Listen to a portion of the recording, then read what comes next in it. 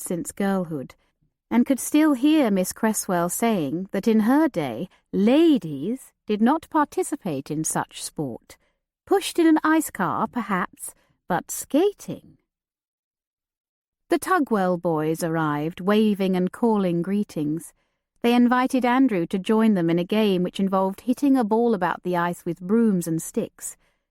Audrey sat on a millstone beside George Linton's niece, who was near her own age, and soon the bonneted heads were close in confidences and chatter. The children, pleasantly occupied, Lord Bradley and Olivia continued to skate. She relished the gliding freedom, the crisp air, and the rare moment of no demands upon her person. "I am glad to see you enjoy yourself, Miss Keene," he said. She smiled up at him. "Are we paying for this?" he teased. "Very little." "Ah, good." "And you, my lord? Are you enjoying yourself?" she asked. "I believe I am. The experience has become somewhat infrequent of late, but yes, I believe I recognize this emotion as enjoyment." She shook her head and laughed. "Take no offence, my lord, but what else have you to do but enjoy yourself?" He grimaced. Realizing that she had annoyed him, she quickly changed the subject. "You are very involved with the children, more so than many fathers are, and they so enjoy your attention, but it appears strange to you." "I am only curious, not criticizing in the least." He nodded. "Their father was a good friend, as I mentioned, older though he was, a mentor of sorts. You feel an obligation, then?" He lifted his shoulders as if to shrug off an uncomfortable garment. "Not directly, no. Though how can one help but feel some duty toward children who have lost both father and mother? I think many help it with ease. Look at the foundling homes." He sighed. "You will think me stranger than you no doubt already do." "Impossible," she teased. He looked at her, as though to be sure she was jesting. "Well, nothing to lose, then. You see, when I was a boy of 11, I made a promise to myself, wrote it down even." When he hesitated, she looked up expectantly. "I know you admire my father, Miss Keene, and I do not deny he has always been exceedingly kind and generous. He is a good man, and I take nothing from him, do not mistake me. But—" She skated to the edge of the pond and stopped to give him her full attention. He stopped beside her. "But he was away in London a great deal.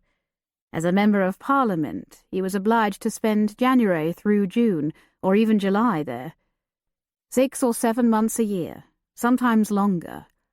My mother and I did spend several seasons in London with him. It was there I first made the acquaintance of Dominic Howe. But still, we rarely saw father. Even when he was in the townhouse with us, he was always busy with bills or correspondence or what have you. Mother soon grew weary of town life. I think her health was not very good even then. So we stayed home more and more. And even when father returned to Brightwell Court, he spent more time with his clerk than with me." He held up his hand.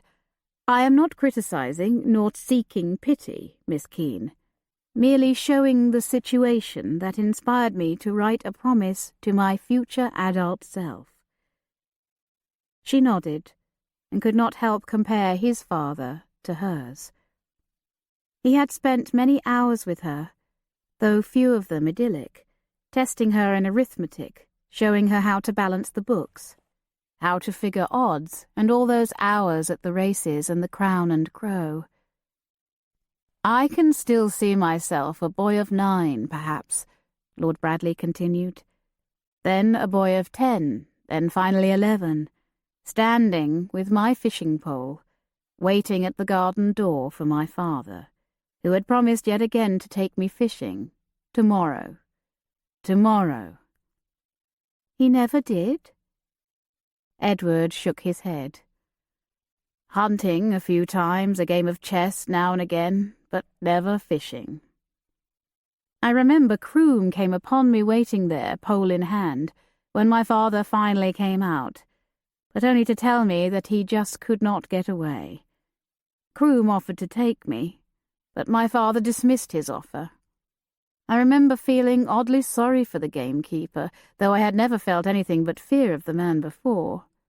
He grimaced. Or since. Poor Mr. Croom, Olivia thought, an outcast even then. Forgive me. I am going on as endlessly as Mr. Tugwell. All this to say, after that, I ran upstairs to the schoolroom, found paper and quill, and wrote myself a promise.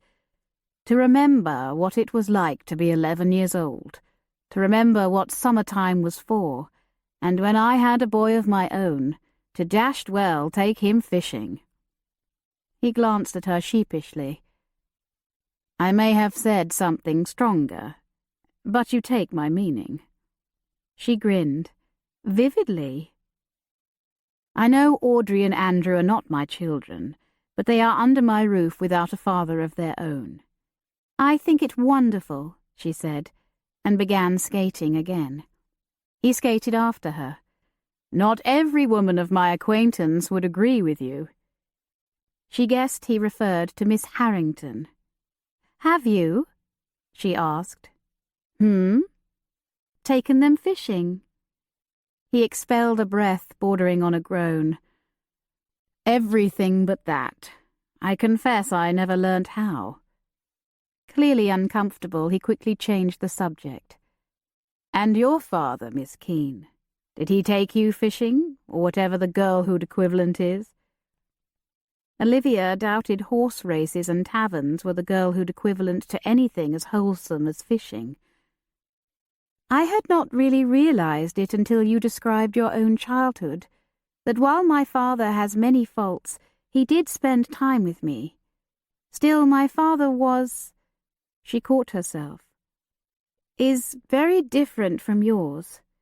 Were I you, I would be grateful indeed for such a father as Lord Brightwell. I am, but do not idolize him. You know him as he is now, the benevolent grandfatherly sort he has mellowed into. Are you saying he was once cruel? No, never cruel. Just imperious, busy, absent. And yours? She decided to risk telling him, realizing he might otherwise think she disapproved of her father for no very good reason. He took me with him to the local public house, and there had me display my arithmetic skills to entertain the other patrons. He was evidently proud of you, wanted all the gents to know what a clever girl he had. She bit her lip. That much was true. He also took me with him to horse races, even to the Bybury course, not far from here, I understand. Did he indeed? As a boy, I would have loved such an outing with my father above all things. He was turning everything around on her, confusing her. He brought his clerking work home and had me balance the accounts for him. Astounding! Do you realize how rare a thing it is for a man to educate his daughter in his own profession? A son, yes. My father has groomed me to take over for him one day, so this is something our fathers have in common. She felt her ire and incredulity rising. Did the Earl of Brightwell teach you to accept wages and take a handsome portion of men's winnings? Did he drink too much and throw things when angry? She stopped herself. Did he not understand what kind of man Simon Keene was? No, that he did not do, though he did take me to the gentlemen's clubs in London, where I was exposed to much the same. Andrew skated between them, grasping a hand of each, and the conversation was abandoned. Later, on the walk home, the children ran ahead, tossing snowballs at one another.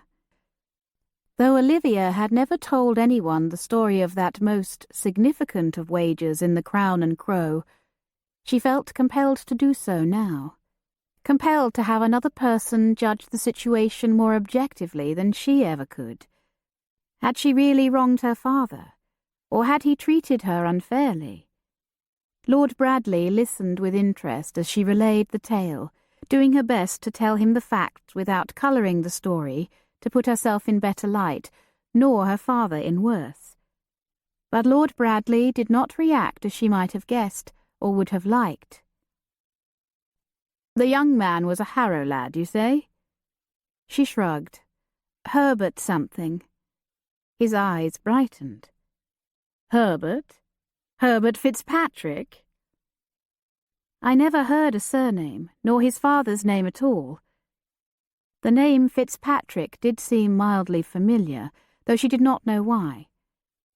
"I'd wager it was my old school chum, Herbert." He laughed. "Boy never could conjure arithmetic. Pale boy, the blackest hair. How he would perspire during examinations. We teased him mercilessly." "I cannot credit it. From London, was he?" "You know, I just saw his father in church on Christmas, visiting a sister or some such." That was the man she had seen from the church gallery at Christmas, the man she thought familiar but could not place. "He lives in Cheltenham, I believe, but he mentioned Herbert is managing one of his interests in the north somewhere." Olivia frowned, thinking back to what she remembered of the gentleman and his son. "I am not certain it can be the same Herbert. I distinctly remember they were merely passing through on their way home to Harrow and London. If memory serves, they moved to Cheltenham area a year or two ago." She did not respond to this, but after several minutes of silence he said quietly, "It was not fair of your father to put you in such a position, Miss Keene.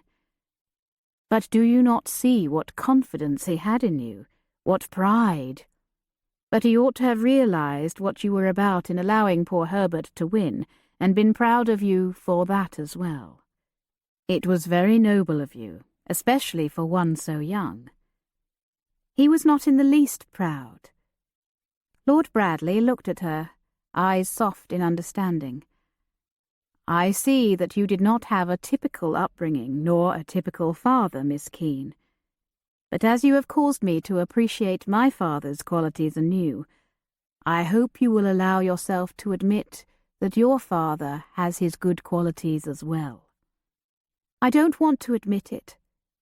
He looked at her, surprised. "Why? What do you risk in doing so?" "More than you know."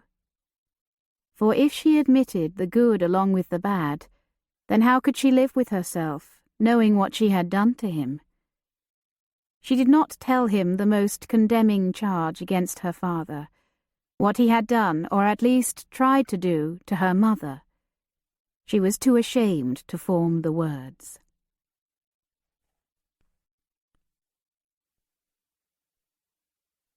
From the English Governess at the Siamese Court, by Anna Leon Owens.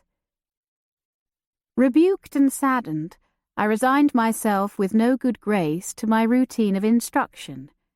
Where were all the romantic fancies and proud anticipations with which I had accepted the position of governess? Chapter 26. All that night Miss Keene's words echoed over and over again in Edward's mind. What else have you to do but enjoy yourself? The question goaded more than it should have. Edward regarded himself in the looking-glass above his wash-basin. The face he always saw stared back at him, his fair hair darkening to a bronze in the long side-whiskers, golden stubble glinting on his cheeks in the candlelight. His blonde brows a shade lighter than his hair, the pale blue eyes so prevalent in the Bradley family, which he supposed was an ironic gift of fate. The nose, with a slight angle at its tip, a gift from Felix when they were boys and his cousin had rammed a sled right into his face. The snow had turned as bright red as cherry ice. Edward had always assumed his looks came from his father. People had commented on how Edward favoured Lord Brightwell, in looks if not in character or temperament. His father had always been sanguine, an easygoing man who did not demand perfection in himself or others. He was at his ease in company, smiled often, and everybody liked him. Edward, however, was not easily given to smiles. His neutral expression was intense, he knew, always seeming to waver on displeasure or disapproval. Why, he could not say.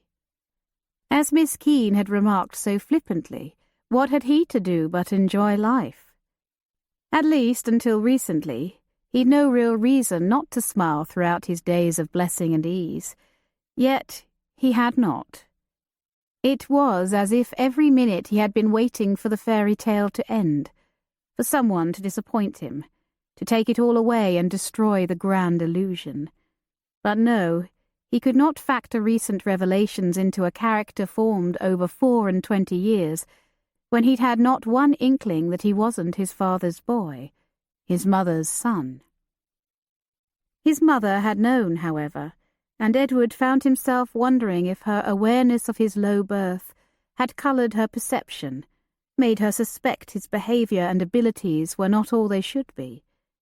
If she had sometimes been critical, surely he might be further along in Latin, and what did he mean he had no ear for the Italian? How his laugh grated on her nerves, and his table manners were low indeed. Might not any mother have the same irritations with a son, boys being what they were, especially when young? Still, he knew she had loved him in her way, and he had loved her. Tears pricked his eyes at the thought. He would always miss her. Perhaps he was more like his mother in temperament, more critical of others, never satisfied with his own performance. After all, he had spent more time in her company than in his father's, who was occupied with Parliament so much of the year. Parliament. Edward had known from boyhood that he would take his father's seat one day.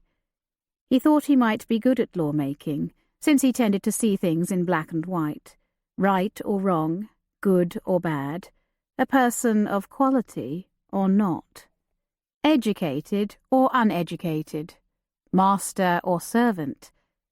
But now, what sort of person was he? If his secret was exposed, what then of his career in Parliament, his marriage to Miss Harrington, his future as an earl? It was all at risk now, and if it all disappeared tomorrow, what then? What would he do with his life?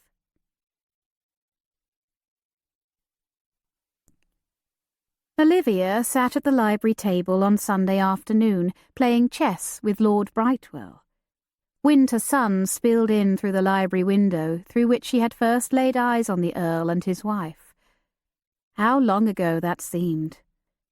Dust motes floated on the shaft of sunlight, which illuminated the ornate pieces and inlaid chessboard of the rosewood table. The Earl seemed preoccupied, whether with his next move or something of greater import she did not know. Lifting his queen, Lord Brightwell began. "Olivia, I must tell you something about your mother." Olivia dropped her chess piece. "You have news of my mother?" He nodded gravely. "I sent a man to search for her when you were ill. I thought she would want to know." "A search?" "You had been quite vague in your direction, if you will recall. Something about near Cheltenham." Olivia blushed. "I am afraid he returned unsuccessful. When you finally named your village for the school reference, I sent Talbot once again on horseback.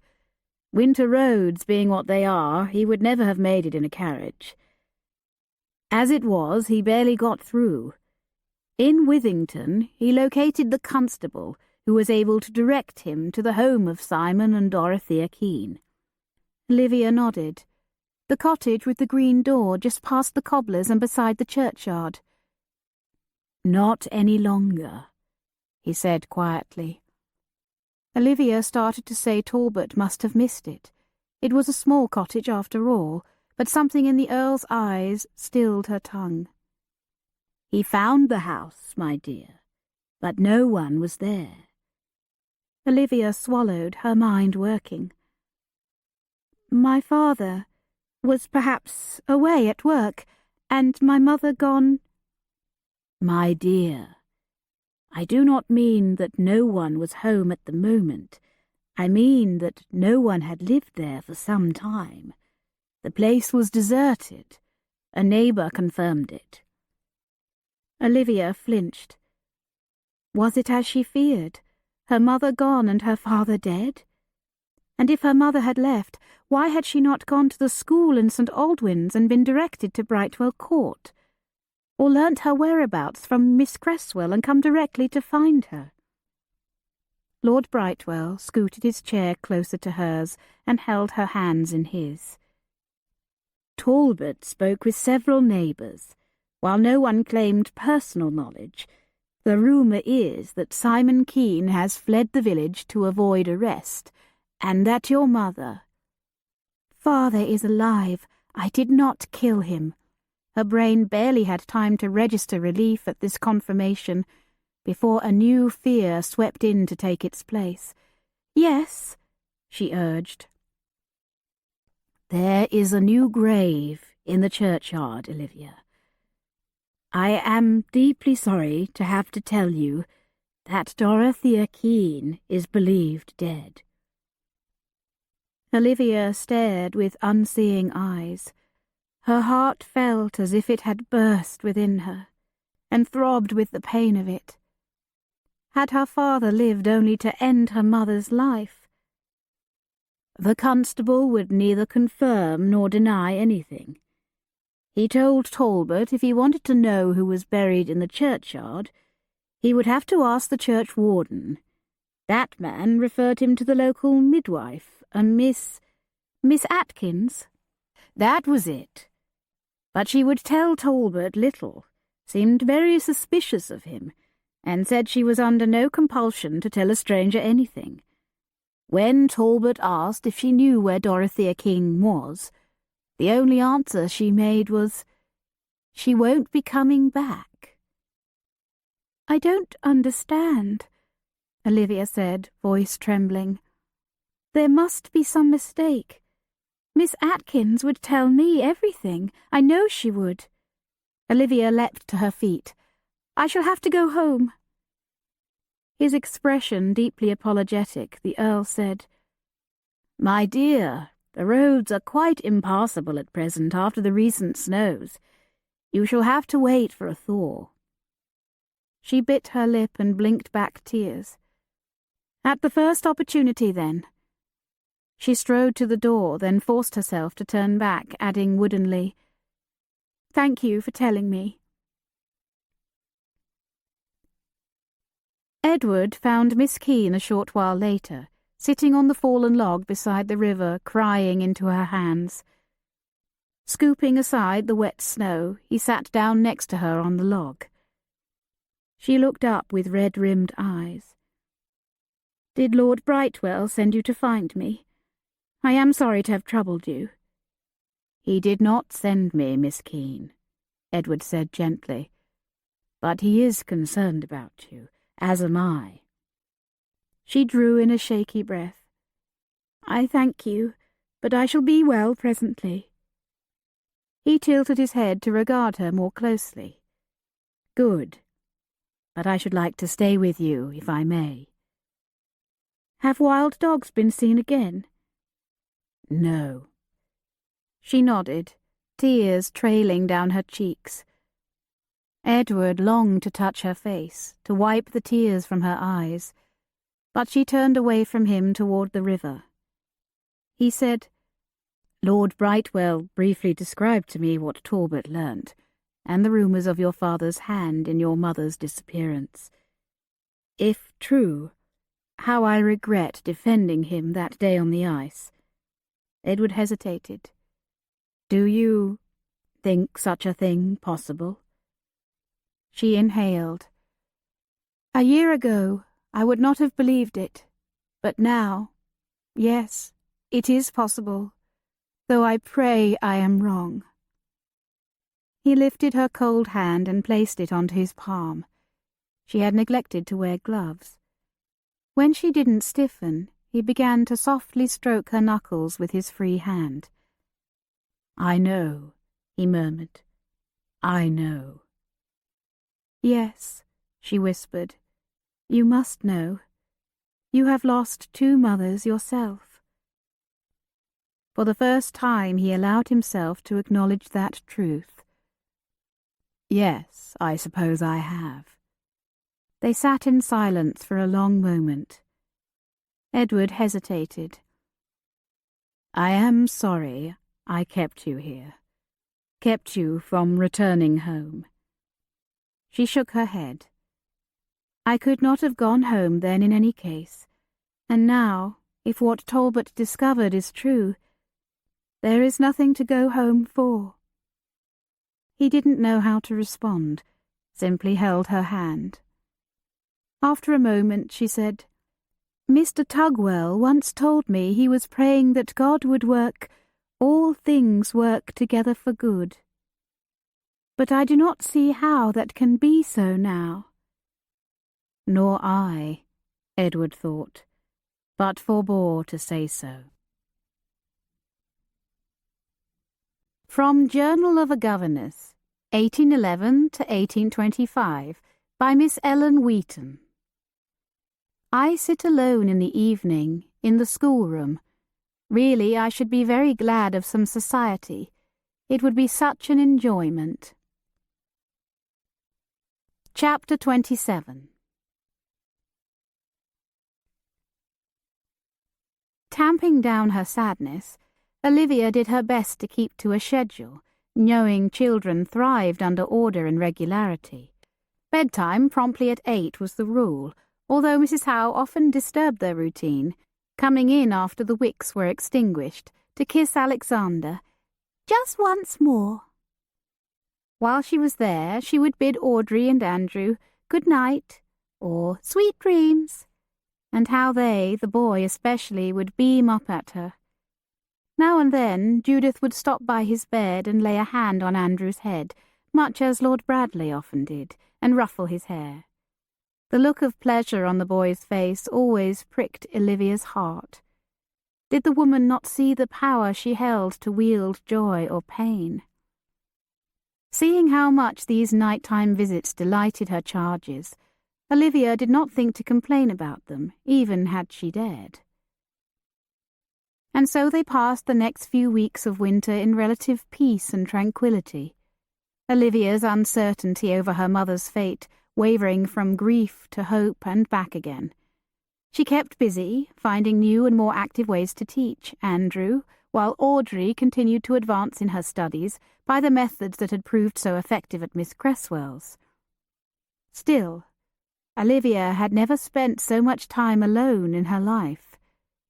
When the children ate suppers with the family, and each evening after they were in their beds, Olivia spent time alone in the schoolroom, since it was larger and warmer than her room, and more private than the nursery, which was clearly Nurse Peel's domain. There she read or sewed by candlelight. She thought back to the fine needlework her mother had done for Mrs. Meacham, the wife of her father's former employer, and more recently for the wife of his new employer as well. Olivia had not such fine skills with the needle, nor such patience for the craft, but she could repair hems and darn socks, and that passed the time better than nothing.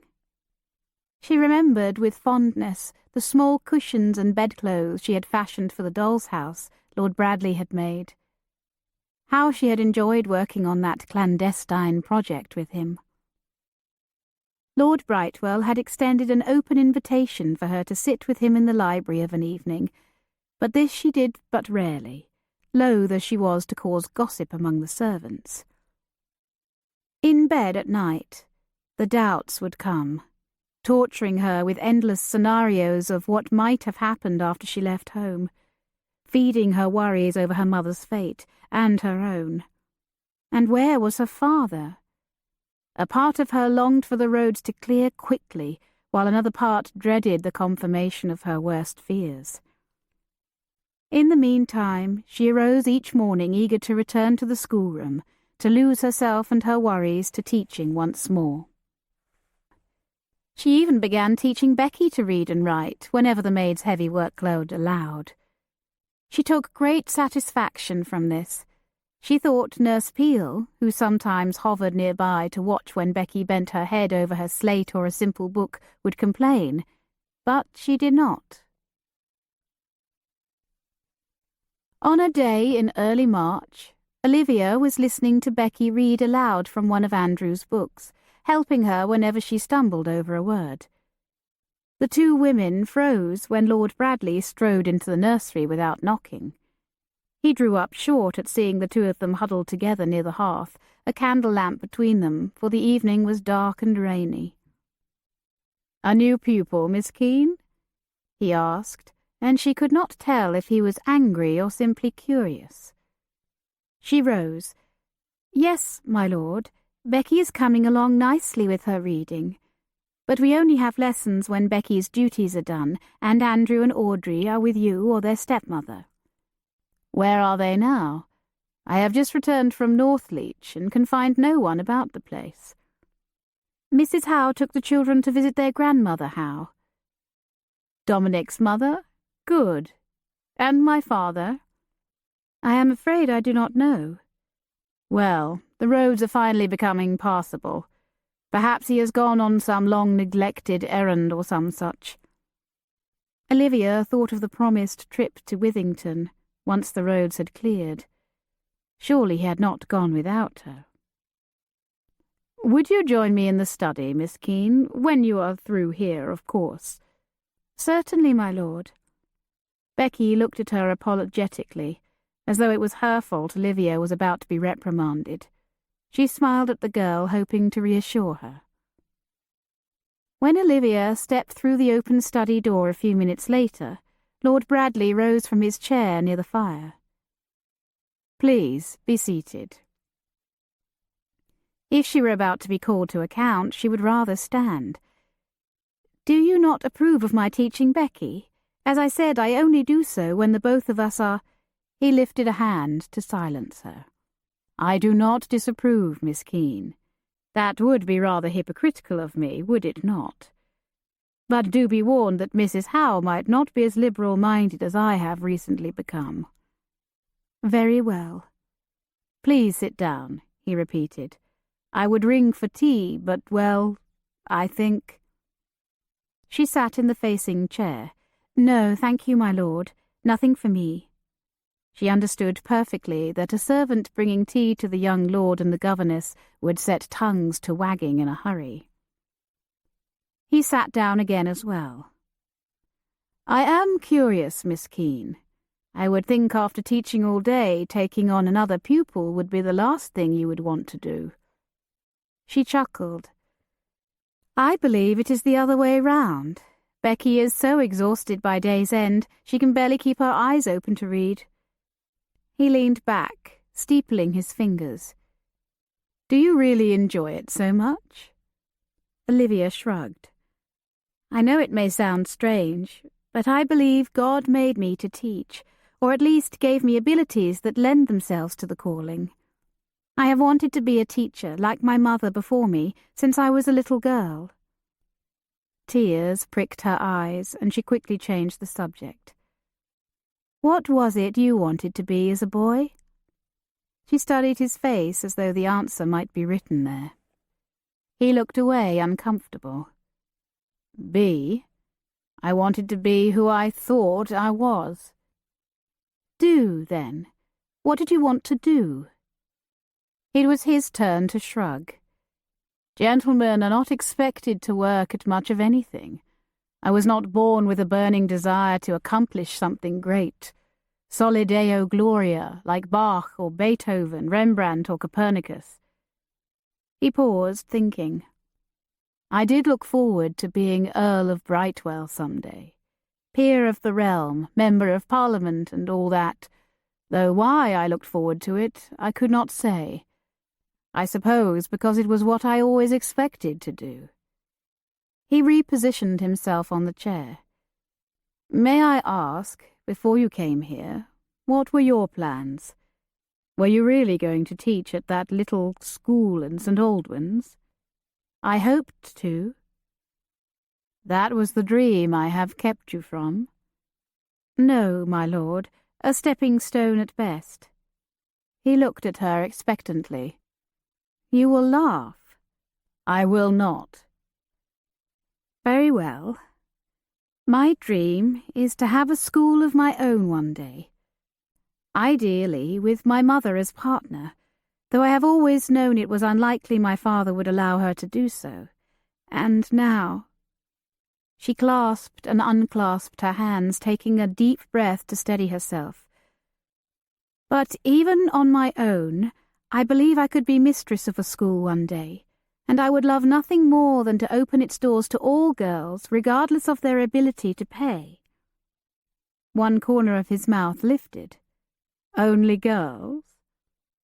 There are many more schools for boys, and as someone has so kindly pointed out to me, teaching boys is not my forte. I am sorry I said that.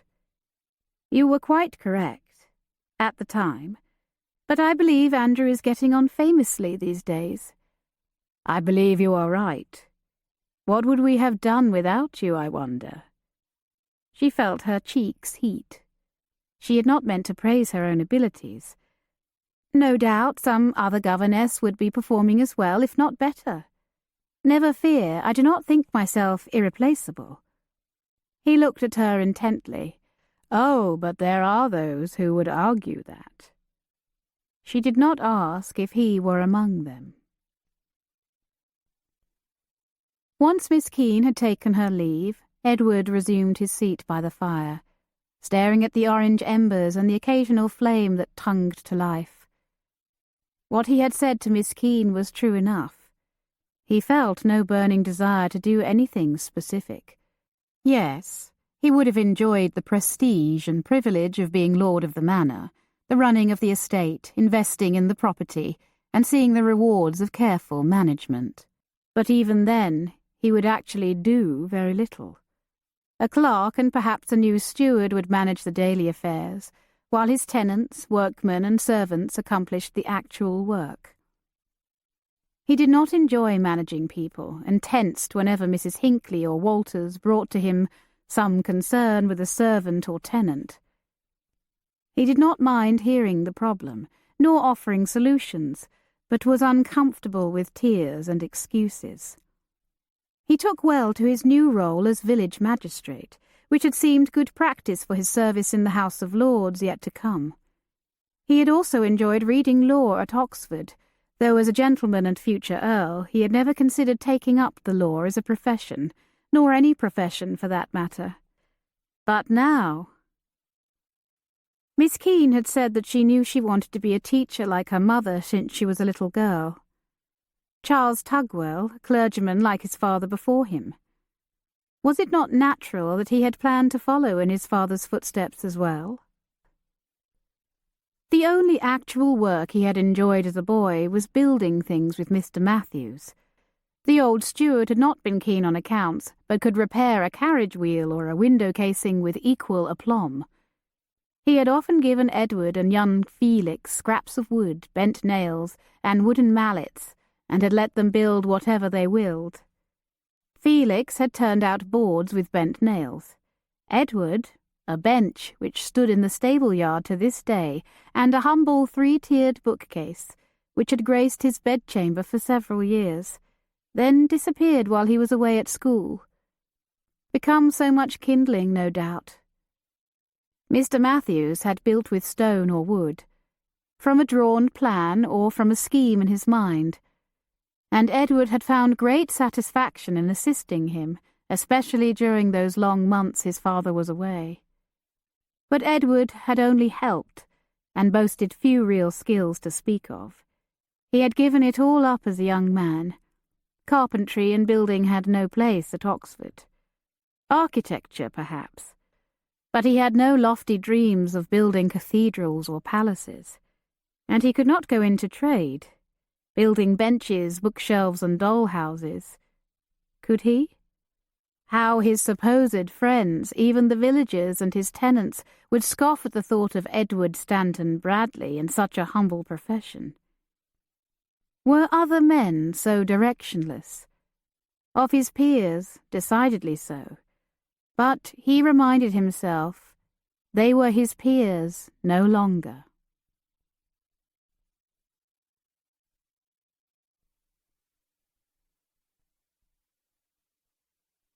A quote by Clara Reeve, 1792. In every town you go through, you may see written in letters of gold, a boarding school for young ladies. Chapter 28. The roads were slippery, muddy, and full of deep ruts. Olivia gripped the strap above the seat and hung on tightly as the carriage jerked and swayed. She had thought Lord Brightwell had been exaggerating the road conditions in order to put off this trip, to delay the inevitable disappointment he felt sure Olivia would suffer. Now she was suffering indeed on the tooth-jarring, stomach-churning journey, which seemed far longer than the 16 miles it was. When Talbot stopped to water the horses, Johnny Ross let down the step so she and the Earl might stretch their legs. Looking away from Johnny's cold glance, Olivia noted with dismay the mud-splattered coach and horses. On their way once more, Olivia watched from the window as they passed through villages which became increasingly familiar with each mile. Fossbridge, Chedworth, and finally the outskirts of Withington itself, a grey stone village on the river, sitting high on the Cotswold uplands.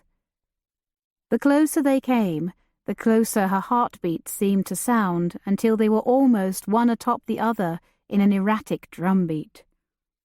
Beside her, Lord Brightwell squeezed her gloved hand.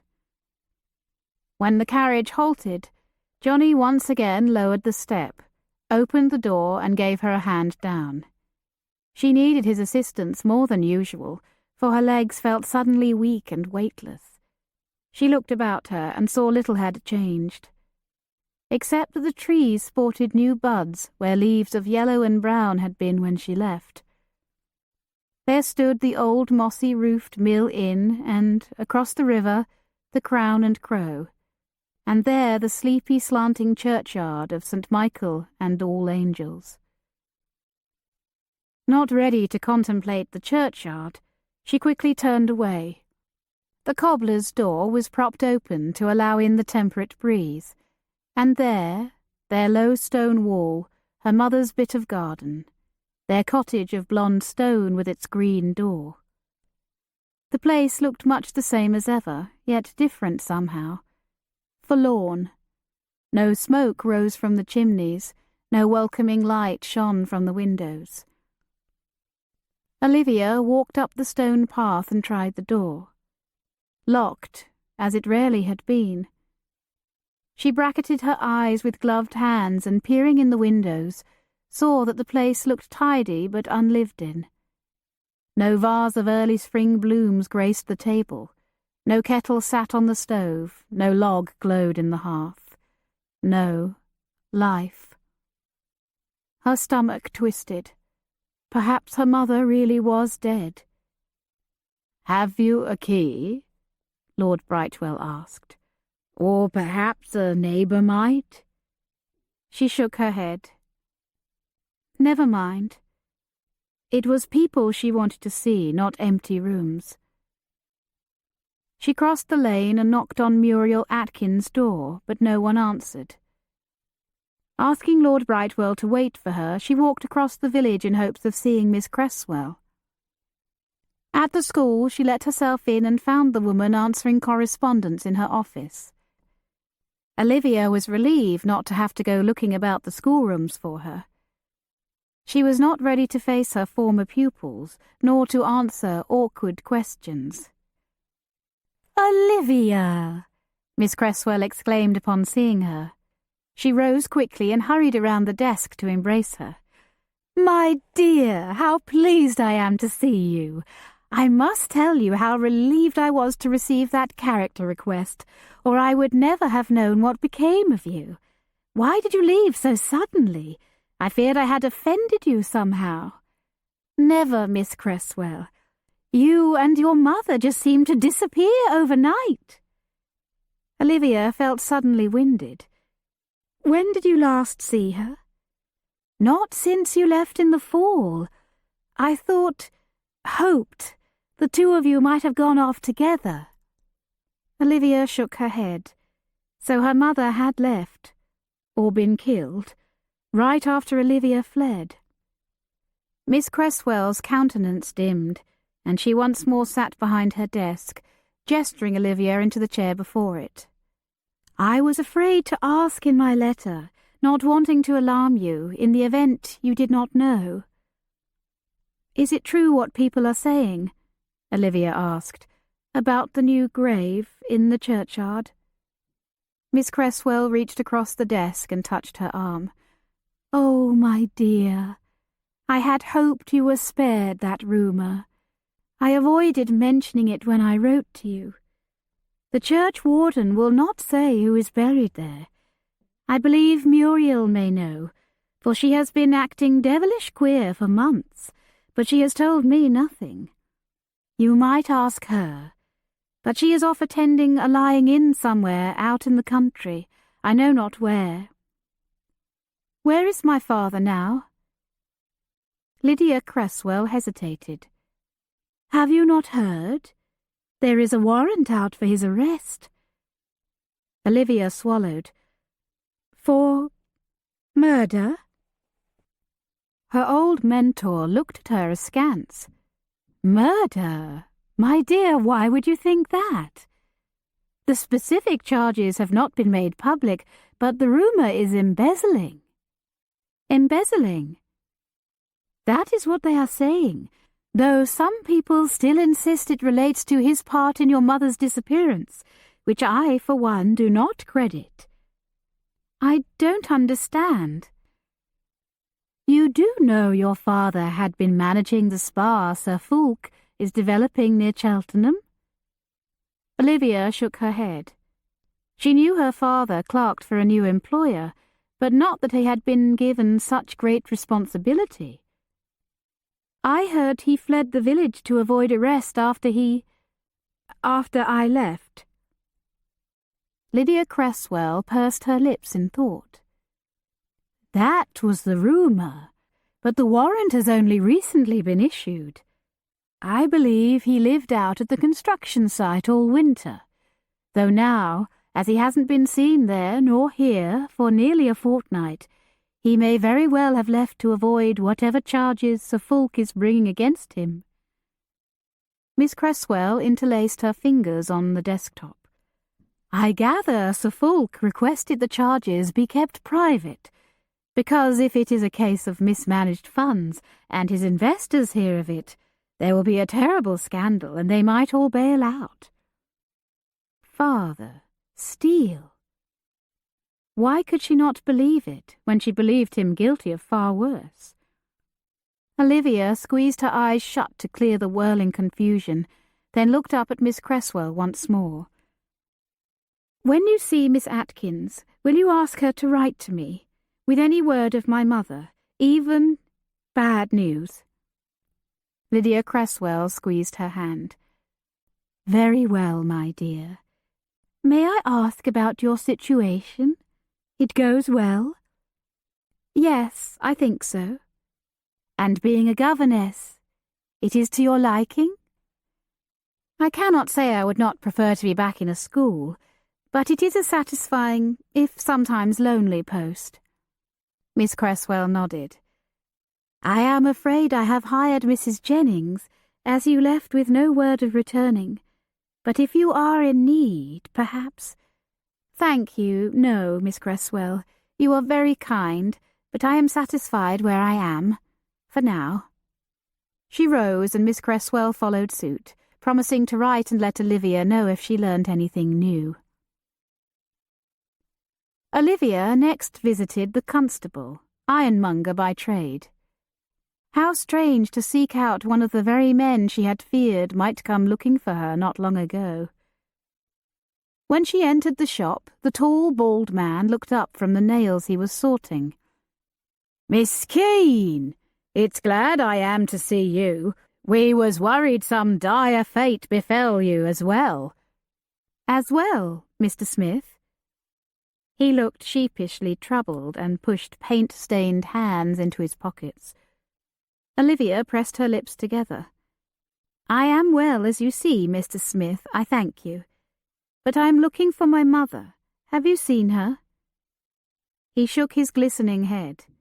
"You ain't the only one. Several folks were here asking after her last fall. Your own father amongst 'em. Devilish sorry to tell you he is a wanted man, miss. Do you know it?" "I have just heard. Who else has been trying to find my mother?" "Oh, there was a liveried man here some time ago, inquiring on behalf of a Lord somebody I never heard of, or so he said. I sent him on his way sharp-like. Sir Fulk asked after her as well. Seems your mum did sewing for his missus or some like. Took a hard fall down the stairs, he did. Ears still ring fierce, I gather." "I am sorry to hear it." "Are you? Never liked the man myself. Surprised you would, after what he did to you and your father." "Do you mean accusing father of some crime?" "That too. But do you not remember? In the Crown and Crow, that wager twixt you and his Harrow boy." "That was Sir Fulk." "Aye, Sir Fulk Fitzpatrick. Did you not know it?" Fitzpatrick. Lord Bradley had been right. "We never learnt the gentleman's name at the time, and I have had little cause to see the new owner of Meacham's estate. He must not have recognised my father, or he never would have kept him on as clerk." "Oh, 'twas his steward what kept him on. Sir Fulk hasn't much to do with the day-to-day running of things." "And his son, Herbert, is he here as well?"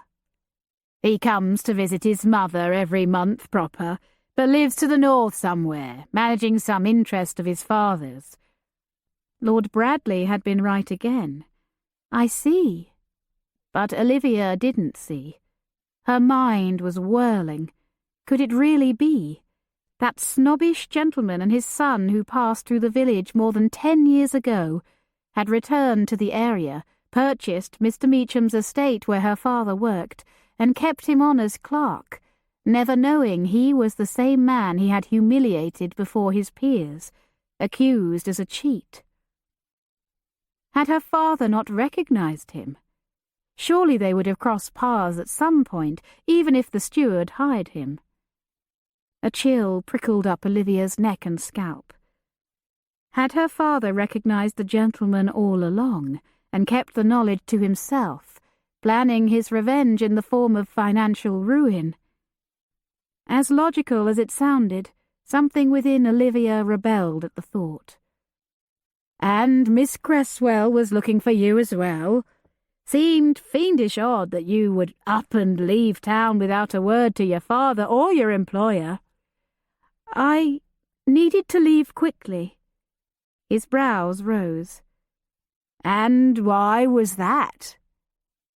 Ignoring his question, she asked, "Did my mother disappear the same day?" "I couldn't say. I don't exactly know when you left or when she left. Only that your father first reported you both missing on—" He stepped to a corner desk and consulted a grimy notebook. "The 2nd of November. Olivia had left on the eve of the 1st, if she remembered correctly. "Morning or afternoon?"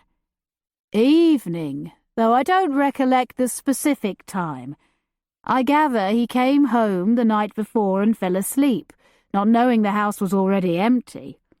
He did not see either of you the next morning, but thought maybe you'd gone out, and since he had to hurry to his post, he did not report the two of you missing until that evening. Sober as a Puritan he was too. I remarked upon it at the time." "Did you verify that he spent the day at his post?" He narrowed his eyes. "Why would you ask that? Suspect your old man of having something to do with your mum's disappearance?" "Did she not?" She shrugged. "Is not a spouse always suspect?" He slowly shook his head, dark eyes glittering. "The man loves your mother. I, for one, cannot imagine him harming her. You ought to have seen his face when he come and reported the two of you missing. Devilish white-faced, he were. Worried some evil had befallen the both of you." Had Simon Keen been shaking to find his wife missing, or because of what he had done to her? "You're telling me the two of you did not leave together?" Smith asked. "No, sir," Olivia said. "She was still at home when I left." "You still haven't told me why you had to leave." Dare she tell him the whole truth? Would she be in trouble if she confessed striking her father in defense of her mother, even though she had not killed him as she once feared? Her father was already a wanted man. Did she really want to be responsible for suggesting him guilty of worse? To be responsible for his hanging? When she had not witnessed anything more than assault, when, in fact, Simon Keen had lain unconscious on the ground when last she saw him. "I left for a post, sir. My mother thought I might obtain a place in a school she was familiar with in St. Aldwyn's." "That where you are presently?" "No, but nearby." "With that gentleman who accompanied you into the village?" He evidently saw her surprised look. "Ah, yes. I have eyes and ears everywhere, I do, miss. Had them that night as well." What was he implying? That he knew or guessed her part in that night's violence, or that he knew something else? "Yes, he is my employer." He proffered his notebook. "If you would be so good as to give me his name and direction, in case I have any further questions or hear anything about Mrs. Keen." Olivia swallowed but complied. What had she been thinking in returning to Withington? Now her whereabouts would be common knowledge. But did it matter any more? The constable was not trying to find her, nor, it seemed, was her father. "And if you hear from either of your venerable parents, especially Mr. Keen, I trust you will be good enough to send me word." Olivia's throat seemed impossibly dry. She nodded wordlessly and took her leave. The return journey to Brightwell Court was an exceedingly quiet one.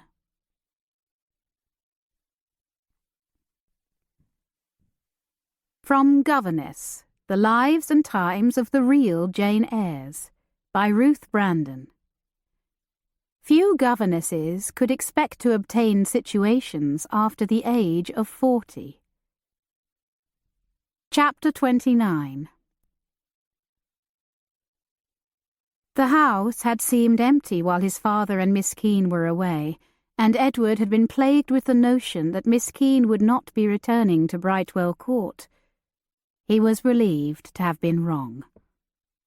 His father confided the little he had learned from the venture, and Miss Keen, it appeared, had reverted to silence.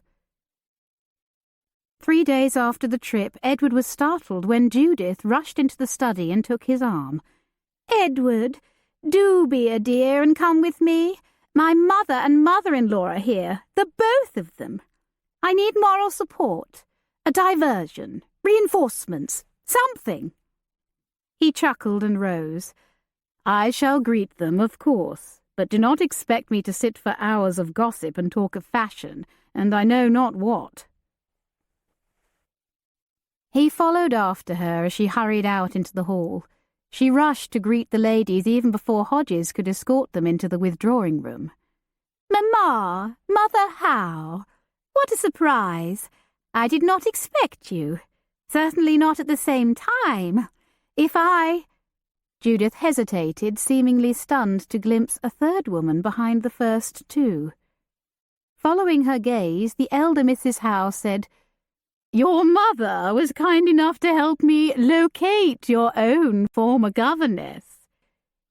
Judith nodded stiffly to a plain, exceedingly thin woman in her mid to late 40s. "Miss Ripley," she murmured, then quickly turned back to her mother. "But did you not get my letter, Mamma? I have engaged a new governess, just as you suggested. It was not necessary to bring Miss Ripley here." "Well, we are all here now," Judith's mother said. "Are we to be invited in, or shall we stand here in the hall?" "Of course. Do come into the drawing-room. I shall order tea." While Osborne and Hodges took their wraps, Edward stood awkwardly, awaiting an opening to greet the women. Judith seemed to suddenly remember his presence, which a moment before had seemed so imperative. "You remember Lord Bradley, our cousin?" "Indeed I do," the elder Mrs. Howe said. "A great friend to my poor Dominic, God rest his soul. How are you, dear boy?" Edward pressed the woman's hand. "I am well, Mrs. Howe. Delighted to see you again. You are well, I trust? Gouty leg, I fear, otherwise quite well. And Aunt Bradley, what a pleasure." He kissed his aunt's powdered cheek. "Upon my soul," Judith's mother said, "you look more like your father than ever." "Indeed?" Edward hesitated. "I thank you. You are very welcome here, ladies. I hope you have a pleasant visit." "Will you not join us for tea?" Judith asked, her smile strained. "Thank you, no. I must take my leave of you." He bowed to the ladies, ignoring Judith's panicked expression. He would not be trapped in a room with this gaggle of females. Not for the world. Osborne, breathing hard, beckoned Olivia to come to the withdrawing-room directly, explaining that Mrs. Howe and her guests desired her to attend them. When Olivia entered a few minutes later, she quickly took in the scene. Judith Howe, hands fluttering nervously, stood beside the mantel. Two matronly women in their late 50s sat perfectly erect on the settee. One shabby, stick-thin woman, a decade their junior, sat on a chair in the corner. As Olivia crossed the room, Judith's gaze swept her person with approval, and Olivia was glad she had taken a moment to repin her hair and smooth her skirts. Mother Howe, may I present Miss Olivia Keene, our new governess?" Mrs. Howe, the older of the two matrons, narrowed her eyes. "That gown! I have seen it before. Is it not one I recommended for your trousseau?" "I do not think so." Judith forced a little laugh. "But I have been wearing mourning so long I cannot recall my former gowns. At any rate, I doubt I shall fit into any of them after having a child." "Endeavour to eat less, my dear," Mrs. Howe said, "for economy's sake in both food and clothing." Judith's smile grew tight. "How kind of you to offer advice, madam. But really, why do you concern yourself? It is not your money that pays for my clothes, nor feeds me and the children." The older woman stiffened. "If you should like to live with me, Judith, you are welcome to do so. With economy, we should do well were we both to take in needlework." "Thank you. No, madam. The children and I are quite comfortable here." "For how long, I wonder?" The younger matron, Judith's mother, spoke up. "What do you mean?" Judith asked. "Lord Bradley is of an age, my girl. When he marries, the new mistress of the house may not look kindly upon sharing her husband's home, money, and attentions with you." Mrs. Howe, continuing the previous topic, said, "Dear Jeanette, God rest her soul, went right back into her maiden gowns after Audrey was born." "How nice for her," Judith said with acerbic sweetness. Mrs. Bradley, still elegant and attractive as her daughter would no doubt remain, turned cool eyes back on Olivia. "Miss Keene, is it? From where do you hail? Would I know your family?" "I would not think so, madam. I come from Withington." "I do not know any Keenes. Has your family any connections to speak of?" "I am not certain." "And your father? What sort of gentleman is he?" Olivia lifted her chin. "He is not a gentleman of any kind. He works as an estate clerk." "A clerk? Really, Judith, where did you find this girl? What made you think her suitable?" "She attended a very good school, mamma. She reads and writes French, Italian, and I know not what." "Does she, indeed?" "Yes, madam," Olivia answered for herself. "I attended Miss Cresswell's school for girls, and after, Miss Cresswell was good enough to make me her assistant." "Never heard of a Miss Cresswell," Judith's mother-in-law murmured, pulling a loose thread from her sleeve. "And your mother, Miss Keene?" Mrs. Bradley asked. "I suppose it is too much to hope that she is a woman of gentle birth?" "Indeed she was," the Earl announced from the doorway. The ladies started. "Forgive me, ladies, but I could not help overhearing your, interview with Miss Keene." "Lord Brightwell!" his sister-in-law exclaimed. "We did not intend to disturb you." "You do disturb me, madam, if you question Miss Keene's suitability. Not only is she extremely clever and accomplished in her own right, but her mother is of the Cirencester Hawthorns, with whom I believe you are some acquainted." "The Hawthorns?" the elder Mrs. Howe said. "Why, we have not seen that family in years. Not since Thomas Hawthorn died and his wife and daughters moved away." "Did your sisters not have a governess by the name of Hawthorn?" his brother's wife asked. "Indeed, madam. Dorothea Hawthorn is Miss Keene's mother, and a finer governess I have never known." His sister-in-law's brow puckered. "I seem to remember something about that governess. Now, what was it? She left without notice, I believe, but there was something else." The Earl's warning look did not match his words. "What a keen memory you have, Mrs. Bradley." "Do you know, I remember something of that family as well," the elder Mrs. Howe said, eyes alighting on the tea-tray Osborne carried in, laden with cakes and tarts. "Of course they lost their home when Mr. Hawthorn died, and the estate was entailed onto some cousin or other. But one of the sisters made an excellent match, married a gentleman of means, Mr. Crenshaw of Farringdon, and Mrs. Hawthorn, I understand, lives with her daughter on Crenshaw's estate." Mrs. Bradley gestured for Osborne to lay the tea things on the table before her, as though mistress herself, then returned a cool gaze to Olivia. "While the other sister, your mother, married a clerk?" "Miss Keene," Lord Brightwell interjected, "if you have finished your visit with these fine Christian ladies, I wonder if you might join me in the library. I have hit another snag in the estate records, and am in need of your skilled eye and mathematical prowess." Olivia guessed he had fabricated the latter for the benefit of his hearers, but did not mind the pretence. In fact, she felt like kissing his hand. After stopping briefly in Lord Brightwell's library for the requisite look at the records, in which she found a small error within a matter of minutes, Olivia excused herself, wishing to return to Audrey and Andrew. In the corridor, she found Miss Ripley sitting alone on a bench near the drawing-room door. From within came the sounds of conversation and the musical ting of china as the other ladies took tea together.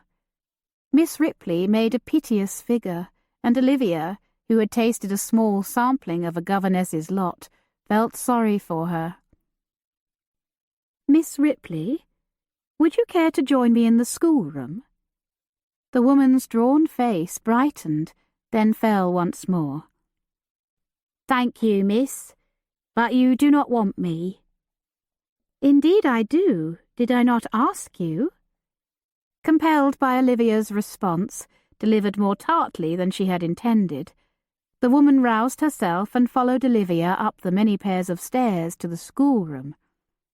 Olivia opened the door with a flourish, secretly proud of the organization of the room. While Olivia added more coal to the stove, Miss Ripley surveyed the neat desk and table, maps and globe, easels and hung landscapes, books and slates with apparent approbation. Rubbing skeletal fingers over the books on Olivia's desk, she asked, "What texts are you using?" "Magnall's Questions, primarily, as well as—" "Excellent. Nothing better. And discipline, Miss Keene? Have you instilled proper discipline in your pupils?" "I do not know. I own I sometimes struggle to command their attention." "Never say so. You must rule with an iron fist or rod, Miss Keene. A good boxing of the ears never goes awry either." "I do not think—" Olivia decided nothing would be gained by voicing disagreement and said instead, "I am sure Mrs. Howe would never allow it." "Miss Judith tasted her share of discipline as a girl, I can tell you, and it did her a world of good. I shall talk to her before I take my leave. Encourage her to be more stern with the children, and allow you to be as well." Thank you, Miss Ripley, but that is not necessary. That is, I am finding my way." "You shall never find your way without discipline, Miss Keene. Do not make the mistake of trying to befriend your pupils. You are not their friend, you are their governess, and so you must govern. They will not like you, do not expect it. Expect them to show neither warmth nor appreciation, and you will not be disappointed." Olivia stared at the older woman and saw a brittle facade formed by years of rejection and ill-treatment. She said quietly, "It is a lonely way to live, is it not?" "Of course it is.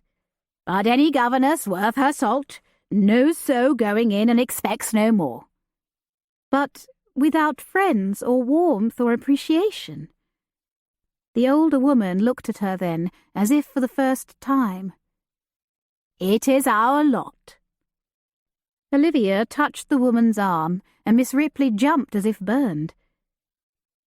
"Would you take tea with me, Miss Ripley?"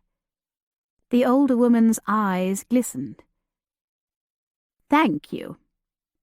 Becky brought them tea and a plate of Mrs. Moore's ginger biscuits, and the two governesses sat together at the schoolroom table. "I was prepared to hate you, Miss Keene," Miss Ripley admitted over her teacup. "The inexperienced youth taking the post I wished for myself. I need a place, you see. No one wants a governess quite so old as I am, it seems." Miss Ripley took a ladylike sip, then regarded Olivia earnestly. "I was not the only person surprised by your youth, Miss Keene. Before the ladies dismissed me, Mrs. Bradley commented on it to Miss Judith. She said you were altogether too young and pretty to be trusted. I gather she is concerned you will turn Lord Brightwell's head." "Lord Brightwell?" Olivia assumed she had misheard. "Yes." Miss Ripley took a delicate nibble of her biscuit. If she were not so homely, she might have been elegant. "Miss Judith asked her mother if she meant Lord Bradley, Lord Brightwell's son, but Mrs. Bradley was quite adamant. Then she realized I was listening and said no more." "How strange. Lord Brightwell is old enough to be my—" The word stuck in Olivia's throat. "I assure you, Miss Ripley, that there is nothing of that sort going on." Miss Ripley lifted one thin shoulder, her small smile a knowing one. "I would not blame you if there were. We must do what we can to secure our futures, I say." Olivia gratefully took up this change of topic. "And what will you do now, Miss Ripley? Return home?" "I haven't a home, Miss Keene.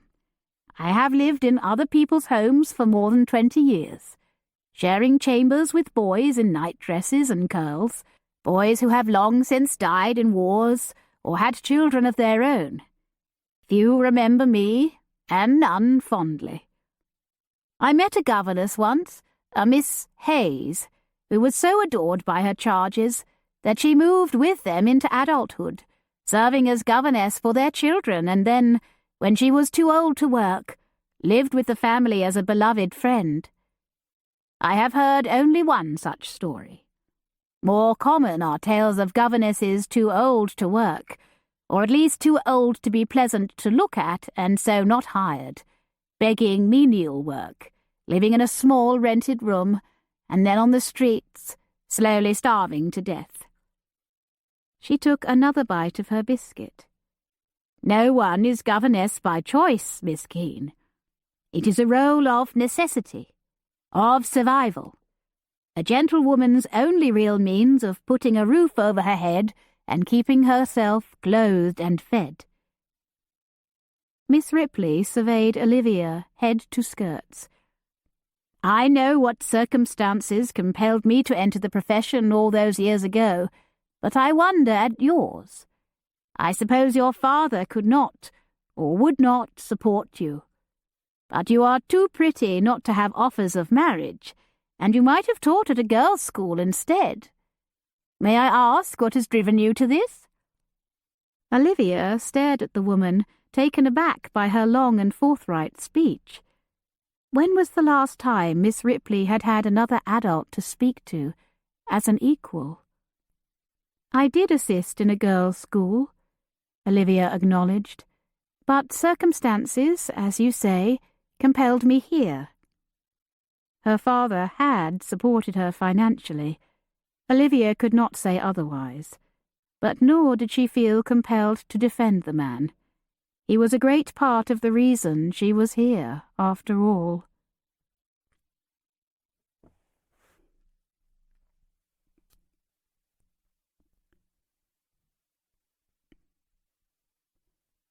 From the Quarterly Review, by Lady Elizabeth Eastlake. Take a lady in every meaning of the word, born and bred, and let her father pass through bankruptcy, and she wants nothing more to suit her highest beau ideal of a guide and instructress to our children. Chapter 30. After Judith's mother, mother-in-law, and former governess had taken their leave, Judith cornered Edward in the billiards room, where he was enjoying a solitary game. "Did I not tell you?" she exclaimed. "Miss Keene is granddaughter of a landed gentleman." "Hardly a Prussian princess, Judith." "Still, I knew there was more to her than met the eye." "Why are you elated? Are not most governesses gentlewomen of reduced circumstances?" "Come, Edward, admit it. You thought her no better than a charwoman when she first arrived." He shrugged. Her grandfather might have been gentry, and her mother of gentle birth, but as her mother married a clerk, Miss Keene is not even a gentleman's daughter. "What a snob you are, Edward! Really, it is quite surprising." He stilled. "What is?" Judith said, idly twirling a cue ball on the felt. "You said it is quite surprising. What is? That I am a snob, or that Miss Keene should be daughter of a clerk?" There was laughter in her eyes and a touch of pique. "Both, I suppose." She turned and flounced from the room. That evening, Olivia sat on her narrow bed and once again turned over the sealed letter she had found in her mother's purse. Should she open it? If her mother was dead, as a part of her feared, did not the brief directive inscribed upon it bid her to do so? And if she was not dead, as Olivia still hoped and prayed might be the case, then might whatever was inside help Olivia find her? She wondered yet again if she should have opened the letter sooner. Guilt and indecision pulled her this way and that. Almighty God, what should I do? What is right? I wish to honour her request, but I want to help her if she needs me. Hands trembling, she slid a fingernail under the seal and pried it open. She unfolded it only to find another letter within, this one sealed as well. It looked like an ordinary letter directed to Mrs. Elizabeth, or Georgiana, Hawthorne. The surname rang in her memory. Had not Mrs. Howe and Mrs. Bradley discussed the Hawthornes as her mother's family? Her mother had said almost nothing about having family over the years, except to say that all ties had been cut between them. Now her mother was writing to them, but a letter meant to be delivered only after her death. She would not open a letter directed to another, nor could she post it in good conscience without knowing her mother's fate. Needing counsel, she sought out Lord Brightwell and found him on the garden bench, smoking a cigar amid the budding trees and daffodils of an early springtime evening. She showed him both the outer and inner letters. "You have had these all along?" He studied the outer letter more closely. "She must have feared something would happen to her.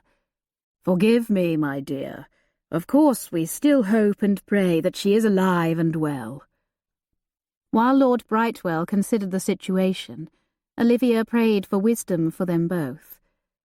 After several moments, he set down the letters. "Well, there is nothing for it. You must go to Farringdon and see them."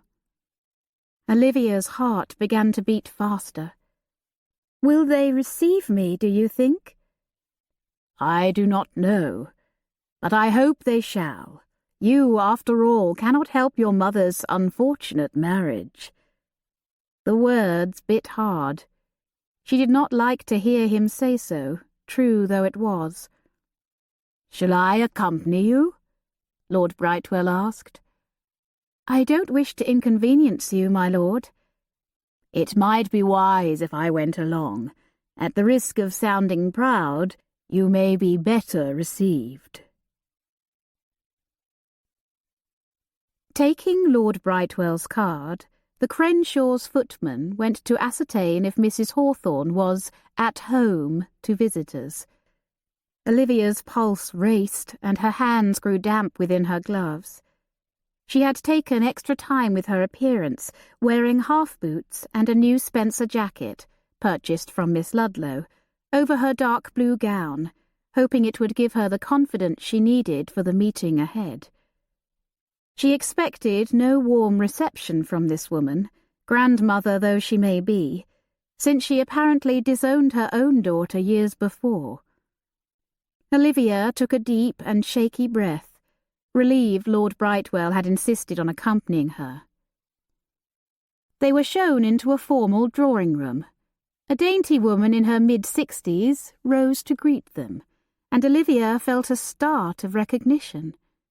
The woman's nose was somewhat hawkish, and her face lined but attractive. Lord Brightwell bowed, and the woman gave a shallow curtsy. Whether because of her stiff limbs or lack of due respect, Olivia did not know. "Lord Brightwell, how do you do?" Olivia wondered if she might acknowledge that her daughter Dorothea had once had a situation with his family, but she did not. "Mrs. Hawthorne, thank you for seeing us." At the word us, Mrs. Hawthorne glanced at her. Olivia's heart lurched. Yes, there was a definite resemblance to her mother in the eyes and high cheekbones. Was it her imagination, or did the woman falter as well? "May I present Miss Olivia Keene?" Lord Brightwell said. Olivia dipped a low curtsy, and when she rose again, the woman had not moved, but was studying her, and not with a smile. "I have not met Miss Keene, I do not think." "No, madam," Olivia said quietly. "Do be seated." Mrs. Hawthorne regained her seat. Lord Brightwell sat in a chair across the low table, while Olivia sat near the woman's left. "Now, to what do I owe this visit?" With fingers suddenly thick and clumsy, Olivia withdrew the inner letter from her reticule and handed it to the woman. "What is this?" The woman's thin, coal-darkened eyebrows rose. Then she squinted at the writing, and Olivia wondered if her eyesight was poor. She turned it over, saw the seal. "Who has written this? I take it you know?" Olivia nodded, somewhat surprised and disappointed that the woman had not recognized the hand. "Dorothea," she answered simply. Whatever reaction she had expected, it was not this.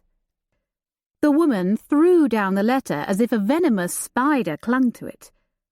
"After all this time, she writes a letter and has strangers deliver it." Olivia withdrew the outer envelope and handed it to the woman. "It was sealed in this," she said quietly. The woman stared at it, then brought it close to her face until it touched her brow. When she lowered it again, Olivia saw tears in the woman's eyes. She grimaced and said bitterly, "I should have known. After more than 25 years, she would not contact me otherwise." "We are not certain Dorothea has died," Lord Brightwell said, "but she has disappeared, and we fear the worst. We are hoping that if we are wrong, something within might help us find her." Still, the woman hesitated.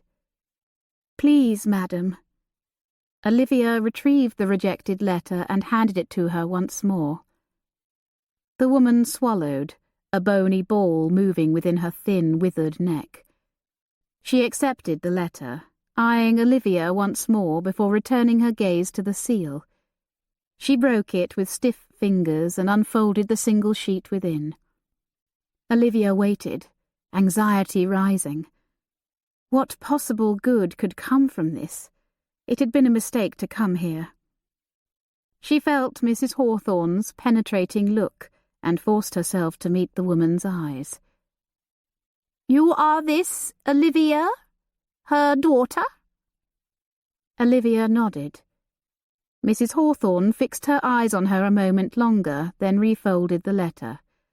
Olivia fought to keep her face impassive. How she wanted to read it, any words her mother had written. "I am afraid there is nothing here to help you," the woman said. "Nothing?" Olivia asked, and in her own ears her voice sounded like that of a petulant child. Mrs. Hawthorne laid the folded letter on the chair beside her and crossed her arms as though chilled, as though to protect herself. Did she fear Olivia had come to ask for money, or to be taken in like a poor destitute foundling? "I want nothing from you, madam," Olivia said softly, "save any information about my mother. I had hoped she might have come to you when she disappeared and could not find me." "She did not." When the woman offered no more, Olivia rose and said somewhat frostily, "We shall trespass upon your time no longer." The Earl stood as well. "I think it highly unlikely Dorothea would contact me," Mrs. Hawthorne said. "But if I am wrong, do I understand that you are staying at Brightwell Court?" She looked from Olivia to Lord Brightwell. Lord Brightwell, perhaps roused to defend Olivia, to step in with a warm gesture when her maternal grandmother had not, said, "Yes." Miss Keene is living under my protection, and that of my son." Olivia wondered why he had mentioned his son. Did he fear Mrs. Hawthorne might assume an inappropriate relationship between himself and her, had he not? She very well might, Olivia realized. "It does not appear that you are friendless after all," Mrs. Hawthorne said, leaving Olivia to wonder once more just what her mother had written, and concluding from the woman's words that she felt relieved of any obligation to aid or even contact her ever again. Mrs. Hawthorne added in an offhand manner, "It might interest you to know, a man came here several weeks ago now, asking for Dorothea. I refused to see him and had my man send him away, though he did not go quietly." "Father?" Olivia wondered. "The constable? What sort of man?" "A gentleman by appearances, though certainly not by behaviour. I own I glanced from the window and saw him as he swore at my footman and climbed back into his chaise. I did not see his face." Not the constable. Her father, perhaps in new clothes and a hired chaise? It seemed unlikely, but who else could it have been?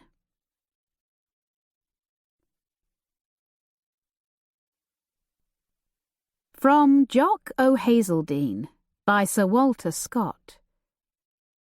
A chain of gold ye shall not lack, nor braid to bind your hair, nor mettled hound, nor mangled hawk, nor palfrey fresh and fair.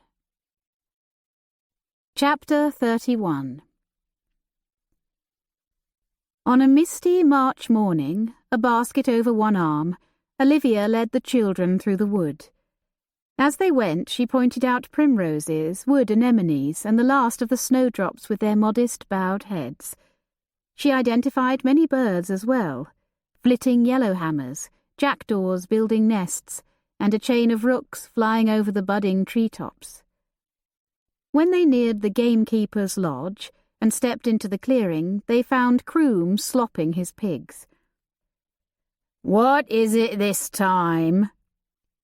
he asked in a long-suffering manner, as though it were a trial indeed to be given delicacies from the best cook in the borough.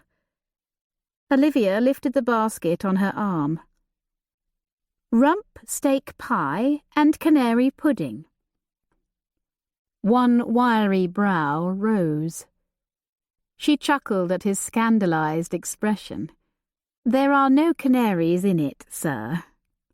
He reached for the basket, but Olivia turned as though she had not noticed. "We are learning about animals today, Mr. Croom," Olivia said, "and I thought you might be able to help us." "What?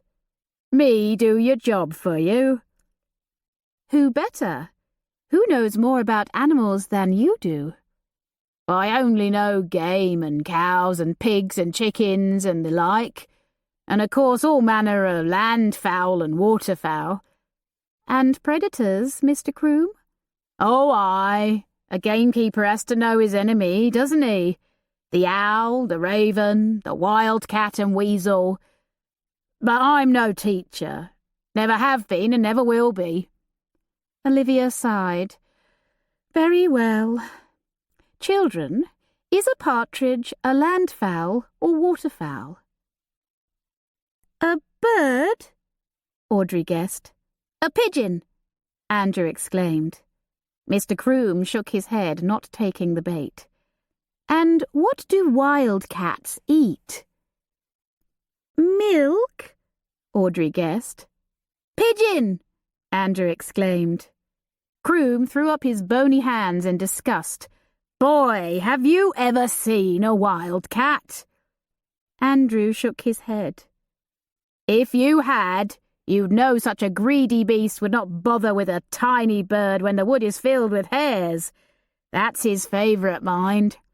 Though he'll eat pheasant or partridge and all manner of fowl if need be. It's why I keep Bob inside at night." "Who's Bob?" Andrew asked.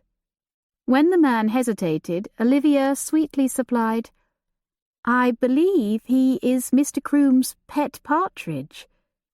She was rewarded with a barbed glare. "You keep a pet partridge?" Audrey asked in awe. "I do, and don't be mocking me." "No, sir," Andrew said. "May we see him?" Audrey added, "May we feed him?"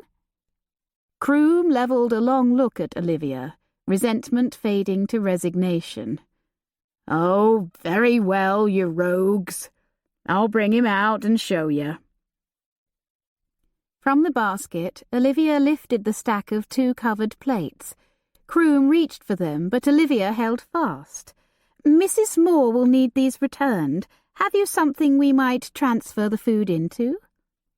His brows dropped darkly, but she thought she saw the faintest flash of humour in the silvery blue eyes. "You don't fool me, girl. Just want to nose about my place, don't you?" She only shrugged. "These dishes do grow heavy." "Oh, come on, then. Wipe your boots, Master Andrew. It isn't a pig pen." Inside, Croom slid the pie and the lemon-yellow pudding into basins of his own, while the children fawned over Bob, who followed Croom about like a devoted hound. Olivia walked slowly about the room, taking in the dust, the cobwebs, a humble bookcase, and 2 colourful paintings on the wall, displayed in fine beechwood frames as though in a portrait gallery. She bent closer to peer at them.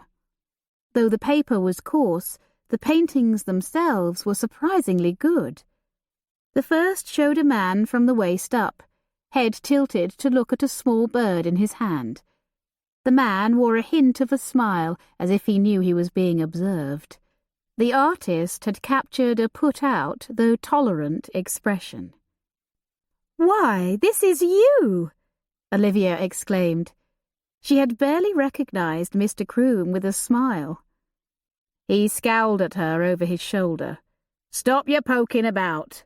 I wouldn't keep a likeness of me in plain sight, but Alice done it. Painted it, framed it, and hung it there. It pleased her, so I leave it. Now leave it be." Ignoring him, Olivia studied the second painting.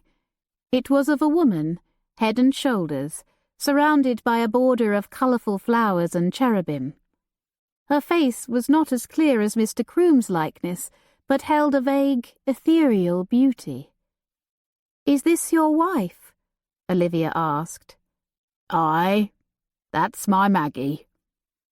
Croom left the children feeding flies to Bob and joined her at the wall.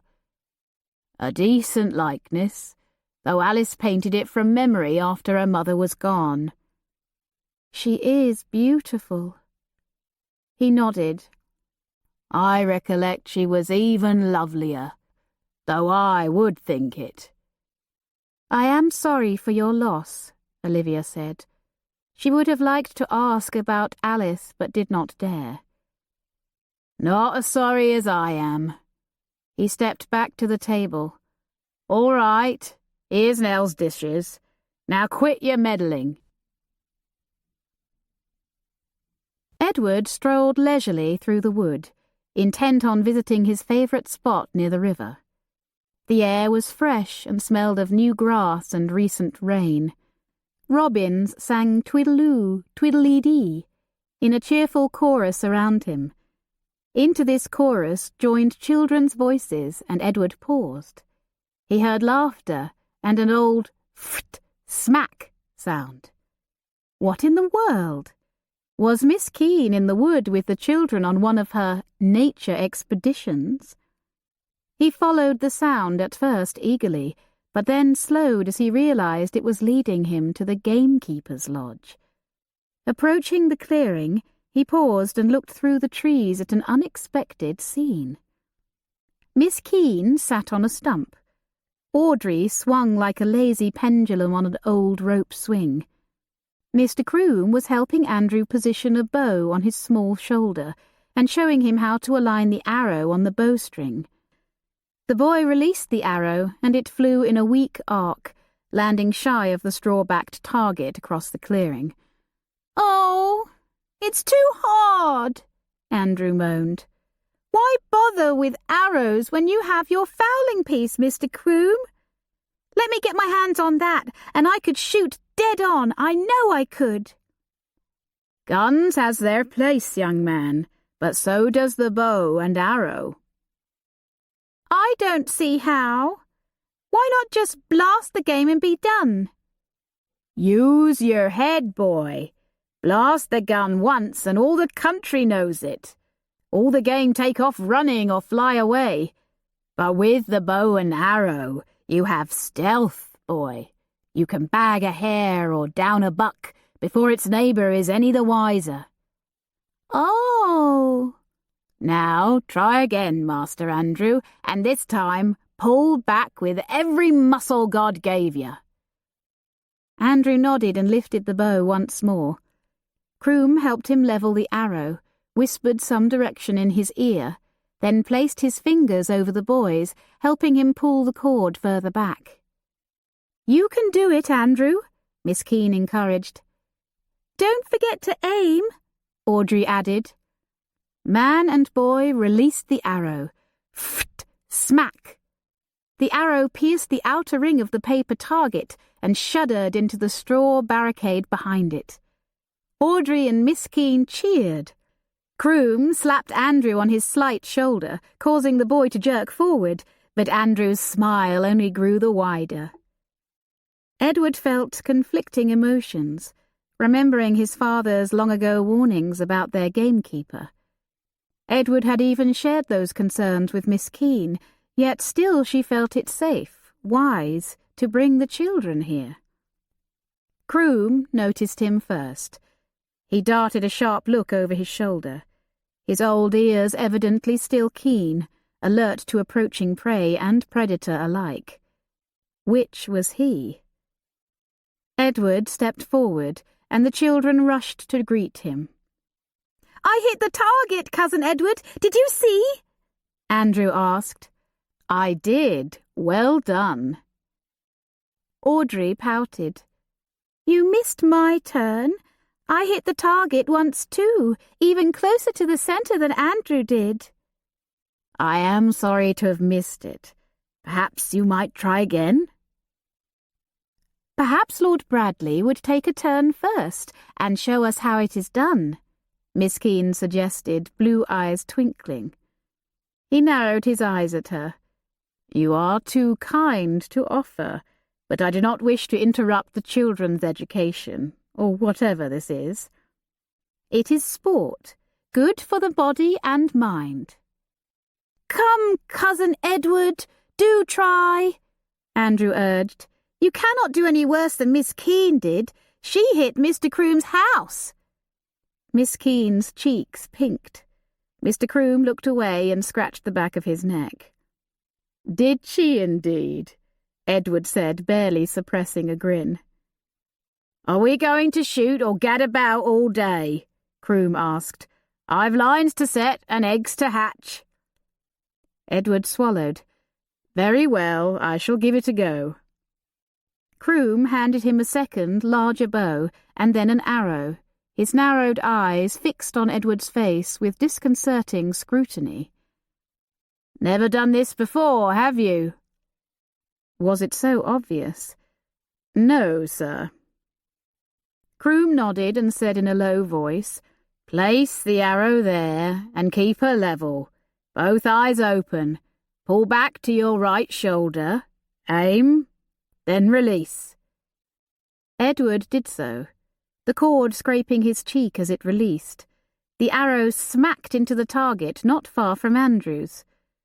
"Not bad for a first shot," Croom said. He eyed Edward's smarting cheek. "You'll live." "Perhaps, Mr. Croom," Olivia said, "you might show us how it is done, for none of us has the way of it yet, I fear." "Practice is all that's needed." "We would like to see you shoot, Mr. Croom," Audrey said. "Are you very good?" "Not bad." but don't like to make a coxcomb of myself either." "We don't mind. We want to see," Andrew said. "Please." Croom gave Edward a glance as if for his approval, which surprised him. "By all means, Mr. Croom," he said. "Do! "Oh, very well, you little rogues. If only to stop your yapping and give me peace." Croom took up the stance and positioned the arrow in one smooth movement. He pulled the cord taut with practised ease and sighted his target. Pht! Smack! Dead centre. Edward decided he would not want this man for his enemy. He was surprised when a bird came strutting across the clearing toward them, its grey neck stretched high and its broad belly balanced on peg legs, like a snobbish, well-fed footman. While not an experienced fowler, Edward guessed it a partridge. Andrew, who was once again sighting the target, suddenly veered to the side, aiming at the partridge, making a mock "foot" sound between puffed cheeks. Croom caught his arm in a blurred, razor-fast grab. "No, Master Andrew, don't even pretend it." Edward felt instantly defensive on his cousin's behalf, not liking the man's rough treatment of the boy. Over a game bird? Andrew looked sheepish. "I am sorry, Mr. Croom. I was only fooling. I would never shoot Bob. Never." Bob? The man had a pet partridge named Bob? Perhaps he wasn't as fearsome as Edward had been led to believe.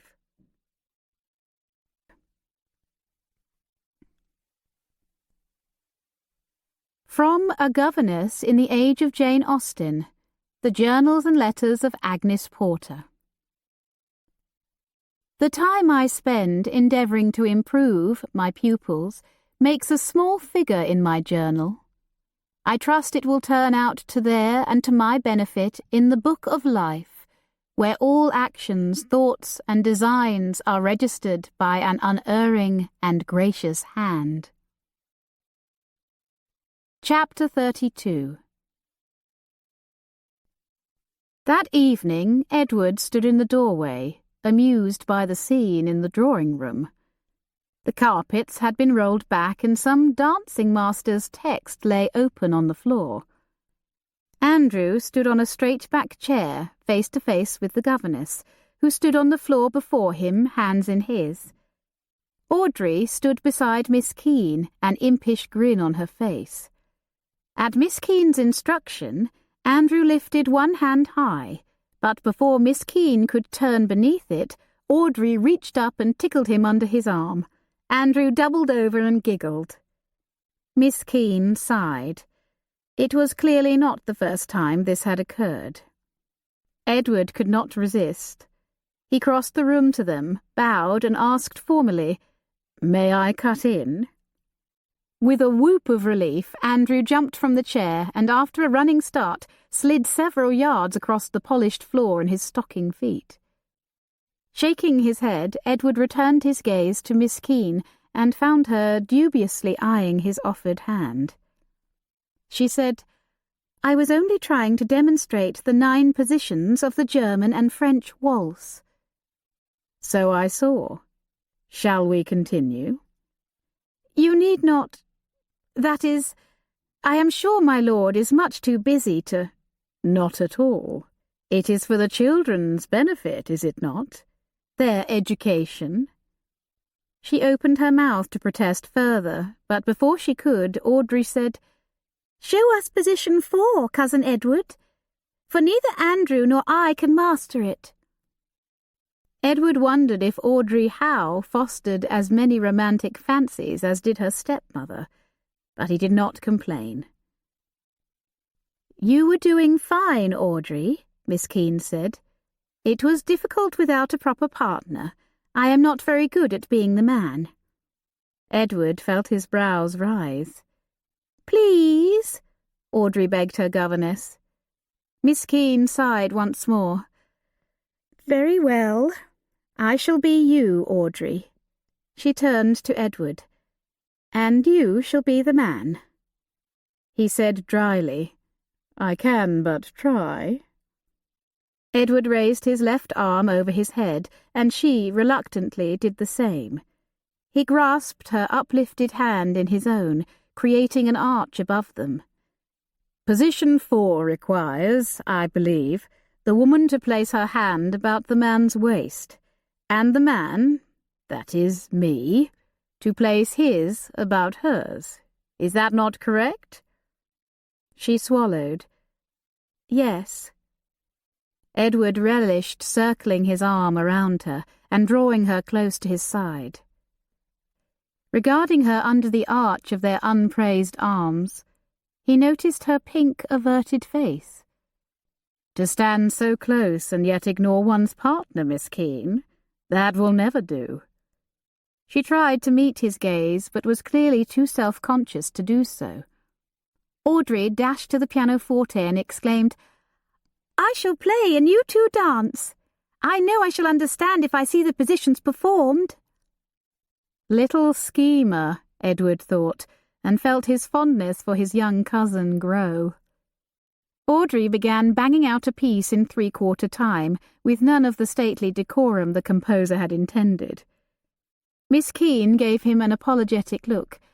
"You need not, "Nonsense." He put both hands around her small waist. Position 7 or 8. He did not care, only wanted to hold her close, and propelled her forward before she could object.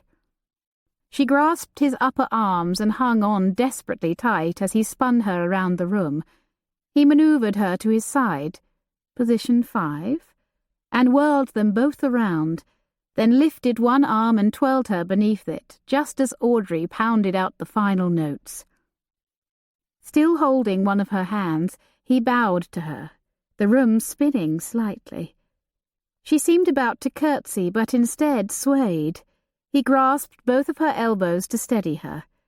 How desirable she was, with her high colour and coils of dark hair falling around her, not to mention their entwined limbs. Standing this close to her, his face bent near hers, he wanted very badly to kiss her. Of course he could not, would not. "Are you well?" he quietly asked.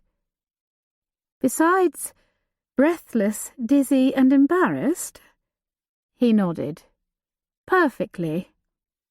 Chuckling, his gaze roved her features, her bright blue eyes and parted lips, the rapid rise and fall of her chest, taking in every detail, but with none of the detachment his friend Dr. Sutton might have shown.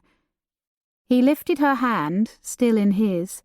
She wore no gloves, and he felt an irrational urge to press his lips to her warm, bare skin. "What is it?"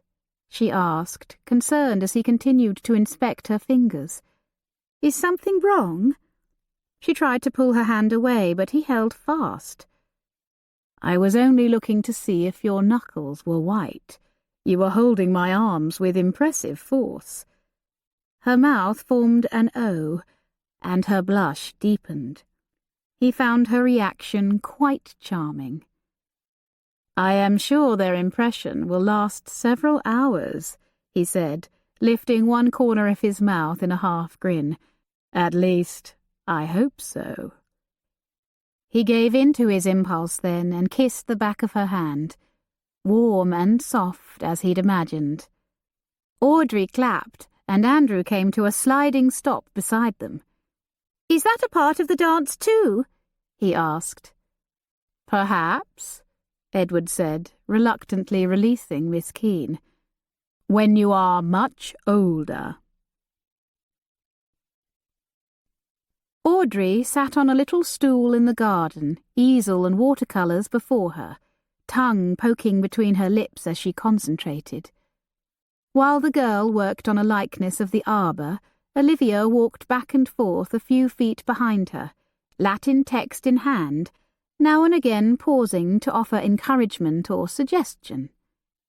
Andrew sat cross-legged on the grass, capturing beetles in his hand, and listening idly to Olivia as she attempted a Latin lesson. A door in the churchyard wall squealed open, and Olivia started. Mr. Tugwell appeared in the narrow arched doorway. "Good day, ladies. Master Andrew," he bowed. "Was that you I heard declining Latin verbs, Miss Keene?" Olivia's face suffused with heat. "I am sure my grasp of Latin is nothing to yours, Mr. Tugwell. I hope I did not disturb you." "By no means. You have a lovely speaking voice. You know, I remarked upon it to Bradley when first you came, for I had met you once before that unfortunate, mishap stole your powers of speech. And from our brief meeting, I knew you must be a woman of education and refinement." "Did you indeed? Then I thank you. Lord Bradley, it seems, did not credit your assessment." "No, he is a man to draw his own conclusions, and sometimes, I fear, all too quickly." She grinned. "I believe he might say the same of you." "You are no doubt right. Though I may be too quick to judge charitably and he harshly, I think mine the lesser flaw, if I do say so myself." His eyes twinkled. "I agree with you, but to hear Lord Bradley tell it, you have often paid a high price for believing the best of people." She tilted her head and asked, "Perhaps you might relay such an instance?" Mr. Tugwell tucked his chin. "Ah, you will join him in mocking me, I see." "Not at all, sir, but it does arouse one's curiosity naturally." "Very well. If you consent to take a turn with me about the garden, I shall." Olivia smiled and rose, encouraging Audrey to keep on with her painting and assuring both children she would return in a few minutes. "I do hope such a tale will not discourage you from trusting people, Miss Keene," he began. "I shall endeavour to keep an open mind." "Good. Now, how shall I choose but one instance? Let me see. Of course, I have had the odd problem at the almshouse. I thought the old gent on crutches really was a former soldier down on his luck. Stole every stick of furniture from his room and left only his crutches behind to spite me." Olivia laughed and quickly pressed a hand over her mouth. "Then there was that young maid, a pretty lass.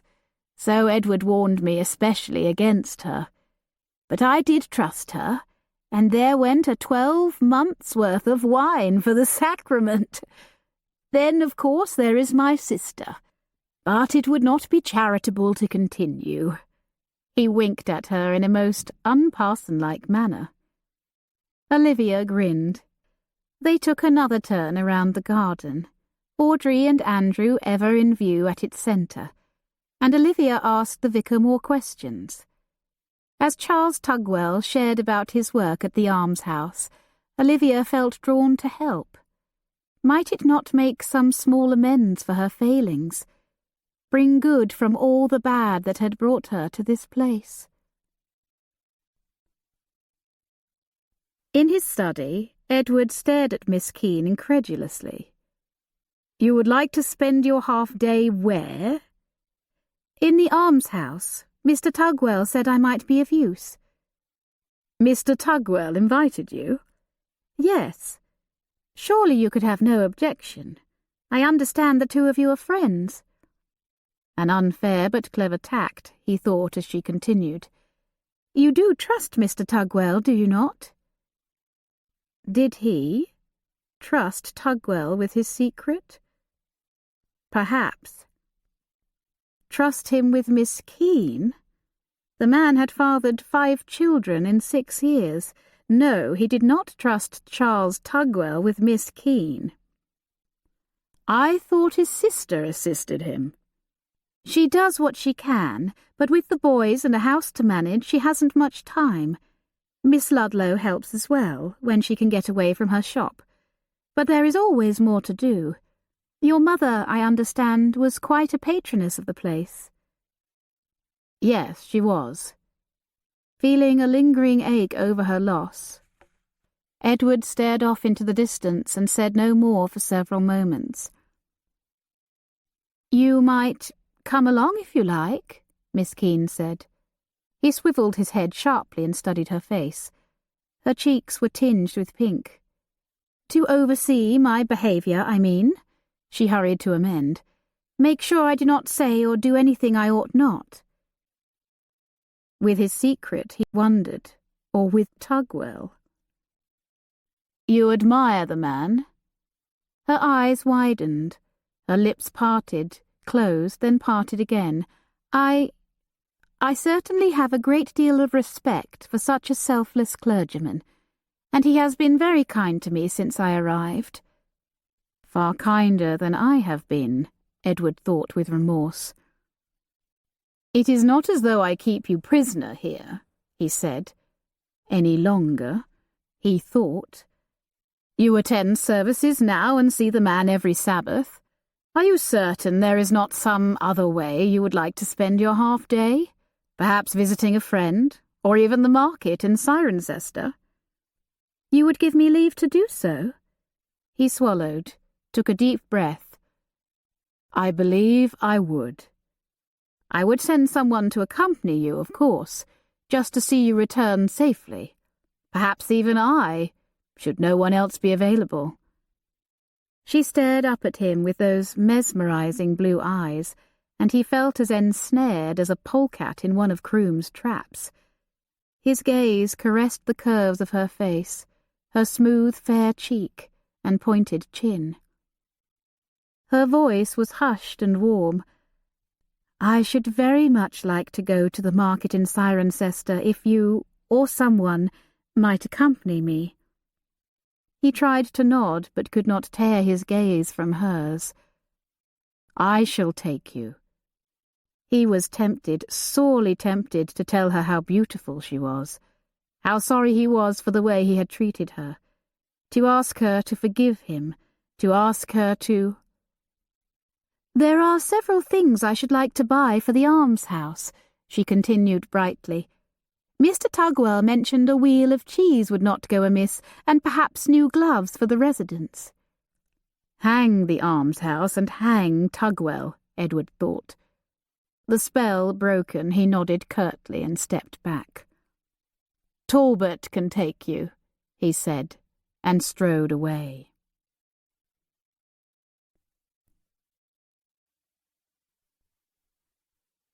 From Suffer and Be Still, by M. Jean Peterson.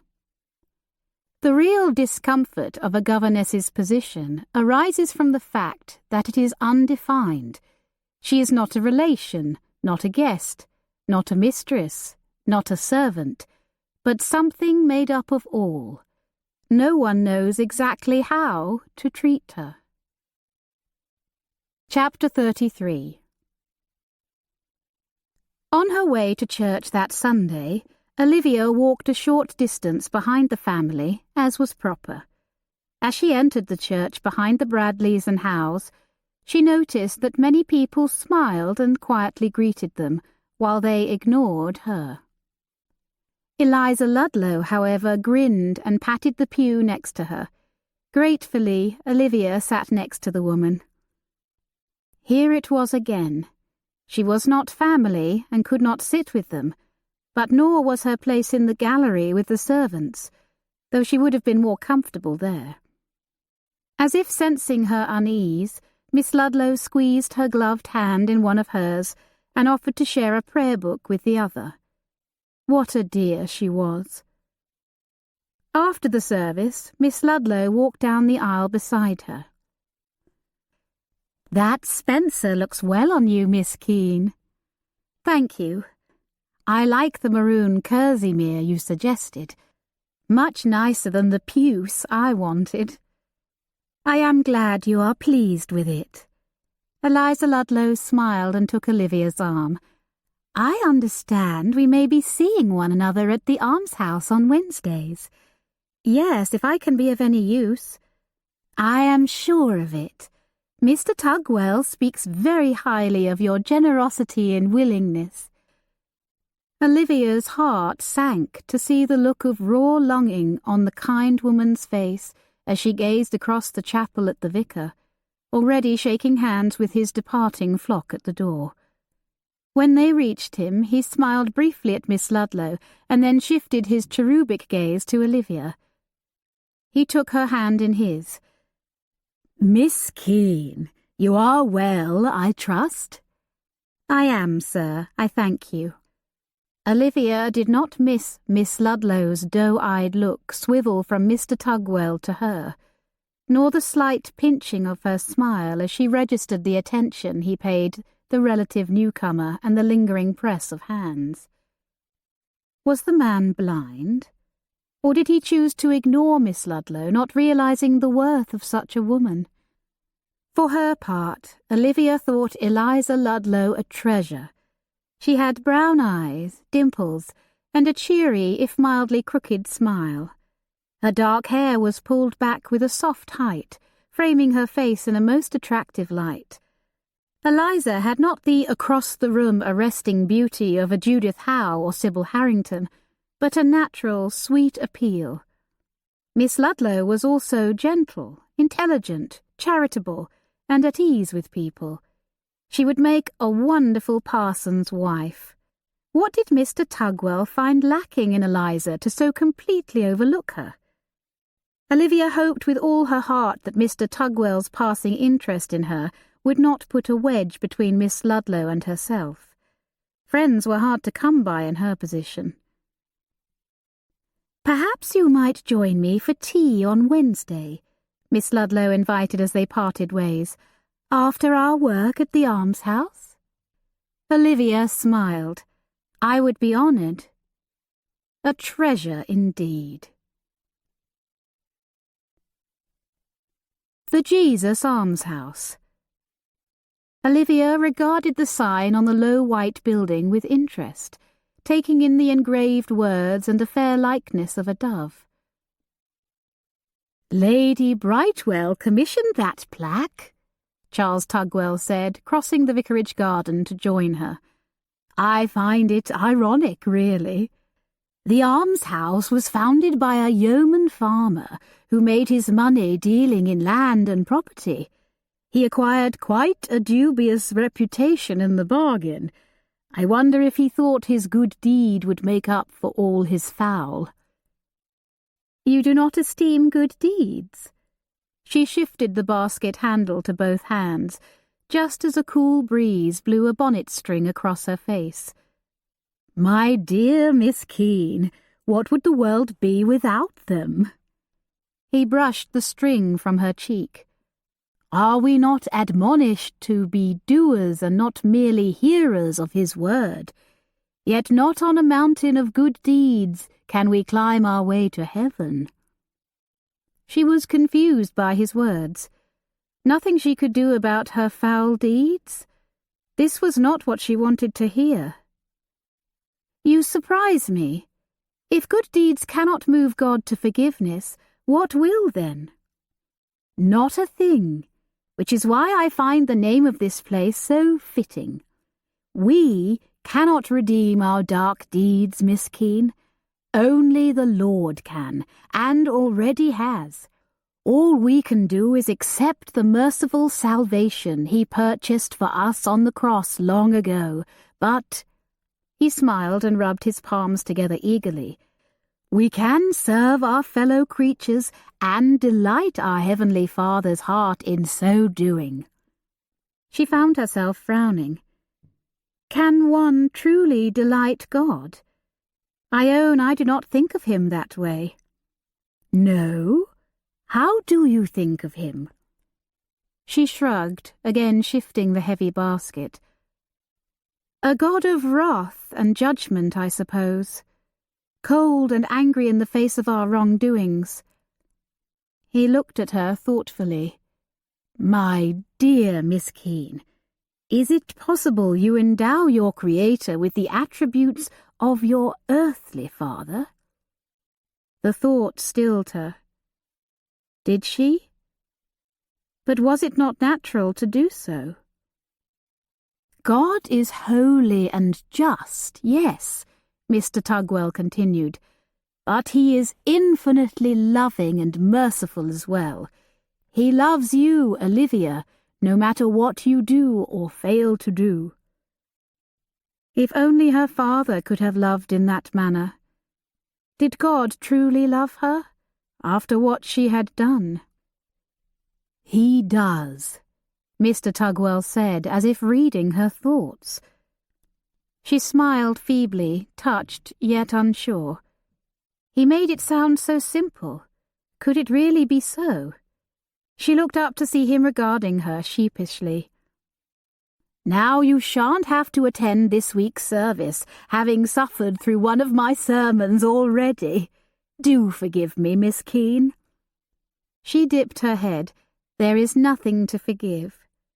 He eyed her basket. "May I ask what you have brought? Dare I hope for one of Mrs. Moore's seed cakes, perhaps?" "I am afraid not, sir. Only cheese and gloves for the poor." He heaved a shuddering breath. "You shall be good for me, Miss Keene.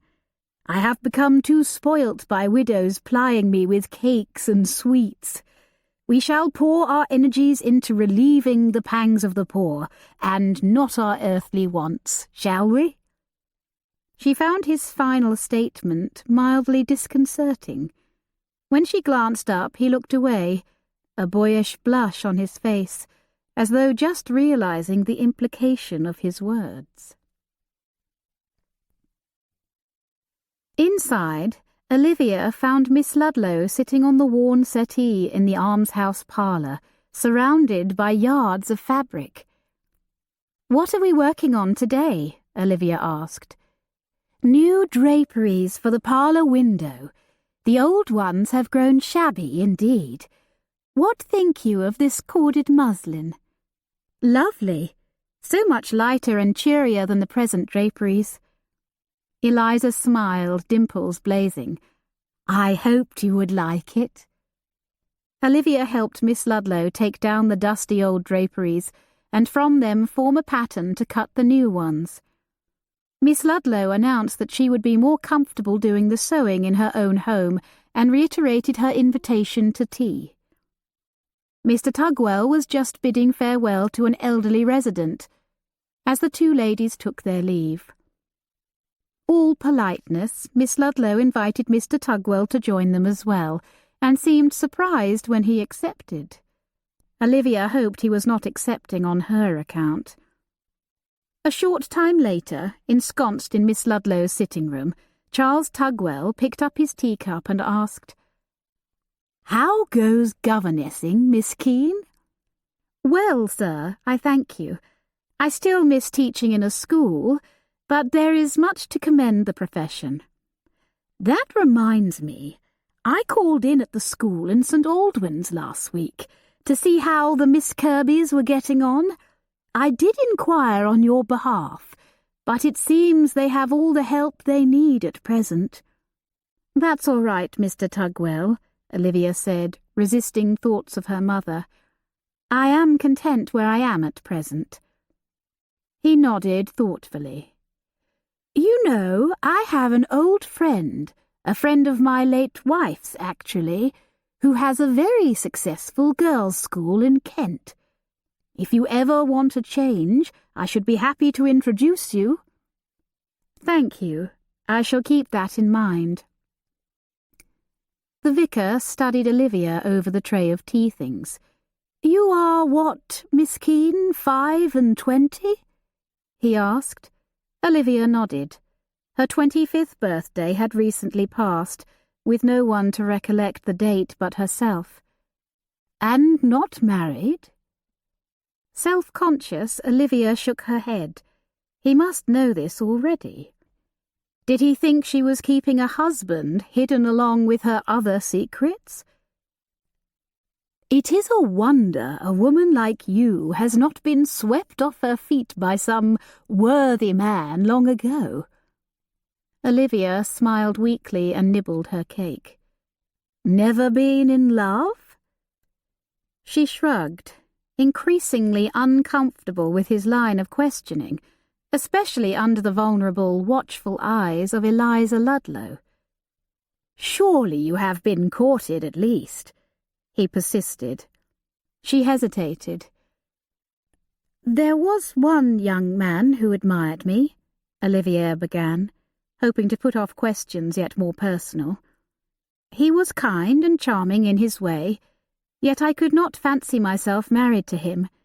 He worked as a panhand in a brushmaker's shop, hair sorting and bundling bristles. He was proud of his pay, I recall. 20 knots a penny fourpence, halfpenny per good broom." Miss Ludlow smiled encouragingly.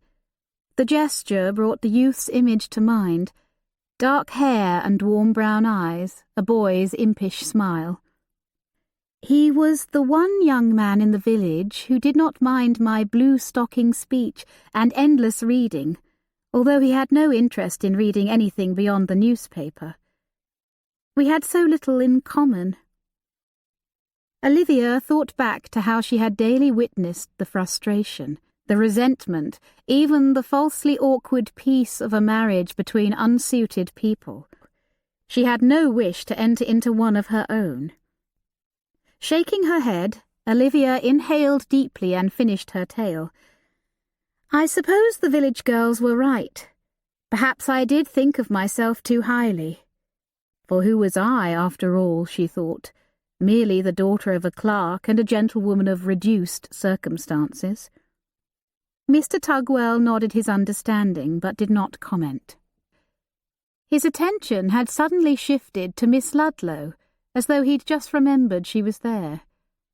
"And why did you never marry, Miss Eliza?" Miss Ludlow tucked her chin, cheeks quickly reddening.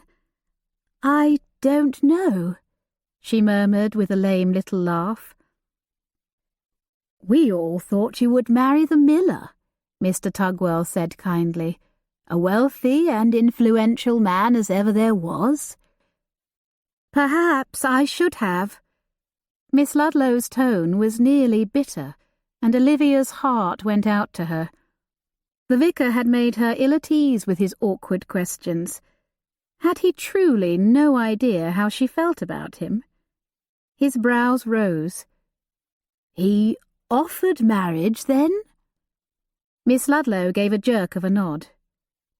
"Forgive me, Miss Eliza. I did not intend to embarrass you. I own a parson's natural curiosity and concern for his flock. I am only surprised you did not marry." She raised wounded brown eyes to his. "I did not love him." "Ah."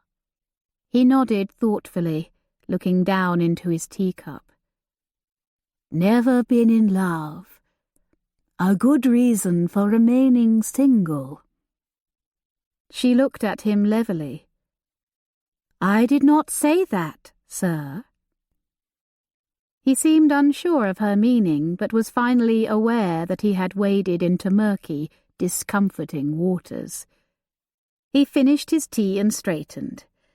"Well, thank you for tea, Miss Eliza. I shall trespass upon your hospitality no longer." He rose and bowed. "Good day, ladies." He avoided the eyes of both women as he stood and donned his hat.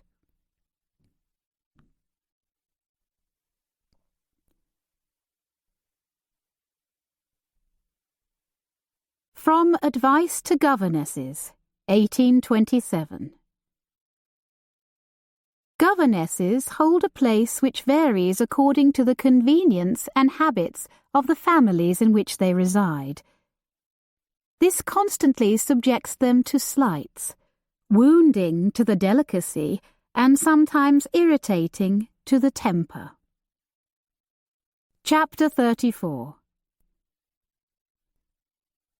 Charles Tugwell paid a morning call, as was his habit, timed his visit to partake of a Brightwell breakfast. Hodges led him to the breakfast room, where Edward was sitting with coffee and newspaper. The parson eyed the sideboard as if it were a lost soul. "Ah, my old friends Crumpet and Curd, How I have missed you." Edward rolled his eyes with tolerant amusement. "Yes, I am well, thank you, Vicar." "Do forgive me, Bradley. How are you? Look a bit tired, I will say." "I am well enough." Edward flipped a page. "Now that you've dispatched with the niceties, do help yourself to breakfast." "Don't mind if I do." A few minutes later, Hodges returned with the tray and offered Edward his post. Ignoring his friend's moan of gourmand delight, Edward opened the first letter. And froze. His body broke out in a cold sweat. The script blurred and then focused once more. "Lady Brightwell has never borne a living child. You may be innocent, but your father has knowingly deceived the world at the cost of another. Where is justice?" "My friend, what is it?" Mr. Tugwell asked around a bit of crumpet. "You look very ill." Edward threw down his serviette and rose abruptly, toppling his chair in his wake and preparing to bolt from the room. Tugwell rose as well. "Edward, wait!" Edward pressed his eyes closed and took a deep breath. "What is it, my dear friend? I have never seen you thus. You have come undone." Panic rising, Edward paced the room like a caged animal. "Exactly so. Undone, unwoven, unstrung." "Edward, you alarm me. Do tell me what has happened." "Have I your promise of secrecy?" "Need you ask?" Edward tossed him the letter, which the vicar read and read again, sitting slowly back down as he did so. "Is it true?" he whispered, eyes wide. Edward's pulse pounded in his ears. "I would not be this upset over a rumour." "Lord Brightwell?" "Admits it. This letter is not the first." "I am sorry, my friend." "You are sorry?" Edward bit back his frustration and lowered his voice. "Yes, well, so am I." "Has he told you who or how?" "Only that I was a foundling, taken in by them." "Generous." "Generosity was not the primary motivation. Rather a determination that my uncle Sebastian never lay his hands on Brightwell Court." "But he is dead now, is that not so?" "Yes, which leaves Felix." "Do you think—" "I don't know what to think." Edward raked agitated fingers through his hair. "Or who to blame." Charles Tugwell stared at the letter once more. "And when this gets out—" "If it gets out, I am ruined. My reputation, shot, base-born nobody, title gone, peerage to Felix, political future dead. Why do you think I was so determined to keep Miss Keene cloistered here?" "She knows?" "Yes, she overheard the night she was arrested." "Ah." The vicar slowly shook his head, eyes alight in deeper understanding. "I stand to lose everything. My inheritance, my home, my very identity." Charles set aside the letter and stood. "No, Edward, that you will not lose." He clasped Edward's shoulder. "Dear friend, whatever happens, you will always be God's child, and if children, then heirs, heirs of God, and joint heirs with Christ." Edward ran a weary hand over his face. "Cold comfort, Charles, when I believed myself heir to an earldom." After Charles Tugwell took his leave, Edward sought his father in the library. Finding him at his desk, Edward carefully closed the door behind him and flopped down in a nearby chair. His father raised his eyes, taking in Edward's dishevelled state. "So much for Parliament," Edward began. "What are you talking about? Of course you will be summoned to take my seat after I am gone. It is what is done. Not in every instance, and certainly not in this. What has brought this on? You are my heir apparent, the next Earl of Brightwell. No one can take that from you. Are you sure about that, Father? Edward tossed the note onto the desk. What is this? Hand me my spectacles. Edward rose to deliver the wire frames, and then watched as his father read the brief note. Lord Brightwell removed the spectacles and rubbed his eyes with thumb and forefinger. He sighed deeply. When did this come? This morning. Instead of resuming his seat, Edward resumed pacing. Have there been others? This is the first directed to me. Have you received others? Not since that first one before your mother and I departed for Italy. Who could have written this? I don't know. I have never told anyone. I cannot speak for your mother, of course. I suppose it is possible she confided in someone, a friend or someone from her family. The Earl looked far off for an answer. Devil take it! Who would do such a thing? He pulled the first letter from a desk drawer and laid both side by side. Edward looked over his shoulder and studied the handwriting. His father asked, Were both written by the same person, do you think? I assume so, but it is difficult to tell. The first was so brief. Lord Brightwell held the most recent letter at arm's length and regarded it, chin tucked. Looks like a woman's hand to me. Edward straightened. But Felix is the obvious suspect. Felix? Felix can barely plan his attire, let alone a scheme like this. His father returned the letter to him. He has the most to gain. Not at present. Do not forget, Edward, the courtesy title you use is mine. Even if you were to give it up, Felix cannot use it in your stead. He would only be my heir presumptive, with no title and no inheritance until after my death.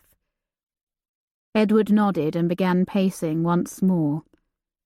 It may not change the present, but certainly his prospects for the future. I suppose you are right. Still, I cannot credit it. From where was it posted? Edward turned the letter over. Cirencester. The word echoed in his mind, and he recalled Miss Keene's recent trip there to purchase cheese for the almshouse. Edward frowned. Just a coincidence, surely. From so near, Lord Brightwell said. Should he tell his father?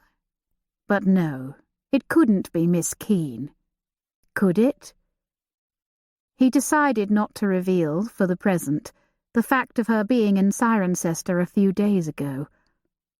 Is not Felix back at Oxford? His father asked. Yes, but it is not so long a journey if he wanted to throw us off the scent.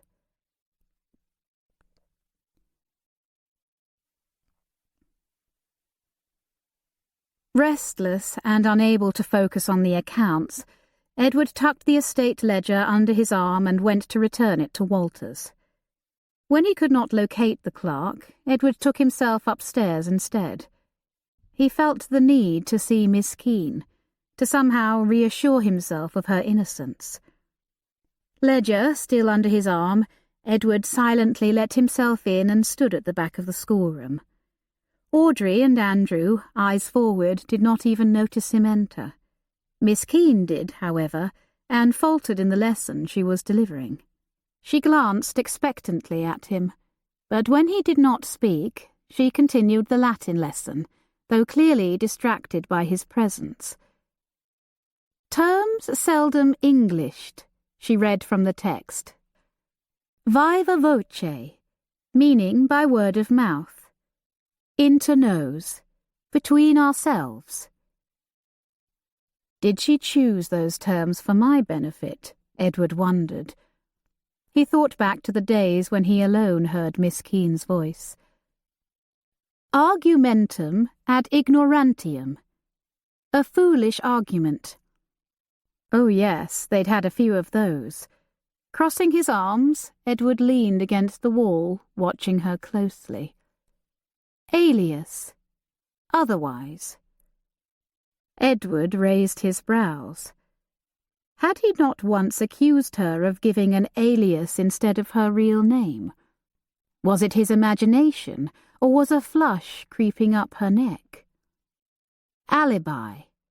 Being in another place. She glanced up at him, guiltily, he thought. Had she need of an alibi?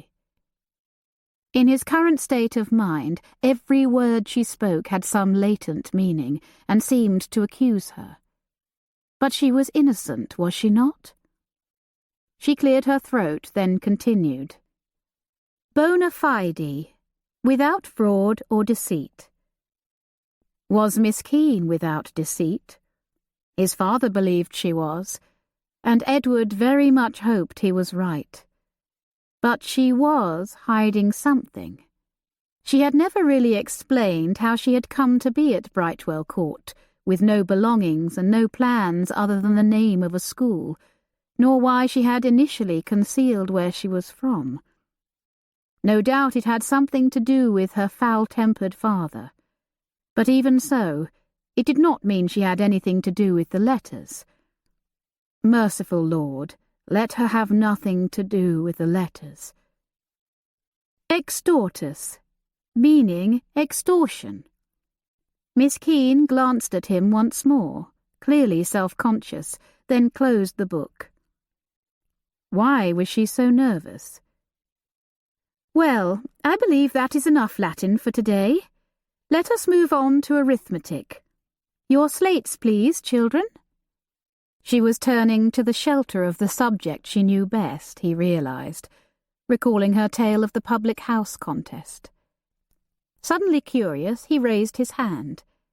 May I pose a question? The children turned to smile at him, but Miss Keene looked anything but pleased. Very well. He opened the ledger and referred to one of the equations written in Walter's neat hand. What is 4,119 multiplied by 4, then divided by 12? For a brief moment she stared at something over his head. It is 1,373. Why? He stared back, stunned. I wonder, just how clever are you?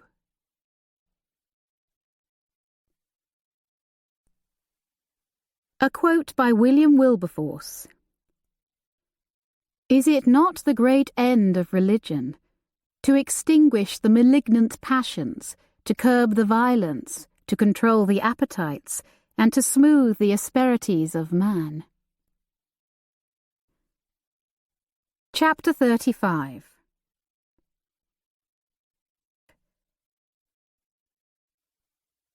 Olivia had been sound asleep when her father's shout startled her awake. Had she really heard it, or merely had a nightmare? She listened, heart pounding. There it came again, all too real. How did he find me, she frantically wondered. Did Miss Cresswell tell him? Surely not the constable, when father is a wanted man. Dare she pull the covers over her head and hope he would go away? At a third shout, Olivia scrambled from bed, padded to her window and looked down, but could not see the main doors from this angle. She unlatched the window and pushed it open. Through it she could hear his voice more clearly, and hear him banging on the door as though to break it down. Dorothea! Dorothea! It was half rant, half sob, and Olivia's heart seized to hear it, even as her mind clouded, cleared, and clouded again. He was not calling for her at all. If he was trying to find his wife, then he must believe her to be alive, and not knowingly brought about her end. "Dorothea!" Should she go down to him? Did he know she had been the one who struck him? "Open up!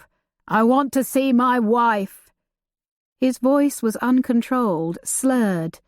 She knew that tone, that cadence. He was foxed. She heard the sound of a gun cocking and froze. Croom, she knew instantly. "On your way, mister, before I send you on your way in a pine box." Lord Bradley's voice joined in, though Olivia had not heard a door open. "Whom do you seek at this ungodly hour, man?" He had probably come out by one of the side doors and was likely bearing a pistol himself. "I told you, Dorothea, my wife, she is here. I know she is." "There is no one here by that name. Upon my honour, there is not." "Who are you?" "Lord Bradley." "No, not Bradley. I want Brightwell." "Lord Brightwell is my father." "Your father? But you are so grown. He must be old as I am, and serves him right. Gone back to him, has she?" His voice rose again. "I mean her no harm, but I must see her. I must." "Do lower your voice, my good man. I promise you my father has no woman here. He is in mourning for his own wife, only recently passed on." "A widower, is he? How kind fate is to them. There is no hope for me, then. I have lost her, well and truly lost her." How defeated he sounded, how lost. Olivia steeled her heart. This is remorse talking, and guilt, and perhaps fear of consequences. I must not forget, I saw him with his hands around her throat. But she could not fully reconcile this argument with the broken man she heard below. Olivia threw her cape over her nightdress and ran down the stairs, suddenly determined to speak with him, to push confession or explanation from him, knowing she would be safe in the company of Mr. Croom and Lord Bradley. But when she reached the front hall, she found Hodges and Osborne huddled at the door, holding it fast. Mrs. Hinckley pulled the curtain aside from the Longview windows. "He is gone." All expelled a collective sigh of relief. Even Olivia. He would not have given her trustworthy answers, she decided, foxed as he was. And with his passions so out of control, who knew how he might react to finding her there, in his enemy's abode? For clearly he did know of her mother's relationship with Lord Brightwell, long past though it was. Even though it was not yet her half-day off, Olivia left the children with Becky and Nurse Peel, donned her bonnet, and hurried up the lane and across the street to the almshouse. She was still unsettled from the late-night visit from her father, and hoped a visit with calm Mr. Tugwell or cheerful Eliza Ludlow would soothe her. When she stepped inside and hung her bonnet, she saw no sign of Miss Ludlow. Hers was the lone article of feminine apparel on the pegs near the door. The parlour door was open, and hearing Mr. Tugwell's voice within, she went to greet him. She crossed the threshold and froze. Charles Tugwell sat talking earnestly to Simon Keene, who was hunched in an armchair, head bowed, elbows on his knees. She was stunned to see him. It was such a collision of her old world and new, that for a moment she just stood there, stupefied. Mr. Tugwell noticed her first and rose. "Miss Keene." Her father's head jerked up. "Livy." His hair, dark like hers, was in need of cutting. Stubble shadowed his cheeks. His suit of clothes was surprisingly fine, though somewhat rumpled. He stood and took a step forward as though to... what? A part of her longed to flee before she found out, but she felt rooted to the spot, as in a dream where one cannot run from danger. He stood where he was, staring at her. For a long moment she could not find her voice. When she remained silent, the light in his brown eyes faded, and he sank back into the chair, thin mouth turned down. Tugwell asked her quietly, "Shall I leave you?" "Please stay." "Come to rail at me?" her father asked. "I know I was a fool last night. I can hardly blame you for not coming to the door." Mr. Tugwell said apologetically, "I am afraid I let it slip you were in residence." Olivia lifted a stiff shrug, keeping her eyes on her father. "You did not ask for me." "I would have, had I known. Thank God you are well."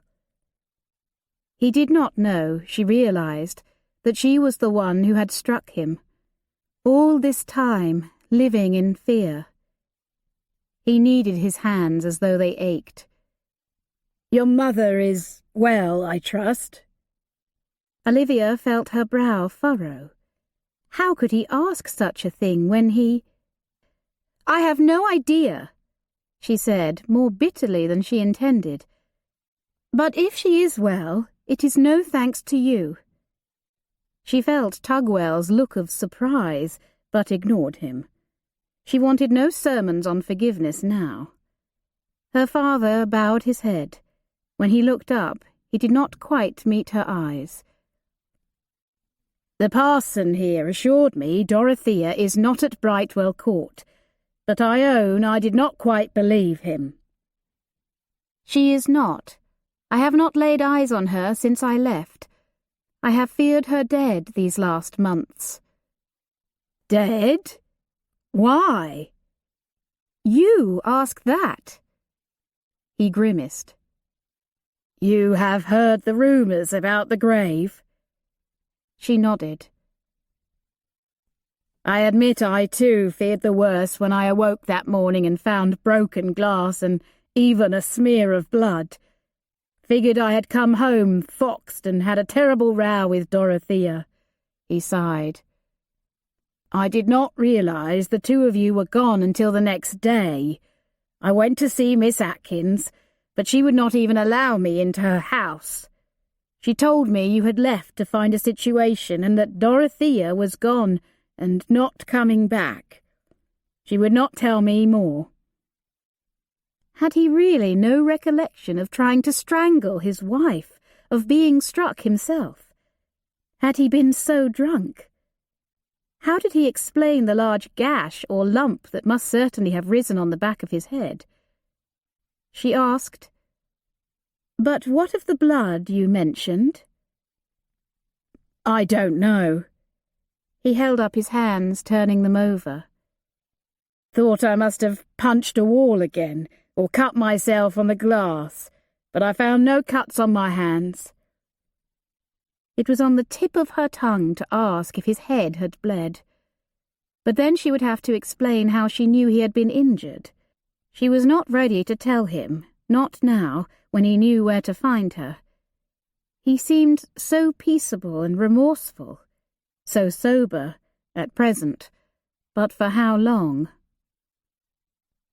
"I too heard the whispers about the new grave in the churchyard," he said quietly. "But I knew better, knew I had driven her away at last, back to the arms of her Oliver." Oliver? It jolted her to hear the name on her father's lips. Just how much did he know about his wife's long-ago relationship with the Earl? "I tried to let her go. Moved to the spa site to better manage it, and to steer clear of that empty house and all the suspicious looks I was drawing about the village. All winter I was driven mad with missing her. Finally, I could bear it no longer. I had to find her. It took some time to locate this man Oliver, for I'd never known his surname. I tried to contact Dorothea's family, but they would not see me. Finally, someone I asked knew an Oliver and directed me to Brightwell Court. He shook his head regretfully. I should never have stopped off at the inn last night. Just one cup for courage, I told myself. But one led to two, then three. He winced, his eyes shut. For so long I have imagined her with him, and how it has eaten my soul. If she is not there, where on earth is she?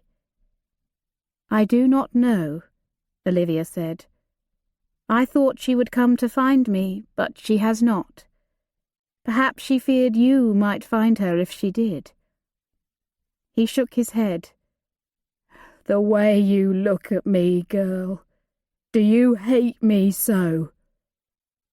You ask me that, when you could barely stand the sight of me all these years, not since that contest in the Crown and Crow.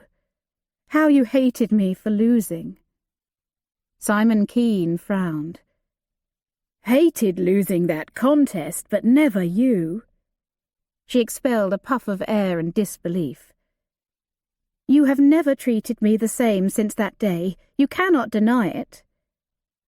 I don't deny it, but not because of that plagued contest. Don't you know? That was the very day I learnt that I...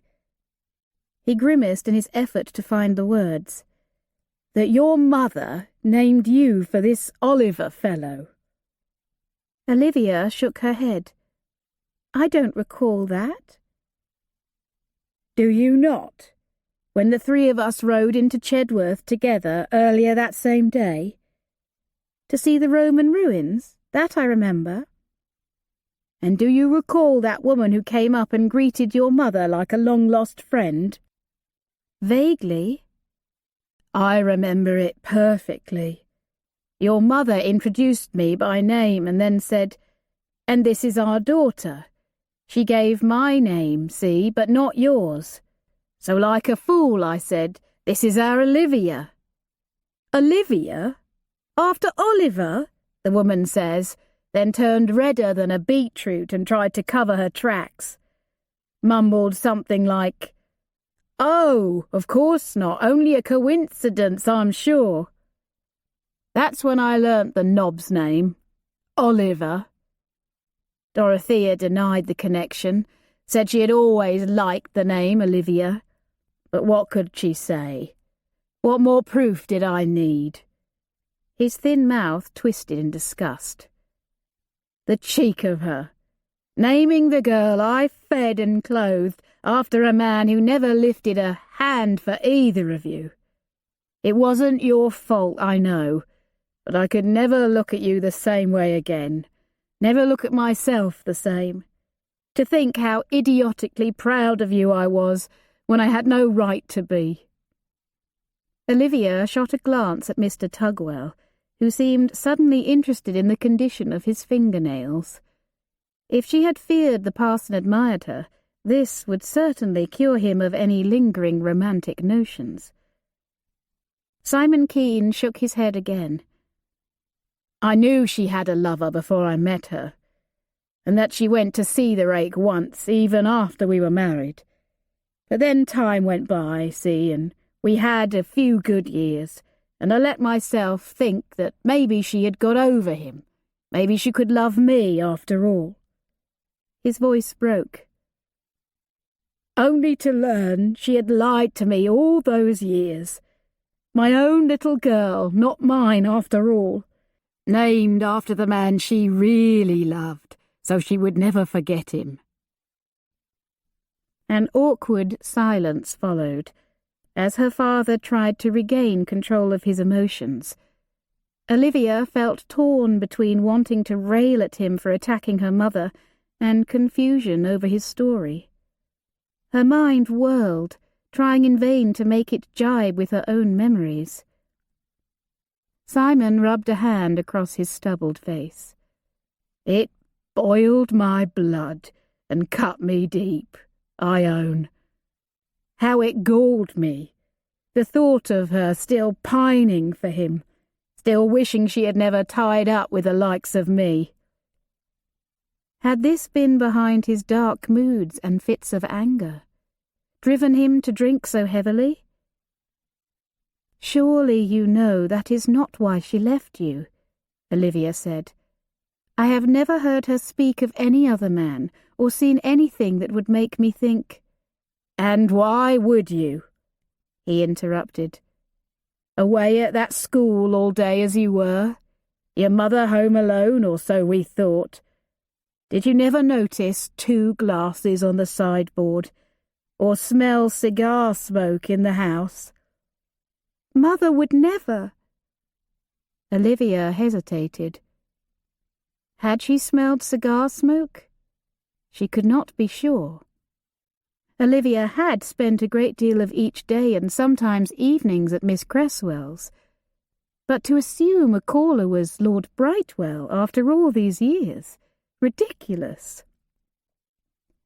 If someone was in the house, surely it was only a friend come to call, she said, or someone picking up needlework, or— Then why would she not tell me who had called? Why did she act so nervous and secret-like? The more she lied about it, the angrier I got, until I thought I should explode. Had he snapped? Had his irrational jealousy led to that final act of violence? The mantel clock struck the hour, and no one spoke while the bell chimed, then faded away. The parlour door, which still stood ajar, opened a few inches further, and Lord Brightwell himself appeared in the gap. From his angle, Olivia realised he could see only her and perhaps Mr. Tugwell. Olivia, a puppeteer has arrived in the square, and I thought the children might— He pushed the door open further, and his gaze encompassed the entire parlour. Oh, pardon me, I did not realise. Olivia panicked. These 2 men in the same room together. What dreadful timing! Lord Brightwell, Simon Keene wiped his sleeve across his face and rose. Speak of the devil. Oliver, is it?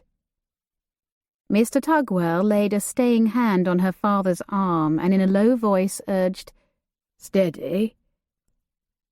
Olivia cleared her throat, finding it difficult to breathe in a room suddenly thick with tension. Actually, it is Lord Brightwell. And this is Simon Keene, my— Olivia swallowed, and before she could continue, the Earl stepped to her side, assuming a protective stance. Simon Keene looked from one to the other and slowly shook his head. I see how it is. He shook off the vicar's hand and faced the Earl squarely. I will ask you, sir, man to man. Do you know where Dorothea is? Lord Brightwell stared coldly back. And I will answer in all truth that I do not. But if I did, I should not tell you. Olivia cringed, expecting her father to rage at this, to fly across the room and strike the Earl, or strangle him. But the fight seemed to have gone out of Simon Keene. I see. Well. He picked up his hat and turned it in his hands. I shall take my leave. Sorry to have bothered you. Mr. Tugwell touched his arm once more. Mr. Keene, wait. You are in no fair shape to sally forth. You are welcome to stay as long as you need. The vicar glanced at the Earl as though to gauge his reaction, but Lord Brightwell was looking at her. He offered his arm, and together they exited the almshouse, leaving the 2 men where they were, Tugwell speaking gently to his visitor. Olivia guessed Simon Keene had never heeded a parson in his life, and doubted he would begin now. It was only after she and Lord Brightwell had crossed the High Street that Olivia realised she had not asked if her father knew he was a wanted man. From Advice to Governesses, 1827. Those ladies who from the misfortunes of their families have been compelled to exchange happy homes and indulgent relations for the society of strangers are objects of peculiar sympathy. Chapter 36. For days the meeting with her father revolved and replayed in her mind. What should she have said to him? The questions she ought to have asked. The truths she should have demanded. After torturing herself in this manner for several long, restless nights, Olivia decided to dwell on the positive aspect of the meeting. Simon Keene believed her mother alive, and Olivia would endeavour to believe it as well. On her next half-day, Olivia spent the afternoon keeping Eliza Ludlow company in her shop, and managed to enjoy herself quite convincingly. She returned to Brightwell Court to find 2 letters awaiting her. One came with no return direction. The other bore the fine, artistic hand of Miss Cresswell. Olivia first opened the letter from her former teacher, feeling 60% eagerness and 40% dread. Had Miss Cresswell heard from her mother? From Muriel Atkins, the midwife? My dear Olivia, Muriel has finally returned. After the birth in the country, it seems she went directly to her niece in Brockworth, whose time came early. It was a long and difficult lying in. Twins both live, praise God, and rarely have I seen Muriel so exhausted. When I told her of your visit, she said I was to tell you in confidence that your mother does not lie in the churchyard. Is that not good news? I am not to tell anyone but you. Muriel fears someone intends your mother harm, and if this person believes she might be, well, gone, then so much the better. She would not say who, but I am sure your guess is the same as mine. Sounds a desperate plan to me, when her own daughter is allowed to believe such a tragedy. I understand your mother fell ill and stayed with Muriel's sister for much of the winter, but she has since fully recovered. Still, Muriel insists she knows nothing about where your mother is now, nor how she fares. She only hopes the ruse may have spared your mother from real harm, but as no letter has come, she begins to fear this is not the case. Still, she and I hope every day for word from our dear friend Dorothea. I am afraid my other news may be difficult for you to hear. Your father has been found and arrested. The specific charge has still not been made public, but rumours abound. Do write and let me know that you are well. I am praying God's peace for you during such uncertain times. Miss Lydia Cresswell. Arrested? He must have gone directly to Withington from the almshouse. Again, Olivia wondered what her father was accused of doing, and whether or not he was guilty.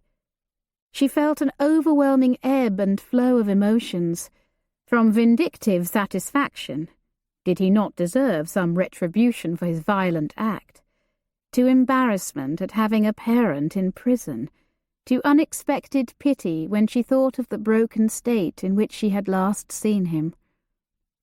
How strangely unsettling it had been to hear him acknowledge that he was not her father. It ought to have been a relief, even more so now after Miss Cresswell's tidings. Instead, she felt empty, emotionally bankrupt.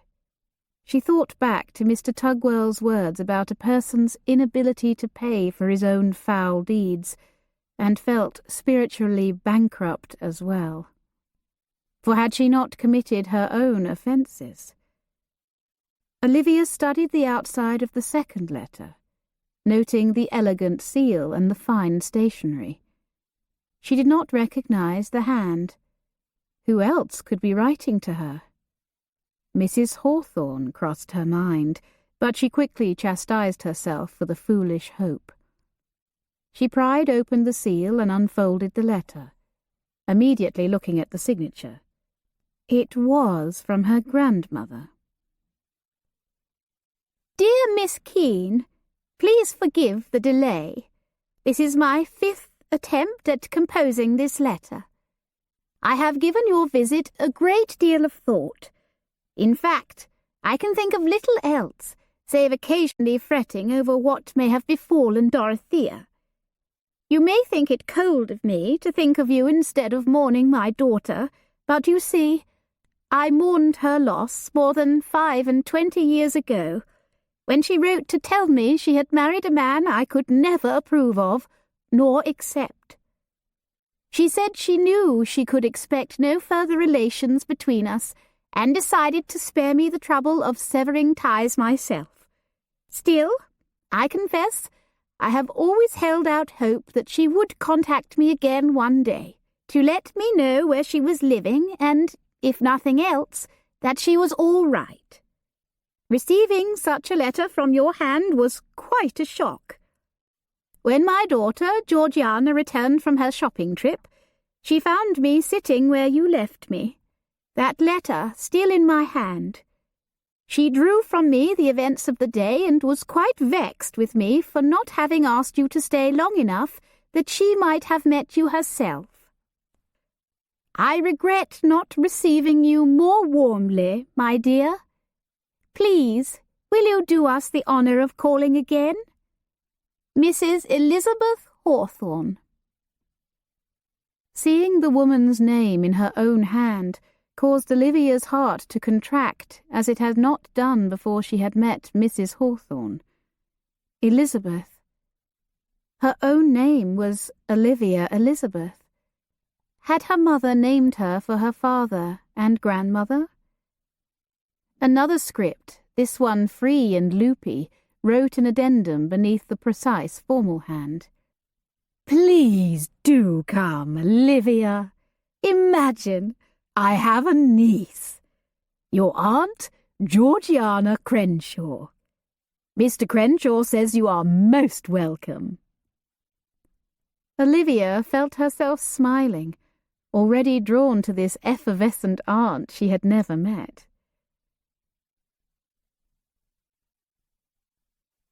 Edward and Lord Brightwell made their way to the drawing-room to greet Felix, who had returned to Brightwell for a weekend visit. Judith had arrived before them, evidenced by her voice sifting into the corridor from the open door. "How go things at Oxford?" she asked. Edward entered the room in time to see Felix shrug. He took up the refrain. "Yes, Felix, how go the studies?" "Studies? Oh, is that what I am to be about at Oxford?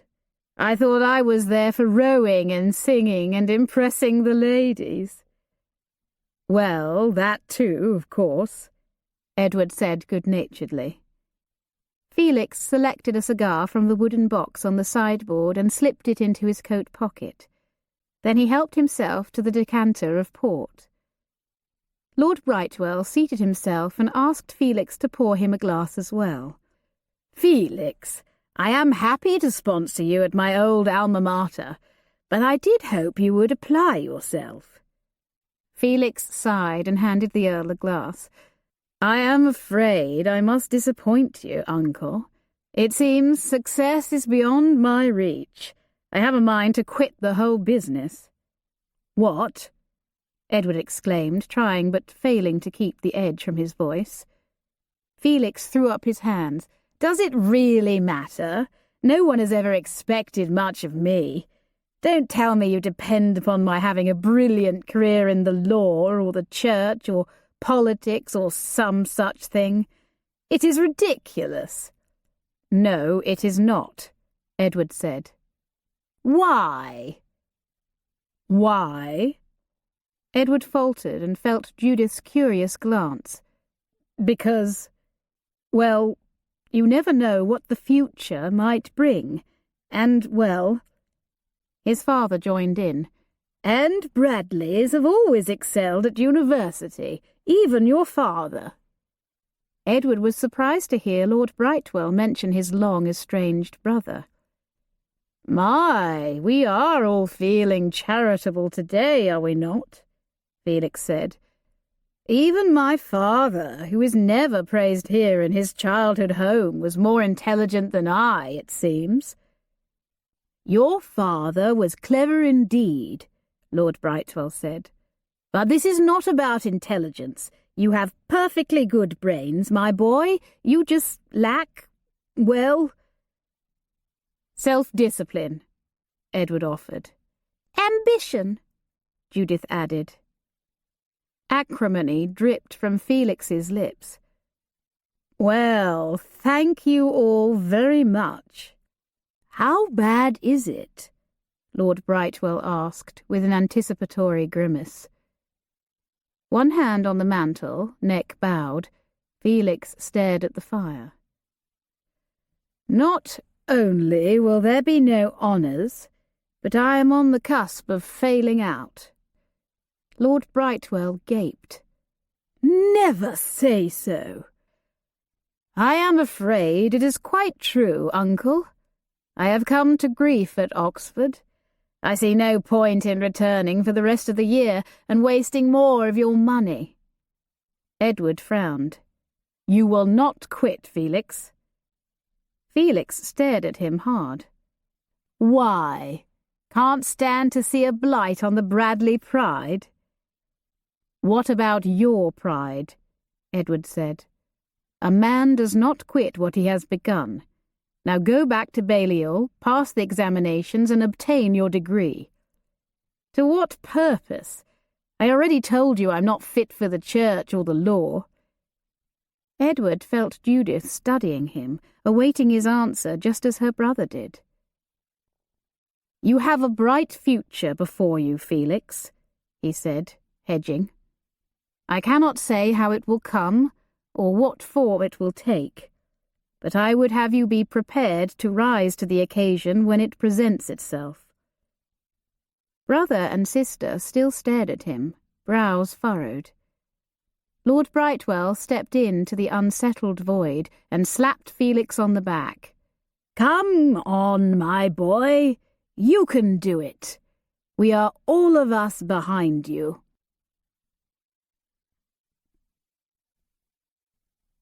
A quote by John Wesley. "When you set yourself on fire, people love to come and see you burn." Chapter 37.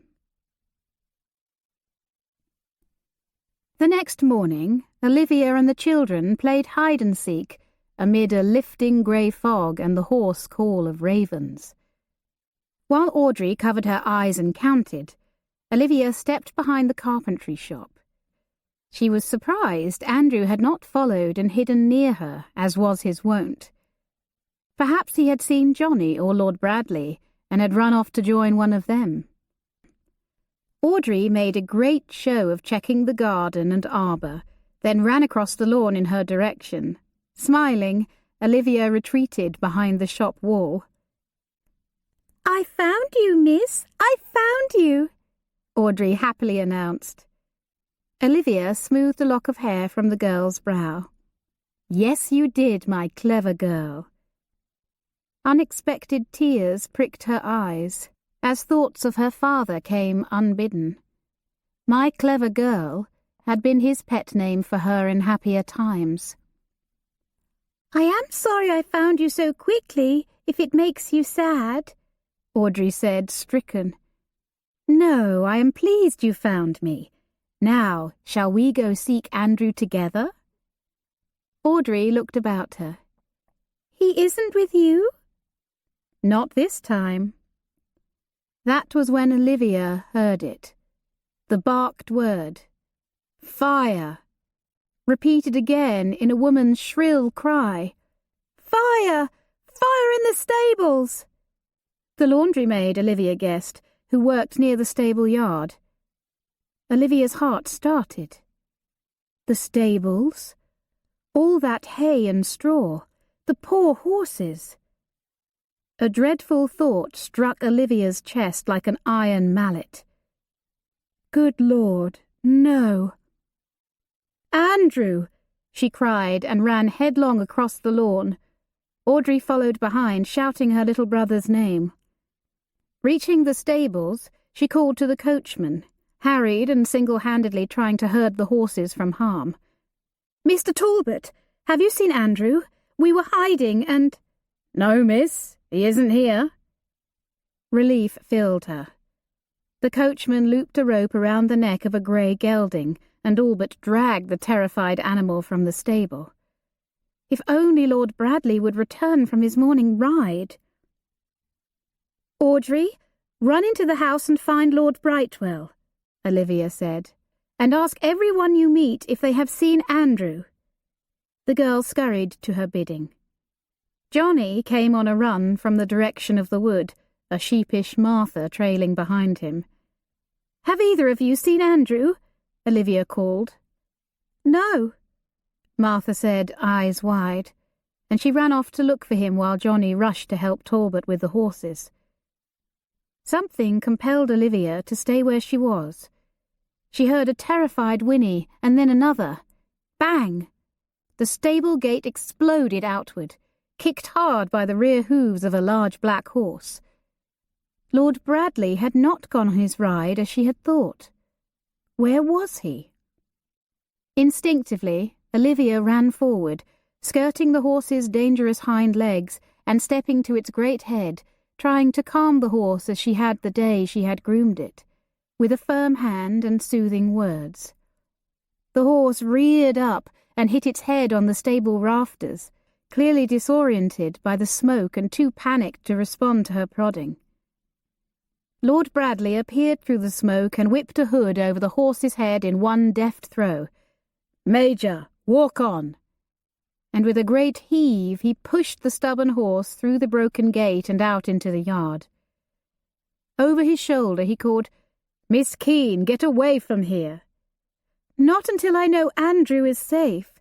He was hiding and we have not found him. Have you seen him?" Pulling the last of the horses free, Talbot scowled. "I told you he weren't here, miss. I checked the stables, the office, and the tack room." The coachman threw up his hands.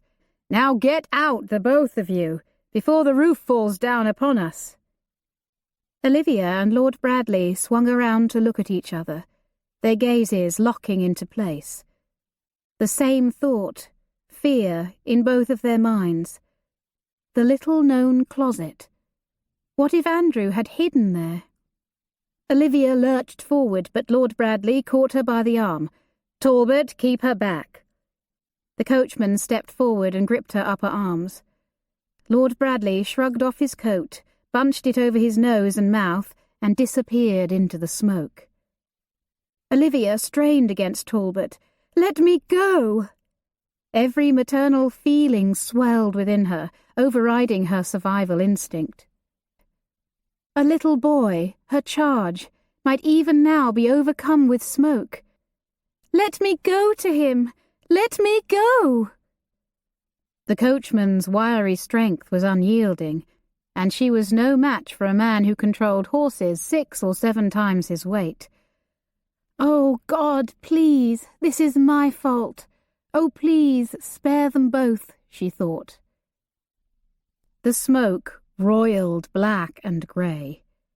With a loud crack, the far wall and roof crumbled, the section where the hay and straw was stored. The flames shot through the aperture, and the smoke rose even higher. People were running from all directions now, Mr. Croom leading the charge. Behind him, Hodges, Osborne, Mrs. Moore, Mrs. Hinckley, the gardener, hall boys and maids all formed a water brigade from the garden well. Grim-faced people sloshed bucket after bucket of water at the ravenous mouth of the fire. But Olivia could see it was futile. She scanned the growing crowd, but saw no dear little brown mop of hair, no wide brown eyes. Now Lord Brightwell ran out of the house, and there Judith, pulled along by Audrey. The girl's face was wild with fear. Olivia's heart sped within her. No, Andrew. Lord Brightwell reached them first. "Are the horses all out? The groom?" Behind her, Talbot said, "All accounted for, my lord." The Earl looked at the coachman, still holding her fast, then searched her face. "What is it, Olivia?" Stretching out her hands, she gripped Lord Brightwell's arm as tightly as Talbot held hers.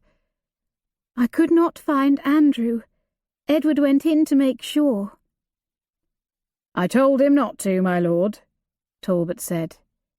Craning her neck, she asked the coachman, "Did you check the closet, the hidden door between the tack-room and the saddle-rack?" "There is no closet there." "But there is." Rumble. Crack. The roof collapsed like a snake of dominoes from right to left. "Edward!" Lord Brightwell lunged forward, losing Olivia's hand as though a child's grip. Through the black smoke, a figure materialized, black against black like a spectre. A beam fell and struck the dark figure, and Olivia screamed. Lord Bradley, a burden in his arms, stuttered to the side and crashed to his knees just ahead of the weight of the wreckage. Olivia jerked away from Talbot's stunned grip and ran forward on the Earl's heels, passing him and reaching Edward first. She pulled the small coat-shrouded body from him and, relieved of his burden, his duty, he fell face forward. His father caught him as he dropped, cushioning his fall. Croom appeared beside the Earl, face ashen. Together they each took an arm and dragged Lord Bradley from the flames. Watching from a point of relative safety, Andrew in her arms, Olivia's heart pounded, and new tears pooled in her eyes for reasons too numerous to sum.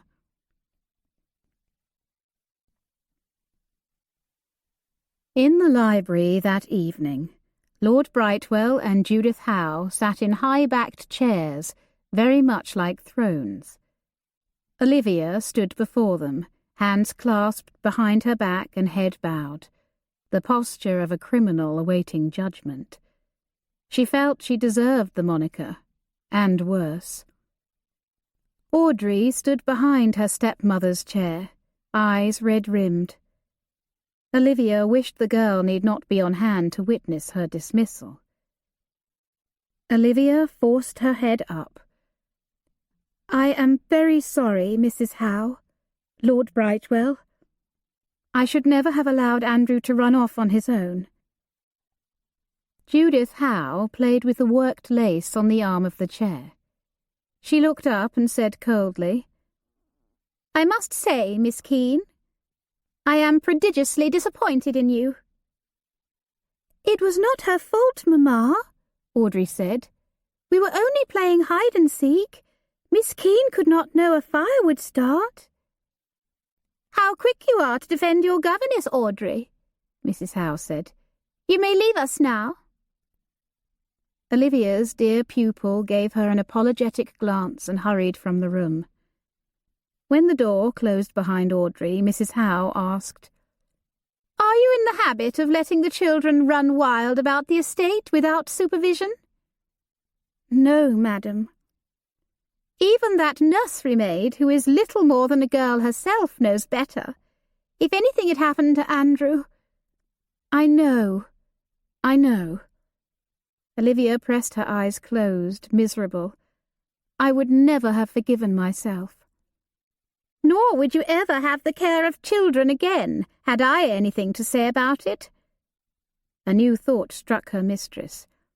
"And why were you out with them instead of the girl?" Olivia swallowed. "Becky has so much other work, and I enjoy playing with the children." "It does not sound as if you were with them at all, but instead off on your own somewhere." She darted a glance at her uncle. "Perhaps meeting a lover?" "No, madam, nothing of—" "Judith, please," Lord Brightwell admonished. Such accusations are neither fair nor becoming. Mrs. Howe gave him a sharp look. Are you so quick to defend her as well? The Earl spoke in moderating tones. Of course I am. Miss Keene has been a marvellous addition to our household. I am sure she regrets this incident, and will see that it does not happen again. Judith looked from her uncle to Olivia and back again. It seems, uncle, that you would forgive her anything. It was an accident, Judith, he said, and Dr. Sutton assures us Andrew will be fine. He did inhale a quantity of smoke, and will cough for some days, but he is breathing well, and will be his old mischievous self in no time. Olivia dared ask, "And what of Lord Bradley?" "He is badly injured," Mrs. Howe snapped, "thanks to you." "My dear Judith," Lord Brightwell said, "do you accuse her of starting the fire as well?" Judith stubbornly lifted her chin, but gave no answer.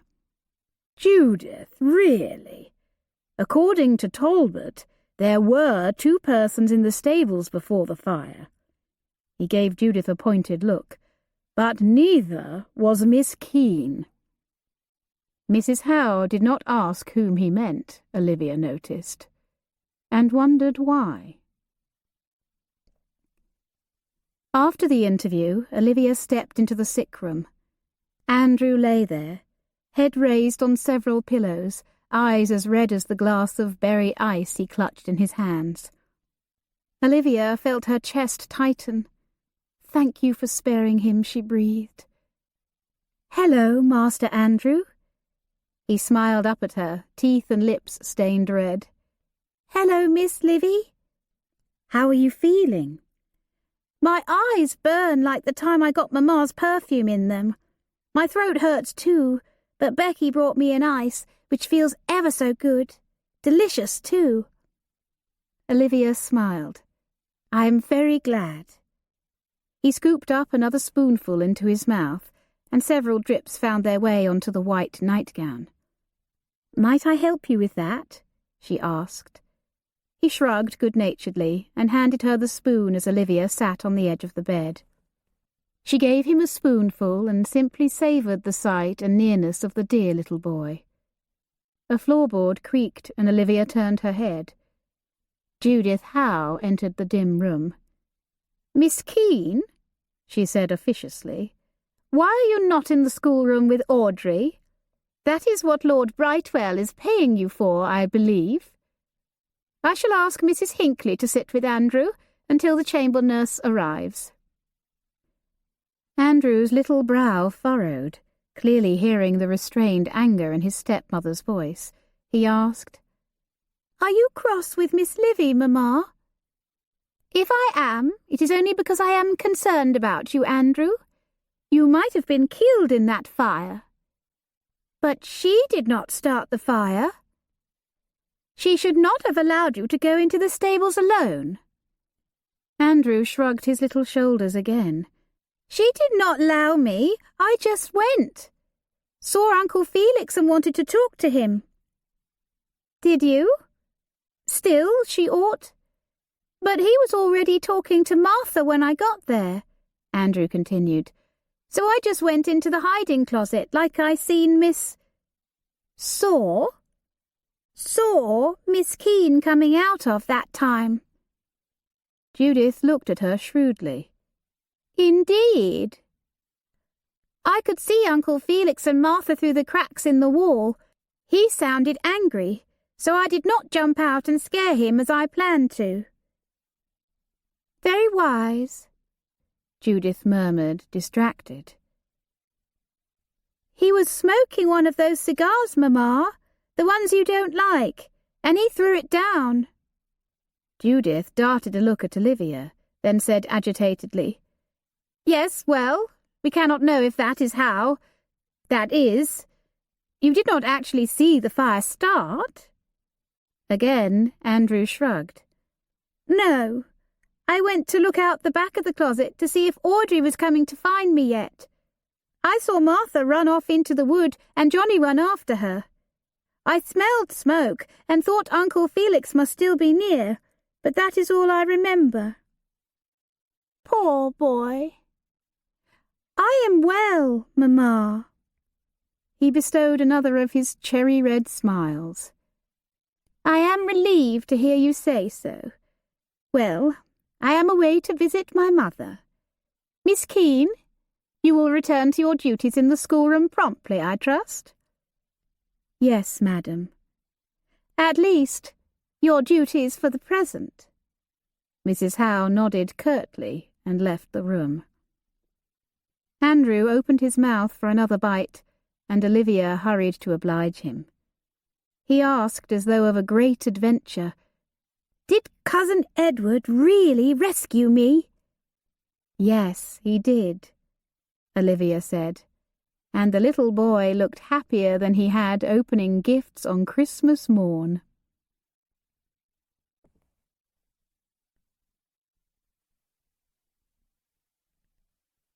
From the Guide to Service, 1844. The governess ought never, under any possible circumstances, to allow herself to be either the source of family contention or mixed up as a party in any domestic quarrel. Chapter 38. Olivia met Lord Brightwell coming out of the room next to the study. She waited until he closed the door, then whispered, "My lord, how is Lord Bradley?" The Earl's face was grim with exhaustion, but he managed a small smile for her.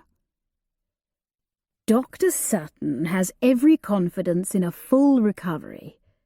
The beam struck Edward across the nose and both brows. He has suffered minor burns around his eyes, but Sutton does not expect any long-term effect to his vision. His left arm is also injured, and 2 of his fingers burned, though not severely." "How dreadful!" "He is well, Olivia."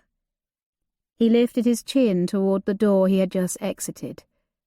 "I was just in to see him, and his only concerns were for Andrew's well-being and your own." "I am so sorry, my lord," Olivia said over the lump in her throat. "My dear, those children have been running amok since they came here, and if Judith has led you to believe they were under a watchful eye every moment before your arrival, then she has given you a false impression." He looked at her fondly and patted her hand. "You have given those children more attention and supervision than Judith ever has. Assure her it will not happen again, and all will be well." Olivia shook her head. "I believe I ought to take my leave of you. I am certain Mrs. Howe would prefer it, and I do not blame her." "Olivia, you are innocent in this, and I will make Judith see reason. But if it comes down to it, she is my niece, but you are my—" She pressed his arm. "Don't say it." "Very well. But if she will not have you as governess, you are welcome to stay as my ward." Olivia shook her head. "I am 25, my lord, and I pray no orphan. Surely this disqualifies me as anybody's ward." "We shall see about that." "I am grateful that you still want this, after everything," she whispered. "But I beg you, put the thought from your mind."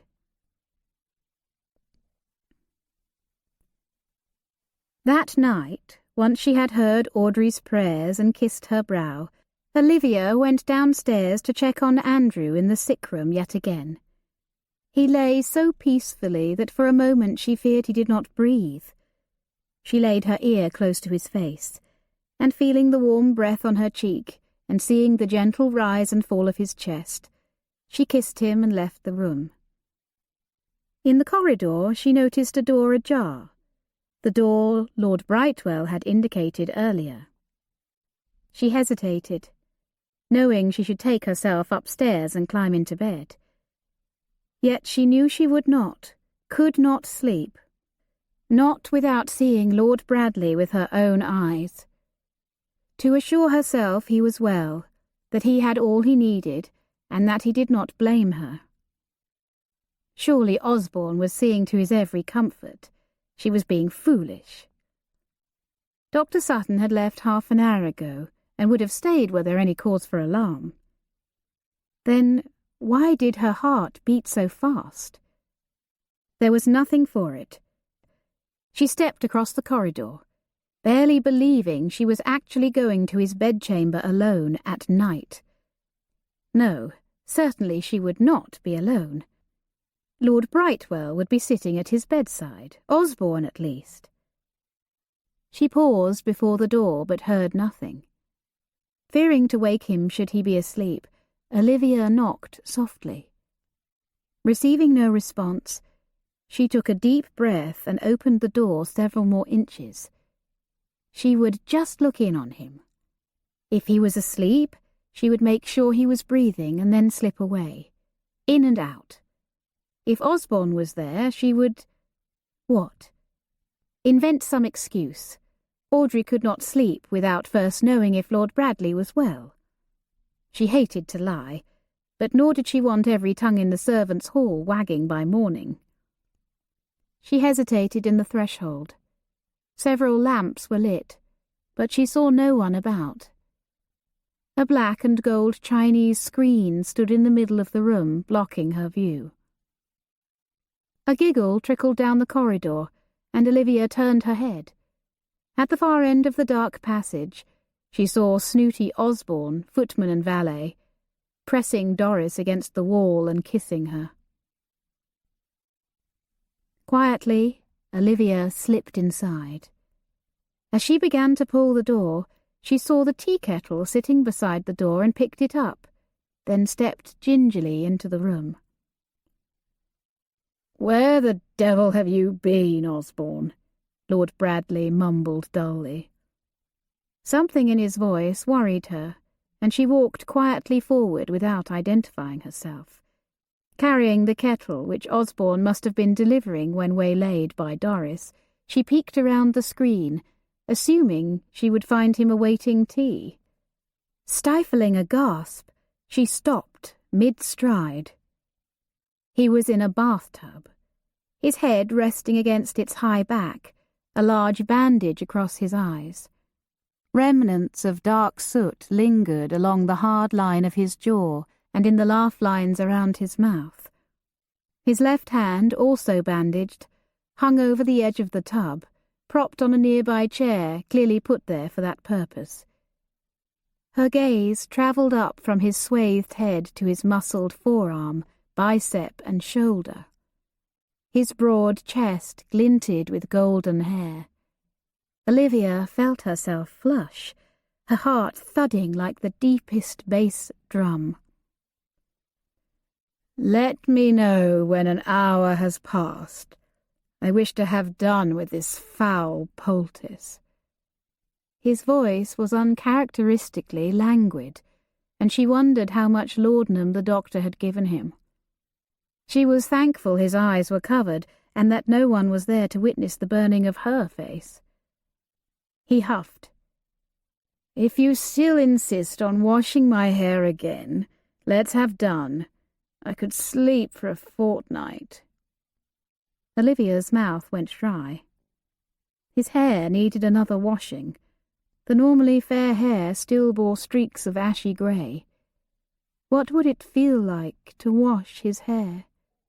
To entwine her fingers in the smooth blonde strands. Imagining it, she released a shaky breath. He lifted his head, brow furrowed. "Osborne?" "Caught." She froze, expecting any moment the poultice to drop and him to glare at her in shocked disgust at the vulgar intrusion. Dread seizing her, she set the kettle down with a splash and hurried from the room.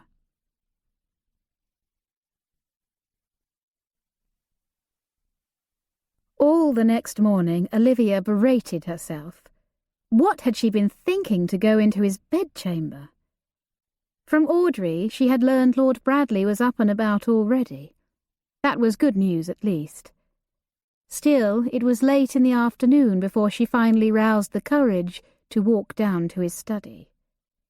If she did not, would he not think her most ungrateful and unconcerned about his welfare?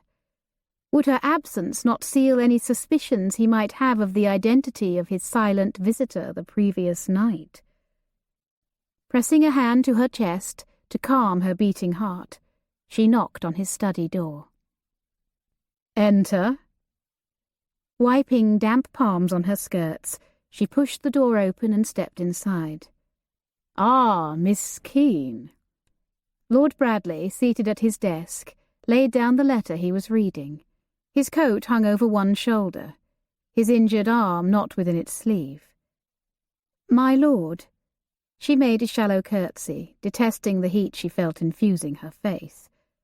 For though he was now fully dressed, she involuntarily envisioned him as she had seen him last night. "You wanted to see me? Again?" he asked. Was that a twinkle in his blue eyes, or was she imagining it? She licked her dry lips. "I wanted to make certain you were all right." "And now that you have seen me, all of me, what is your prognosis?" She felt heat creeping up her neck, though she had not, she told herself yet again, not seen all of him. So he did know, or was very confident he did. She would not give him the satisfaction of admitting it. His eyes flitted over her burning face and twisting hands with apparent amusement. She pressed her jittery hands to her sides and cleared her throat. "Yes, that is, I wanted to thank you for rescuing Andrew so courageously."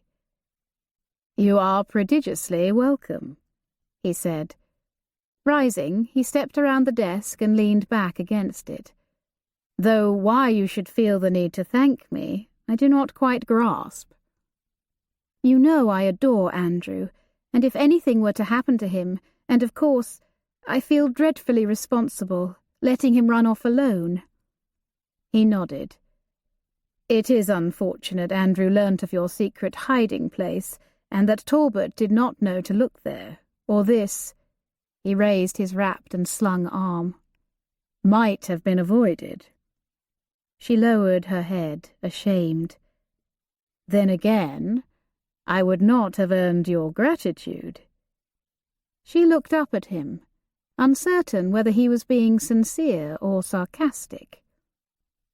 "If you wish to dismiss me, I understand and shall go at once." He crossed his arms, quickly winced and let go. "I hardly think it necessary, nor am I ready to part with you. Judith was vexed, I know, but any mother, even stepmother, would be. Some of the steam went out of her when she learnt her darling brother was likely responsible for the fire, though, of course, Felix does not admit it." He sighed. "At all events, it was an accident. In the meantime, we shall stable the horses at the Lintons, who have kindly offered, and rebuild.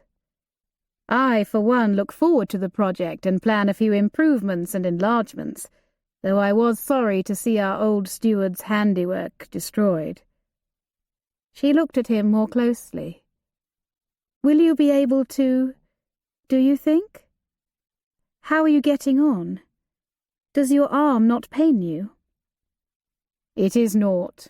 Aches a bit, but it is not broken as Sutton originally feared. Fingers itch like the blazes from whatever foul potion he applied, but otherwise I am well." "And your face?" He grimaced. "You tell me. I dared look in the glass and thought myself ridiculous with these singed brows and swollen nose. The thing was bent as a boy, and now has been bent yet again." "You look well, I think," she hurried on. "And your eyes?" My vision seems unhindered, thank the Lord. He studied her. In fact, I believe I see more clearly now than I ever have before. She swallowed. Do you indeed? He held her gaze a moment longer, blue eyes to blue eyes, and his were alight with something inscrutable. Indeed.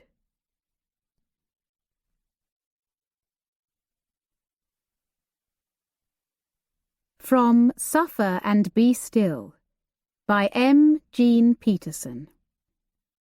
Between a governess and a gentleman there was no easy courtesy, attraction, or flirtation, because she was not his social equal. Chapter 39. On Monday afternoon, Edward went out to the carriage to greet Judith, returning from another visit to her mother. She took his good arm, and they walked companionably across the courtyard together, their pace made languid by the invitingly warm springtime air. Miss Keene and the nursery maid had brought the children outside to greet their stepmother. As usual, Judith had eyes only for Alexander and took him from the maid, kissing and stroking the child. Smiling at Audrey and Andrew in her stead, Edward thanked Miss Keene and then took his leave of his cousin, who broke off her cooing only long enough to smile at him before returning her gaze to her young son. Edward returned to the library to see how his father was getting on. When he entered, he found the Earl standing at the tall windows facing the lane. He did not turn when Edward entered. "You are not thinking of marrying her, I trust?" Edward stilled, instantly wary. "Why do you ask?" "I have noticed the change in your relationship of late, at least on her part." Had she changed? Warmed to him? He had thought so, but wondered if he only imagined it. "And if you are entertaining marriage, I must know." Edward heard the concern in his father's voice. "You disapprove?" "Profoundly." Irritation surged within Edward. "I am surprised, considering, well, everything." Had he not decided Olivia was his own daughter? The Earl looked out the window once more, rubbing his lip with thumb and forefinger. "I have my reasons." "Even if she is related to you, I don't see how that signifies." The Earl turned to Edward, expression stern. "You don't see. That is exactly right. You don't. You must trust me in this, Edward. I have your best interests at heart. Hers as well." "Her best interests? Which of us is beneath the other?" "This is not about rank." "But you think it in her best interest to have nothing to do with me?" "Romantically speaking, yes." Had he not loved Olivia's mother? "That is rich coming from you, father. You who have always been so wise in your love affairs." "That is enough, Edward." But Edward pressed on. "Even if she is who you think she is, I hardly think that raises her station of life beyond my own. Miss Keene is—" "Miss Keene?" The Earl eyed him speculatively, a strange stillness in his countenance. "Were you speaking of someone else?" Edward asked, confused. "Ah, well—" Lord Brightwell cleared his throat. "I am afraid you must excuse me. I spoke without thinking." The Earl abruptly turned and strode across the room. At the door, Lord Brightwell hesitated. "And you are quite right, Edward. I am not in the least qualified to give marital advice. You may disregard what I said." Edward frowned, but his father, for there was no other way he could think of the man, was already out the door. Edward had the distinct impression he had not been worrying about Miss Keene at all. He replayed the exchange in his mind. If his father had not been speaking of Olivia, had he somehow been referring to Miss Harrington? But she was no relation of theirs. That left only Judith. And why should his father worry about her?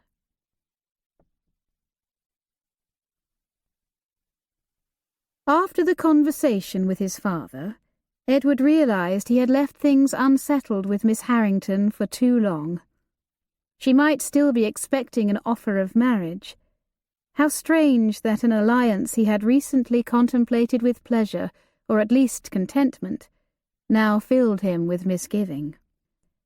Feeling restless, he asked Ross to saddle Major and took to the open road. His arm was still wrapped, but he no longer needed a sling. What he needed was to ride, to think. He rode south and west, giving Major his head, then reined him to a pace the well-conditioned animal could sustain for a longer journey.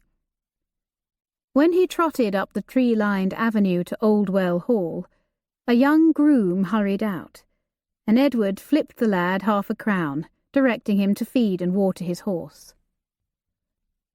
Oldwell Hall was a large manse barely more than a decade old, with a central 2-story block and 2 recessed wings.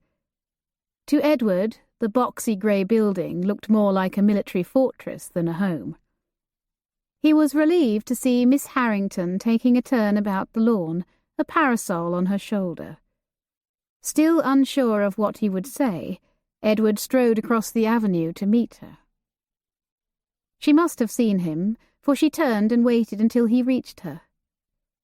"Bradley, what a nice surprise," she said with a warm smile. "I am afraid Father is gone to Bristol." "That is just as well, Miss Harrington, for I hope to speak with you." A knowing smile lifted one corner of her mouth. "May I walk with you?" he asked. "Of course." Shifting the parasol to her other hand, she took Edward's arm. Together they strolled across the lawn, damp from recent rains. The landscape was stark. Only a few shrubs and a massive fountain ornamented the grounds. The temperature was mild, and the sun shone at intervals between passing clouds. He cleared his throat and began in what he hoped was a nonchalant tone. "Do you recall you once said you wished your father would not pressure you? That you might—" He hesitated to verbalize the word. "Marry as you pleased?" She dipped her chin coyly, tentatively drawing out her reply. "Yes." "Would you wish to marry a man, Miss Harrington, were he not heir to a title and peerage?" She lifted her head and grinned. "Would this man still be rich?" She laughed, but soon quieted. "Bradley, I'm only teasing you. Has someone suggested I am only interested in you to become a countess?" "Perhaps." Her brow puckered. "But how could I not admire you? You are the future Lord Brightwell, as well as young and handsome and attentive." "And were I not?"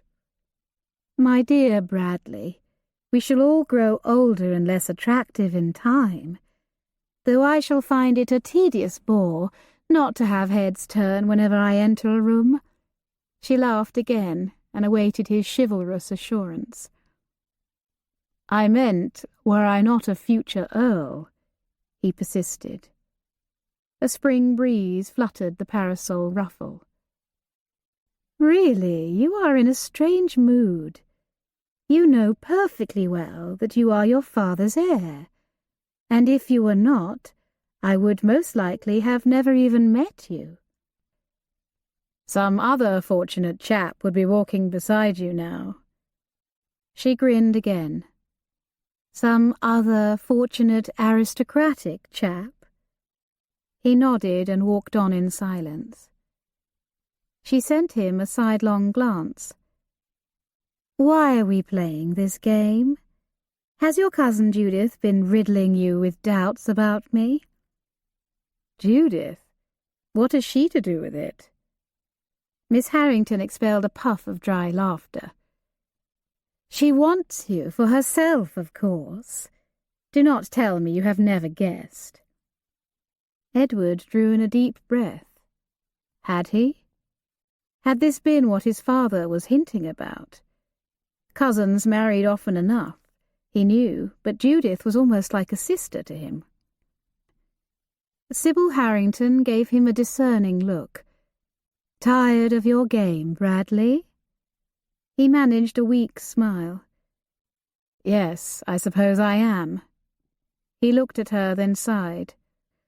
Tired of the whole charade. Good, she said blithely. Are we, that is, will you be going to town after Easter? He shook his head and said quietly, I will not. She twirled the parasol on her shoulder. Being in mourning, I did wonder. Still, what a bore to endure the season without you. Father hoped we might avoid it altogether this year if... He knew what the if was. If he was going to propose marriage, then she need not go to London in hopes of securing a match. As if suddenly aware of the change in him, she stopped walking and regarded him closely, cautiously. The earlier amusement faded from her brown eyes. He turned to meet her sombre gaze. Miss Harrington, I think you should go. Enjoy yourself. Her cheeks paled, but she masked her disappointment well. Do you, indeed? Yes, in fact, I am convinced of it. He faced her earnestly. Please, do not forgo anything on my account. She smiled bravely, but he did not miss the trembling of her chin. Very well, I shan't. She turned away and looked up at the cloudy sky. Now I am afraid I must return to the house. My slippers are soaked, and it looks very much like rain. That evening, after the children were in bed, Olivia sat with Lord Brightwell in the library. Edward was gone, she had heard, off to visit the Harringtons, and how the thought depressed her. Silently, the Earl withdrew a velvet box from his pocket and handed it to her. She was instantly uncomfortable. My lord, you should not... It is something I gave your mother long ago. Something she returned before she left. I want you to have it. Swallowing, Olivia opened the hinged box and gazed at the lovely cameo necklace nestled within. It is beautiful. Thank you. He pressed her hand.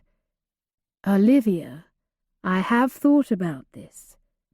I care about you, and your mother was a special person in my life. It would give me great joy to call you my daughter. Olivia flushed and lowered her head. Then she closed the box and looked up at him earnestly. But we are not at all certain, and now we may never know.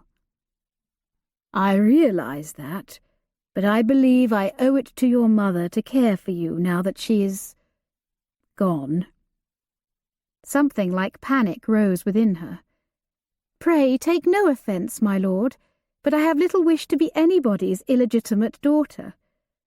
Besides, I do not feel it would be right to proclaim I am your daughter, when that is far from definite. He grinned. A proclamation. Excellent notion. I shall proclaim my intention to adopt you as my ward. We need not mention the blood tie if you prefer. But Is not such a thing highly unusual? Well, yes, the Earl chuckled. I can just hear the cronies talking now. Gone and made a lovely young woman his ward, clever old fox. Oh! Olivia exclaimed, flustered. He leaned forward. Olivia, should it matter what those old fools think?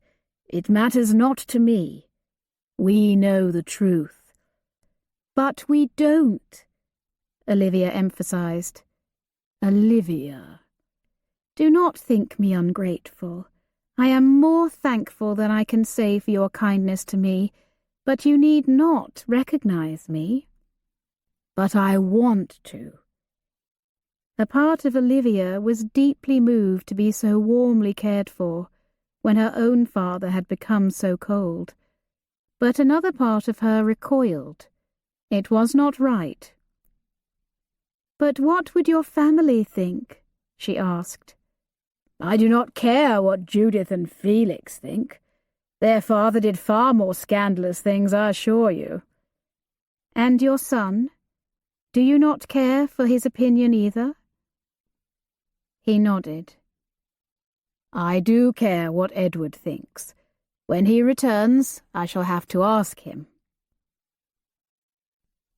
Ask me what? Edward said, striding into the room in time to hear his father's last sentence. Edward, you returned early. We did not expect you. Edward shrugged, not wishing to discuss the Harringtons in Miss Keene's presence. But what did you want to ask me? Edward repeated. Miss Keene avoided his gaze and seemed to shrink in her seat as the Earl explained his plan. You cannot be serious, Edward exclaimed. Why on earth would you? A ward, at her age? At his outburst, Miss Keene ducked her head, and his father reached over and grasped her hand. Because, as I have told you, I believe she is my daughter. But it is madness. She is a grown woman. I realize that. Edward paced the library like a caged tiger. Are you really so convinced she is your child? Lord Brightwell looked at Olivia's bowed head before returning his gaze to Edward. More so than Olivia is, but it does not matter to me if she is or not. How can it not matter? His father looked at him pointedly. Indeed, Edward already knew how little blood meant to the man. Edward stewed in silence, his emotions quaking within him. Miss Keene stood. Pray, excuse me, she said, and turned toward the door. Very well, my dear, Lord Brightwell soothed. We shall talk again tomorrow. Edward rose, but Olivia refused to look at him as she swept past, cheeks mottled red and white. When the door closed behind her, his father sighed. That was badly done, Edward. Badly done indeed. I know. Edward hated that he had injured her feelings, but he had his reasons for objecting. Olivia was already reticent to accept my offer, in fact, eschews any public proclamation. Your little snit has not helped my cause. Why would Olivia not want the protection, connections, and resources of the Earl of Brightwell? Edward wondered. Was she so loath to be thought illegitimate? If so, what must she think of him? But he refused to voice the searing thought that caused his heart to lurch. For if Lord Brightwell acknowledged Olivia as his daughter, she and Edward would be half-brother and sister in the eyes of the world.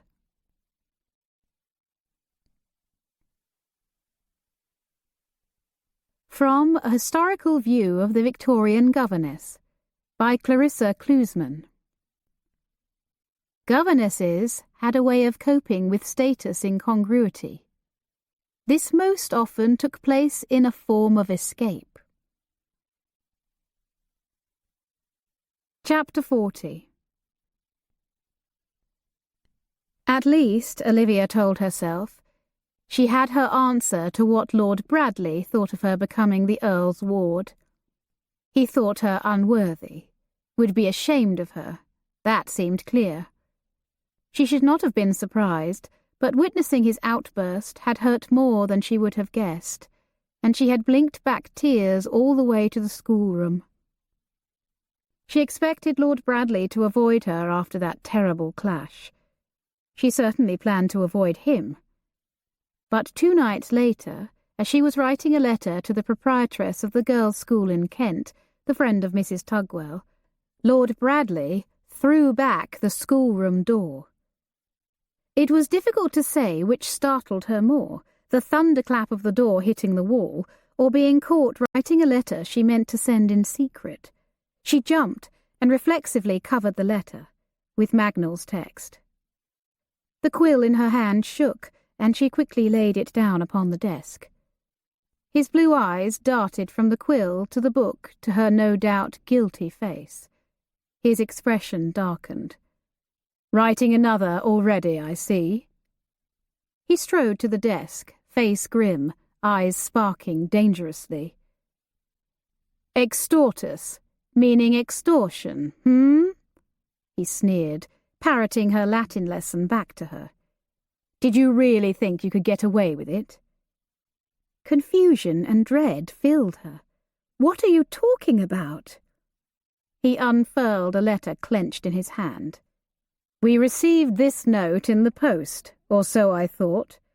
It bears no postal date stamp, and Hodges has no recollection of how it arrived." "I wrote no note."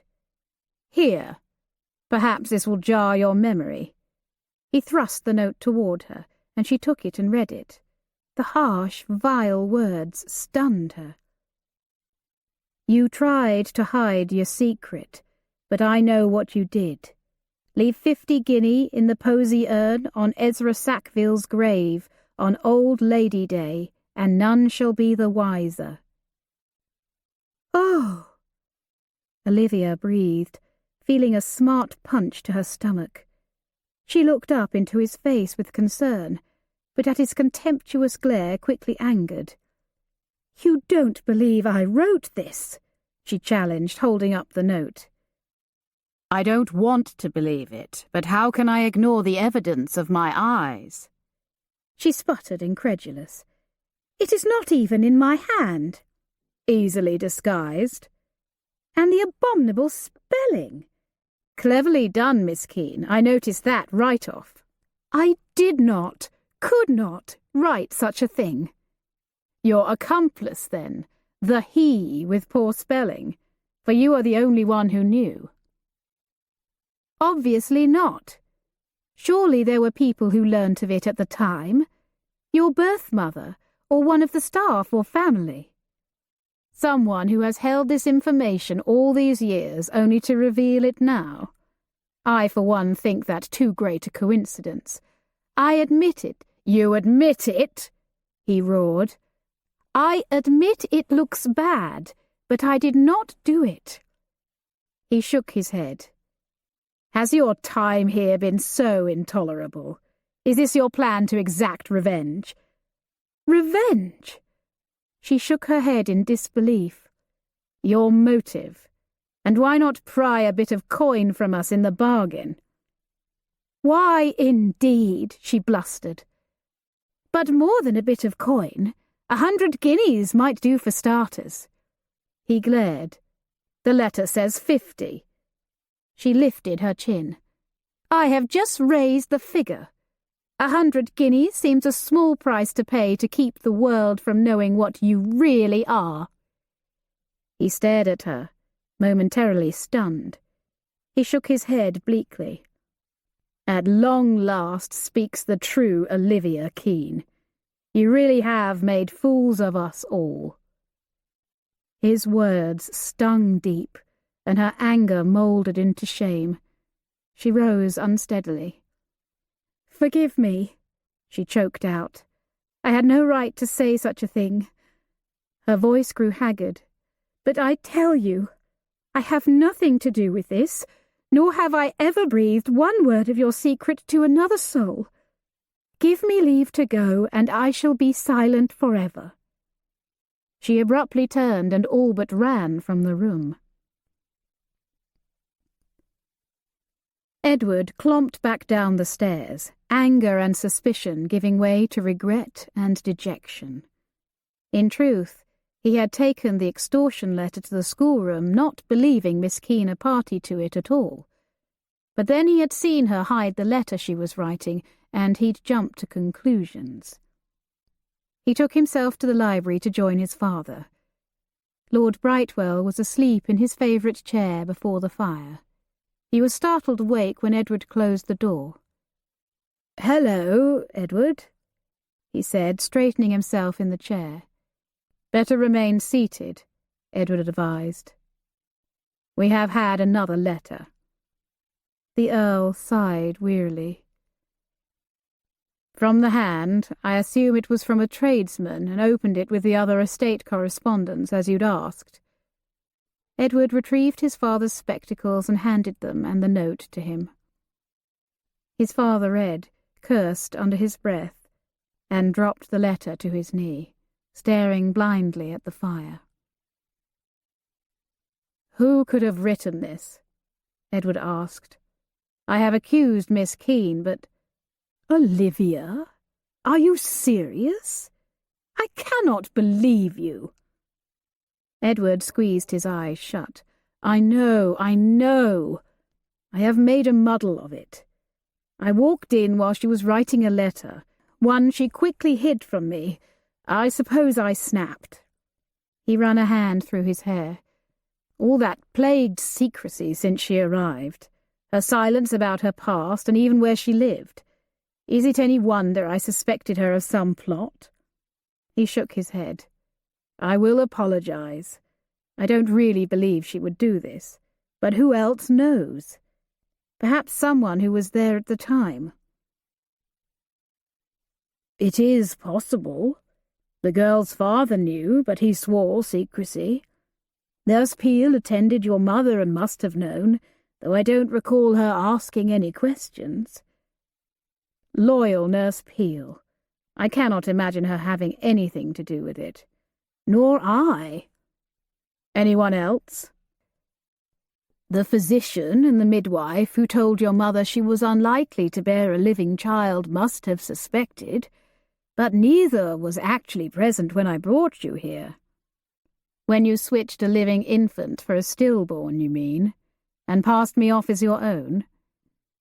"Yes. Do you judge us so harshly for it?" Edward rubbed his eyes with his good hand and exhaled. "No, forgive me. I am grateful you raised me as your son, but obviously someone else is not." Edward spent a restless night tossing to and fro in his bed, tortured by echoes of his unforgivable words to Olivia. In the morning he dressed without care, not bothering with a cravat, and struggled into his boots without calling on Osborne. He trudged downstairs to the empty breakfast room. The thought of food sickened him, and even the coffee he poured was too bitter to drink. He slumped into a chair and rested his head in his hands. A soft scratch on the door roused Edward from a doubt-induced fog. "Come." Mr. Tugwell stepped in, hat in hand. "Hello, Charles," Edward said bleakly, not bothering to rise. "I am returned to see how you fare," the parson began, closing the door behind him. "I have been concerned about you, my friend, since the fire and—" he lowered his voice, "the letter. I have been praying, of course. Is there nothing more I can do?" "Nothing.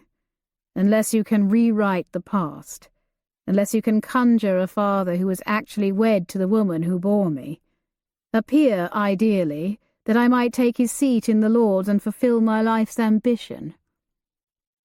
His friend regarded him with drooping hound eyes. "There is no need to conjure a father, for he already calls you his own, and no mere earl or duke, no, the very king who reigns forever. Edward sighed. Thank you, Charles. I know you mean well, but I am not talking about religion. The vicar's voice rose. Neither am I. Faith in God will not change the facts of my past. No, but it could make all the difference to your future.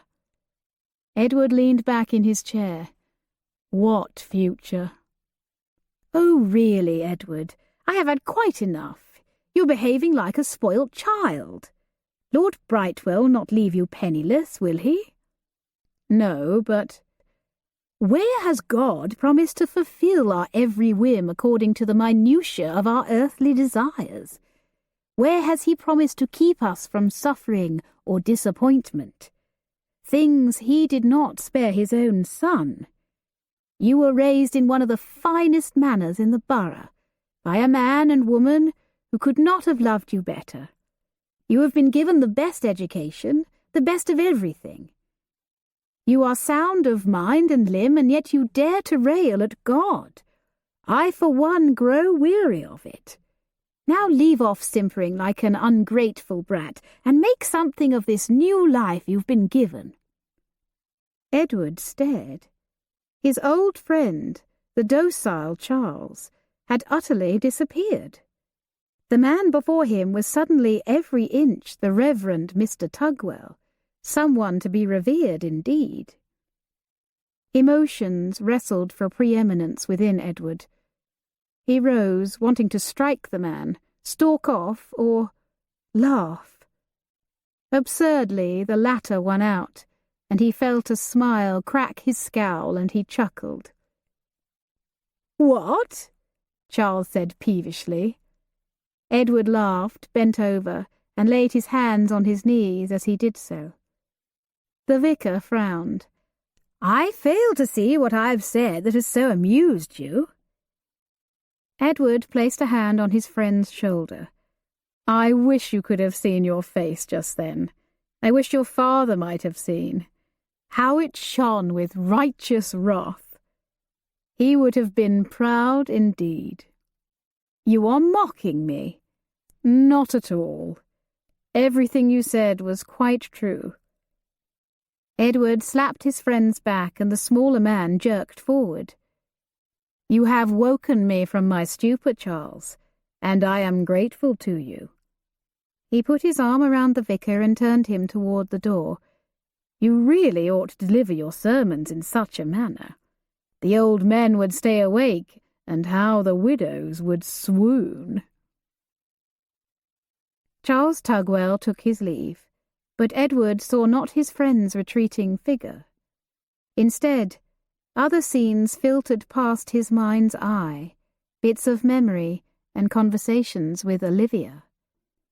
Finding Andrew in her bed, grooming his horse together, working on the doll's house in stolen moments in Matthew's shop, ice skating with the children, hearing her speak his name in her sleep, that delicious dance lesson. What a fool he had been! What an irrational fool! And he realized there and then that he could not do it any more. He would not hold on to what was not his. It was making him a defensive, suspicious lout, snarling at everyone, dreading that at every turn his secret would be revealed. It had to stop.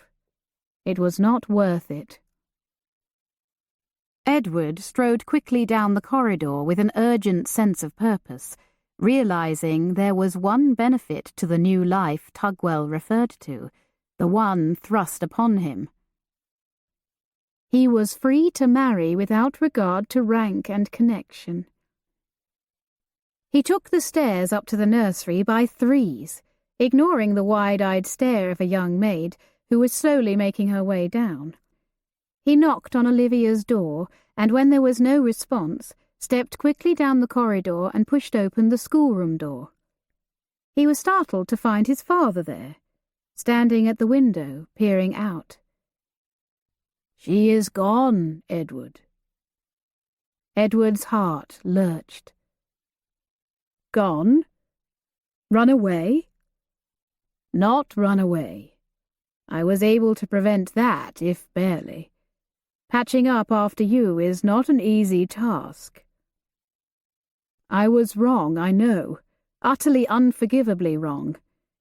Did you not tell her I never really believed her responsible for those letters? I was angry, irrational, I did not mean. His father lifted his hand. Yes, yes, but she wished to leave anyway. Edward ran a hand over his face. Where is she? The Earl sat at the schoolroom desk, looking older than his age for the first time in Edward's memory.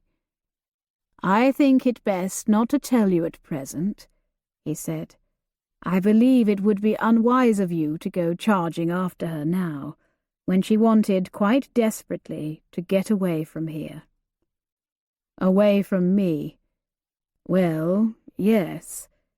And can you blame her, after you accuse her of extortion, not to mention your less than enthusiastic response to the notion of making her my ward?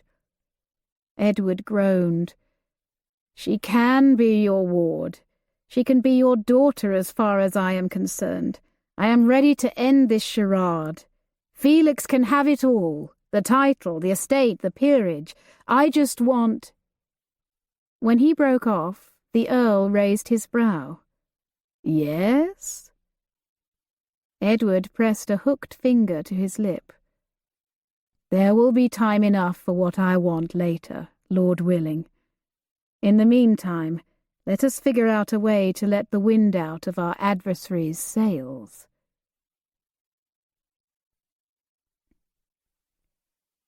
From A Father's Legacy to His Daughters, 1774, by John Gregory. Men generally look with a jealous and malignant eye on a woman of great parts and a cultivated understanding. Chapter 41. Walking briskly, Edward led his father to his favourite spot in the wood. A branch snapped, and through the trees, Edward glimpsed Croom kneeling on the ground in the distance, doing what he could not tell. Croom rose and walked away, disappearing into the wood. "Why do you drag me all the way out here?" Lord Brightwell asked out of breath. "Shh! The walls have ears, as they say, or might." Edward glanced around. Satisfied they were alone, he said, "Now, I have been thinking about our greedy adversary. Of course we shall not gratify such vile demands." "Oh, but we shall." "What? And have the fiend ask for 100 the next week and 1,000 next year?" Edward shook his head. "We shall bag up a few shillings and leave them in Sackville's urn as bait. We shall wait and see who comes for it, and then have our man, or woman." "And what are we to do with this wretch once we have caught him or her?" "I have not the slightest notion, but at least we shall know whom we are up against."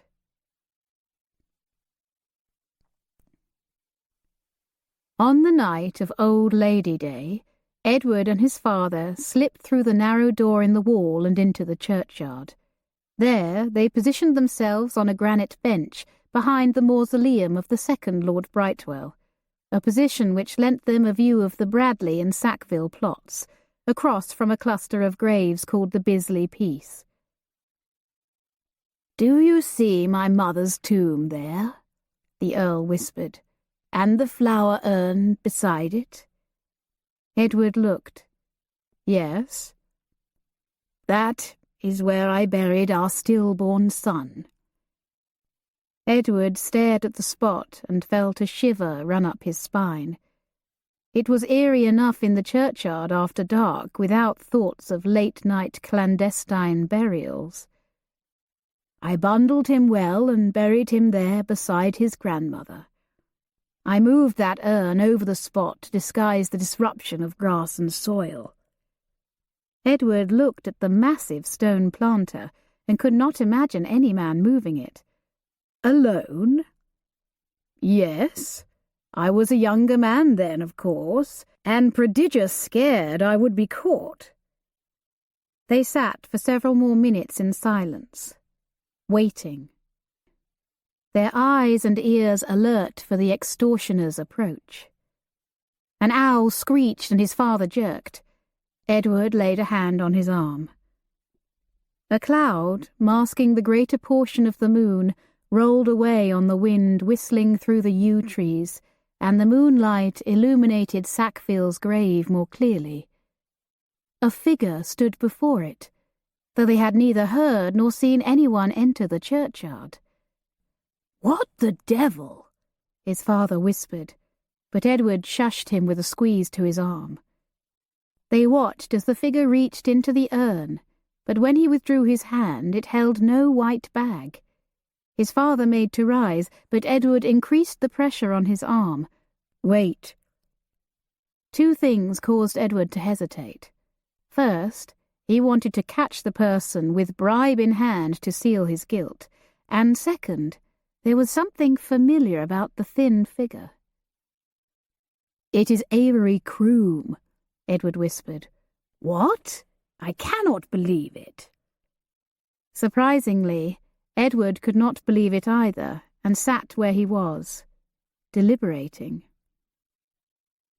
Instead of reaching in again to try to find the money, perhaps they ought to have used a larger sack, as his father had suggested, or turning to leave, Croom crept around a carved pre-Norman tombstone and disappeared. Where did he go? Is there another gate behind the Bisley piece? "Not that I know of. Perhaps he is lying in wait." For us? You think he knows we are here? "Shh." Footsteps approached through the churchyard gate, boot heels on the paving stones. Now who was coming? Edward feared it would be Charles Tugwell come to pray, or worse yet, the constable on his rounds. While the constable would no doubt be more adept at apprehending the extortioner, they did not want it done publicly.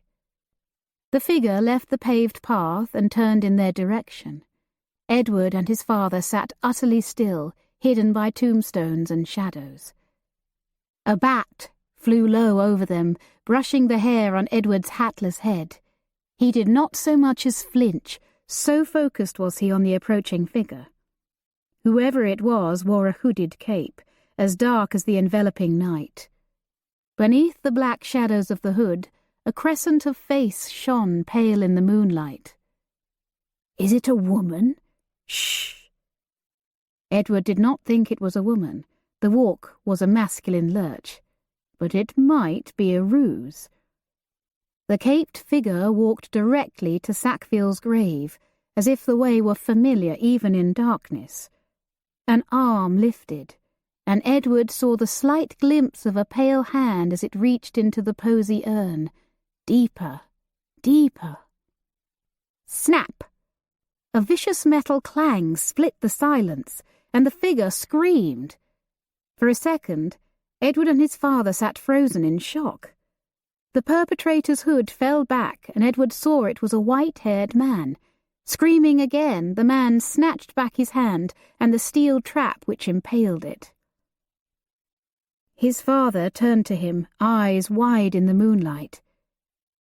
Did you? Rising, Edward shook his head. Croom. He rushed forward, his bottled fury at this unseen enemy greatly deflated by the old man's pitiful cries. Croom reached for the man before Edward did.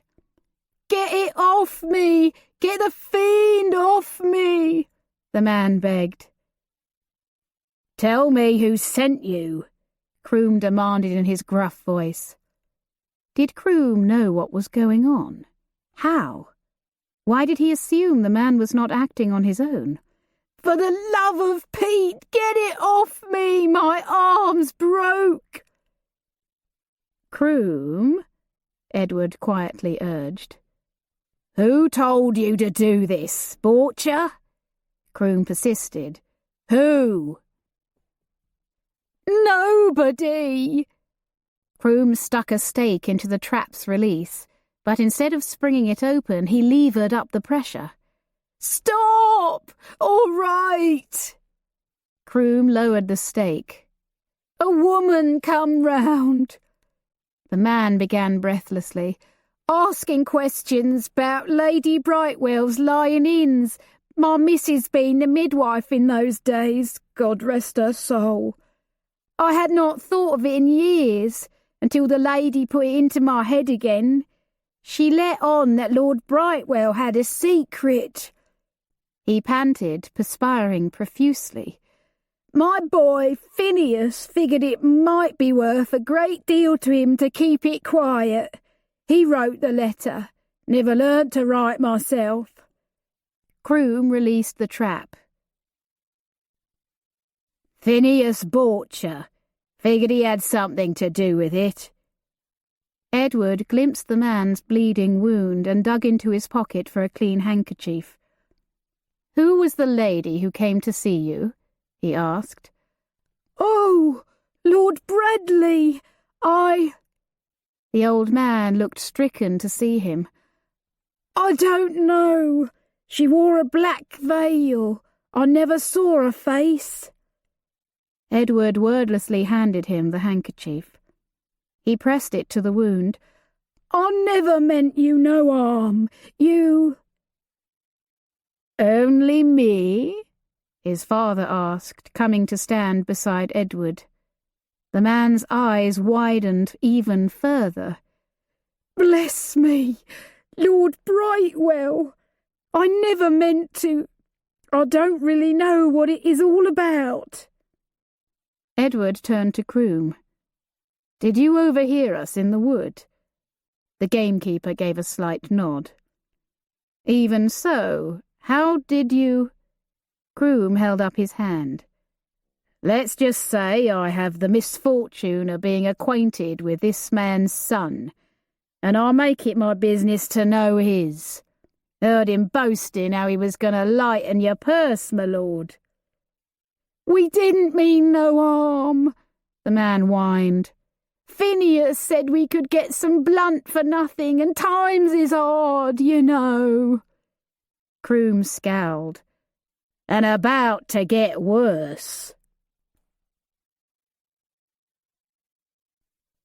From My Early Life by Winston Churchill. My nurse was my confidant. It was to her I poured out my many troubles. Chapter 42. Despite her regret over abandoning Audrey and Andrew and leaving without saying farewell to those she had come to love at Brightwell Court, and Miss Ludlow and Mr. Tugwell besides, the time with her mother's family had proved more pleasant than Olivia would have guessed. She had fretted how Mr. Crenshaw might react to her, considering her mother's unsuitable marriage, disappearance, and potential scandal might all one day be revealed. But Mr. Crenshaw, a small, balding, cheery-faced man with dancing brown eyes, warmly assured her that he had got quite used to taking in scandalous hawthorns, forced from their homes and down on their luck, and should like it above all things to take in another. It had been too many years since he had done so, he added with a wink and a smile for his wife. Olivia could not help but smile as well. As Olivia had expected from the few lines Georgiana Crenshaw had penned within her grandmother's note, she liked her aunt immediately. She was warm and amiable, with easy, unaffected manners. Perhaps it was the likeness to her mother, but Olivia felt as if she had known Georgiana for years. Her grandmother was somewhat tentative and staid at first, asking questions about Olivia's childhood and education. She avoided asking about Mr. Keene, for which Olivia was relieved.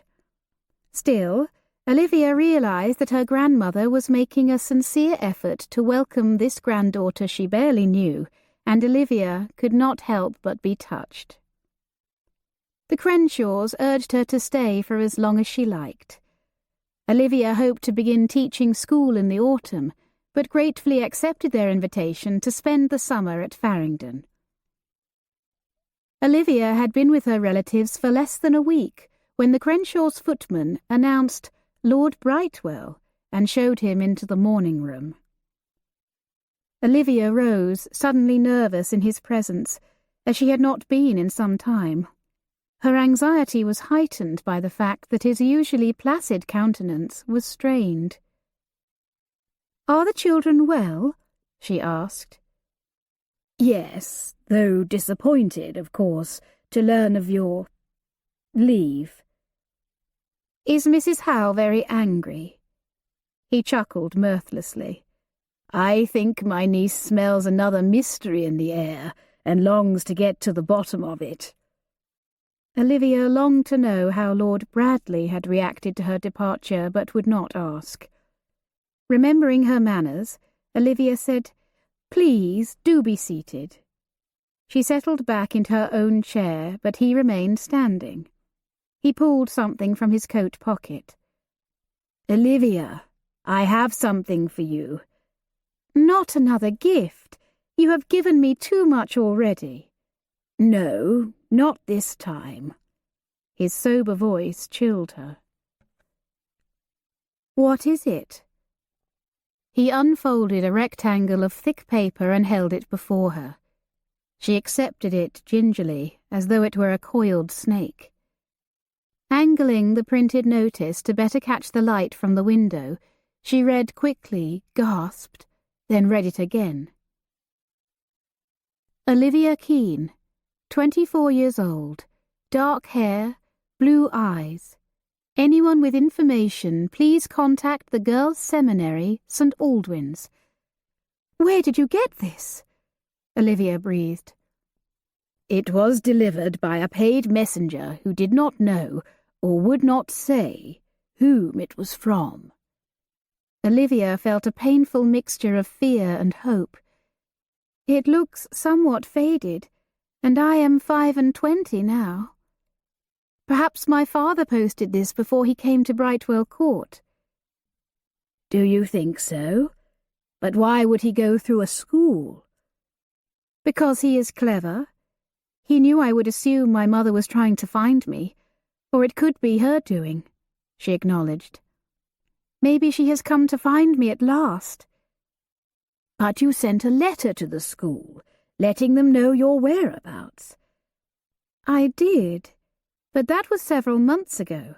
Perhaps the mistress did not recall." She looked up from the notice and found him watching her closely. She asked, "Will you take me to St. Aldwyn's?" He nodded. "The carriage is just outside."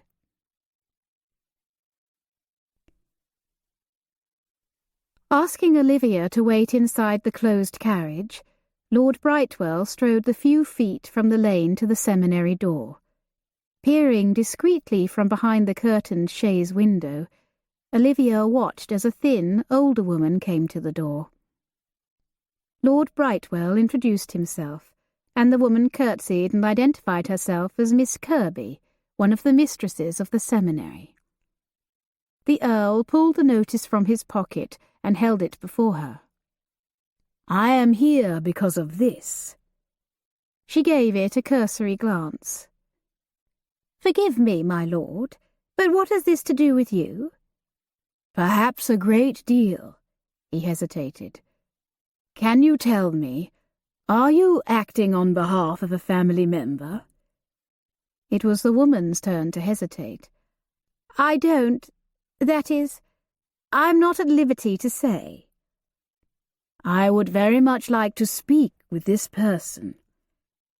"I am afraid my sister, who would know how to go about this better than I, is away at present. If you could return another time." She began to close the door. "Olivia will be disappointed," he said shrewdly, and the door opened once more. The woman's face became animated. "You have seen her, my lord?" "Yes. She has been at Brightwell Court these several months. I hope to make her my ward." "She is there now?" Olivia heard the restrained excitement in the woman's voice. Again, the Earl hesitated, likely not wanting to give away her location until he knew who was looking for her. "Not at present, but I know where she is." "And she is well?" Olivia missed the Earl's reply.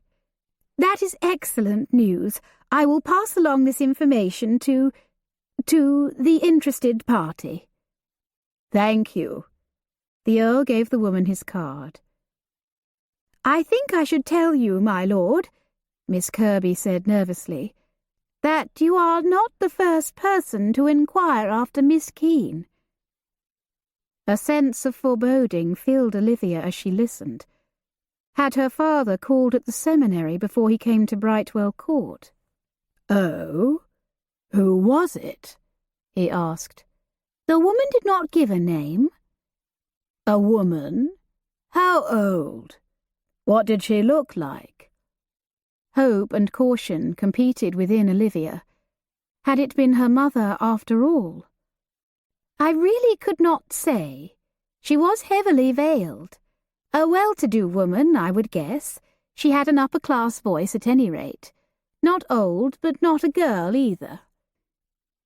Was the veiled woman her mother?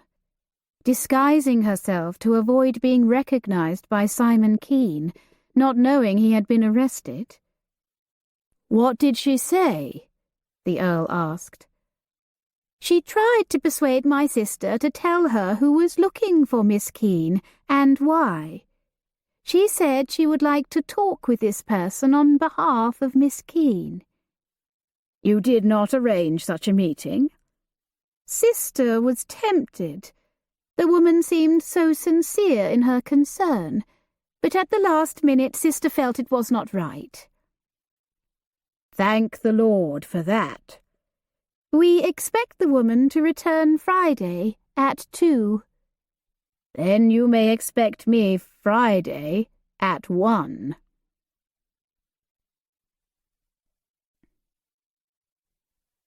Determined to conquer his lowness of spirits, Edward dragged his weary limbs up the many stairs to the nursery.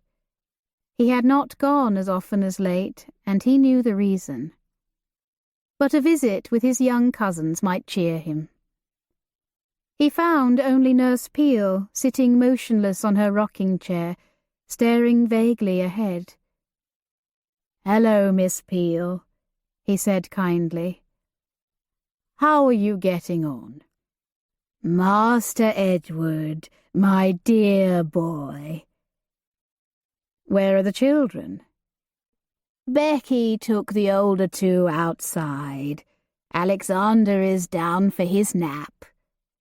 He nodded, then asked, "You were here when I was born, is that not right?" She smiled, her eyes strangely bright and distant. "That I was. Monthly nurse for your poor mamma. How is Lady Brightwell? Still sad as ever?" He hesitated. It struck him hard to realize the mind of his stalwart nurse was failing, but on impulse he decided not to remind her of recent events. "Quite so. Why is she sad, Miss Peel?" "Foolish boy, because her babies died." She looked past him at some unseen object or memory. His breath caught. "All of them, Miss Peel?" She sighed. "All of them." He gently asked, "Did you mind when they took me as their own?" "Why should I?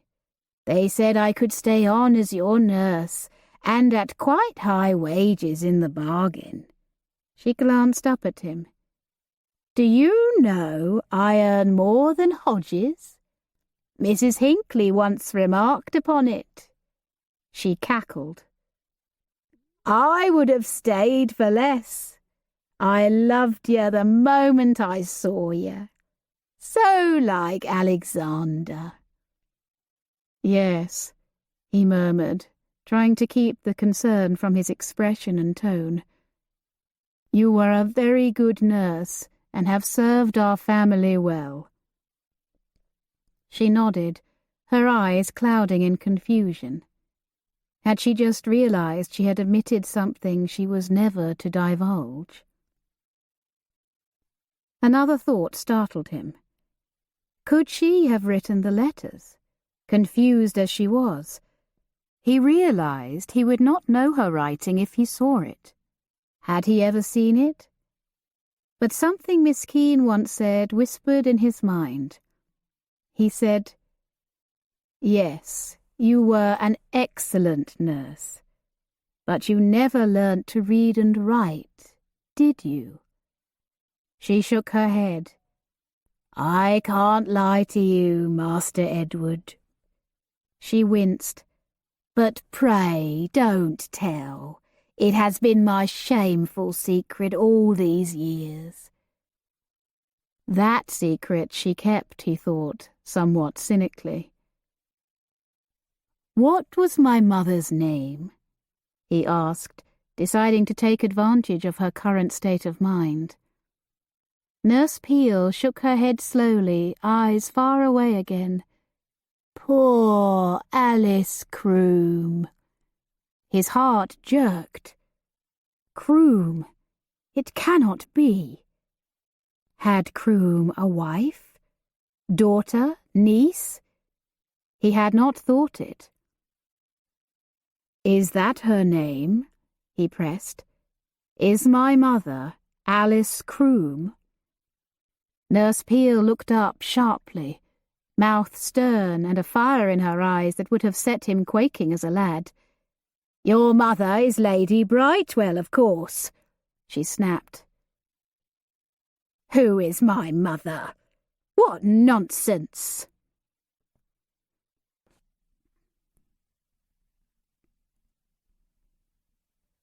From Governess, The Lives and Times of the Real Jane Eyres, by Ruth Brandon. The most fashionable school was Mrs. Devise's in Queen's Square, where dancing masters, music masters, and drawing masters were much in evidence. Chapter 43. Olivia spent an anxious few days with her aunt and grandmother before Lord Brightwell came for the promised return to St. Aldwyn's. When the carriage arrived at the school and Lord Brightwell again went to the door alone, Miss Kirby seemed more agitated and nervous than ever. "Oh, it is you, Lord Brightwell. I feared it might be that veiled woman returning once more." "She has already been here. It is not even 1 o'clock.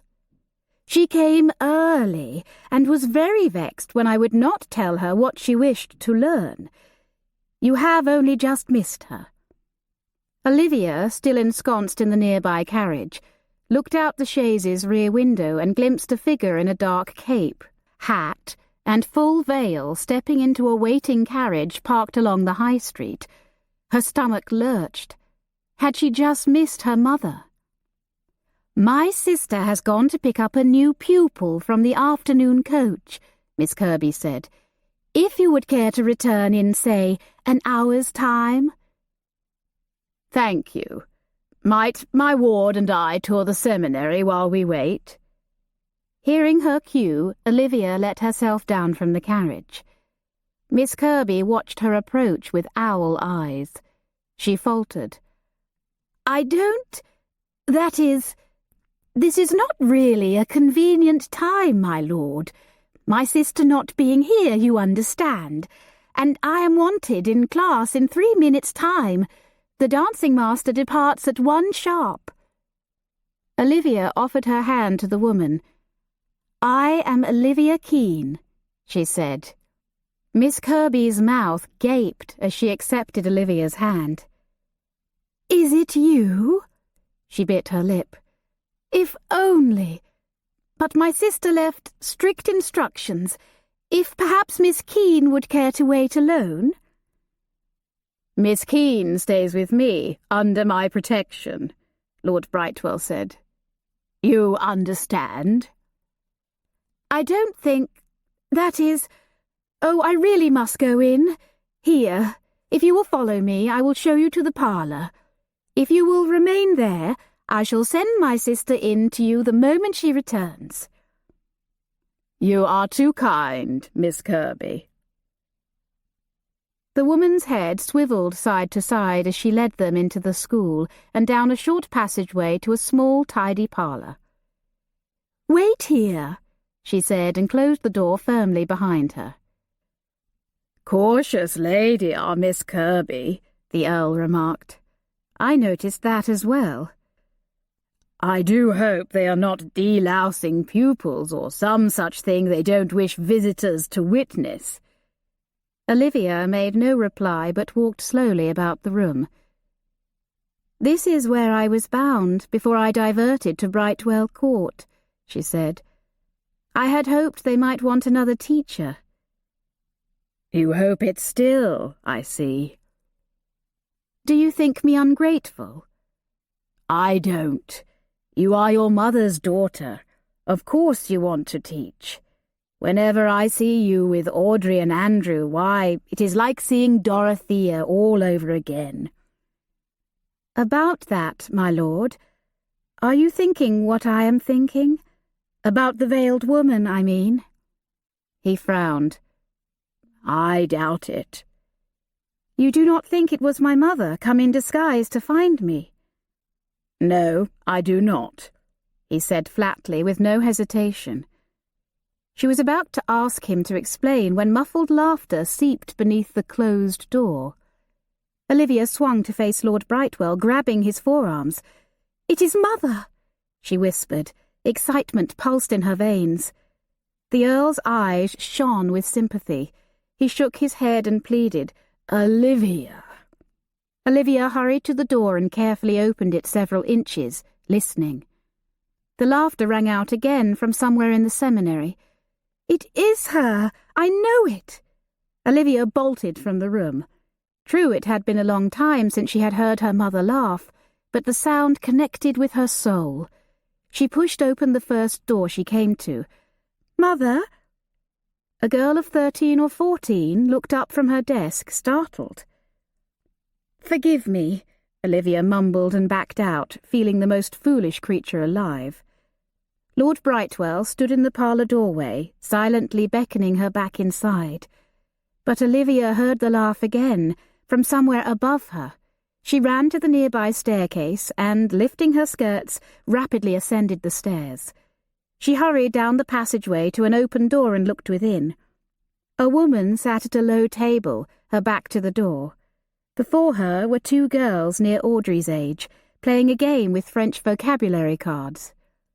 The girls saw Olivia first. "What is it?" The woman turned her slim shoulders and sable brown head, revealing an infinitely familiar profile. Olivia's stomach flipped and nerves shot through her body.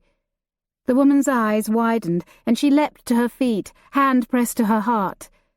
Olivia and her mother stood staring at one another in stunned silence. "Olivia!" Dorothea Keene opened her arms and pulled her daughter close. "Oh, Mamma, we have been so worried," Olivia said, tears filling her eyes. "We thought you were dead."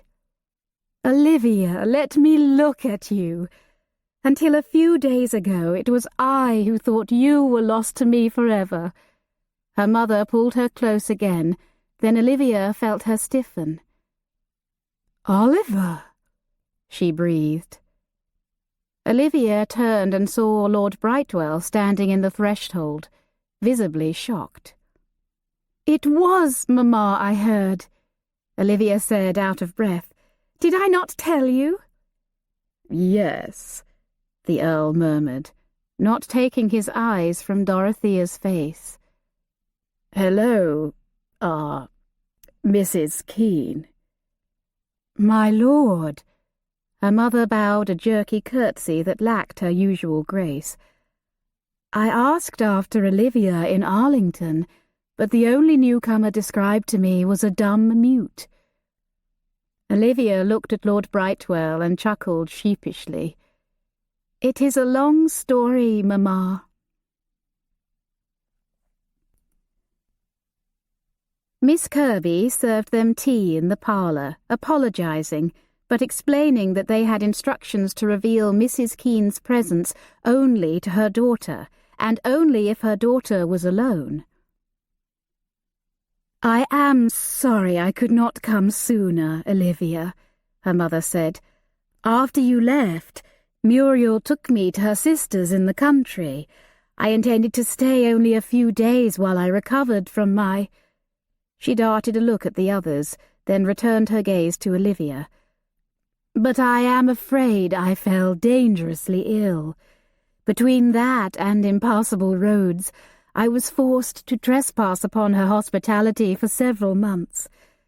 I only managed to come to St. Aldwyn's in early March and posted the notices then."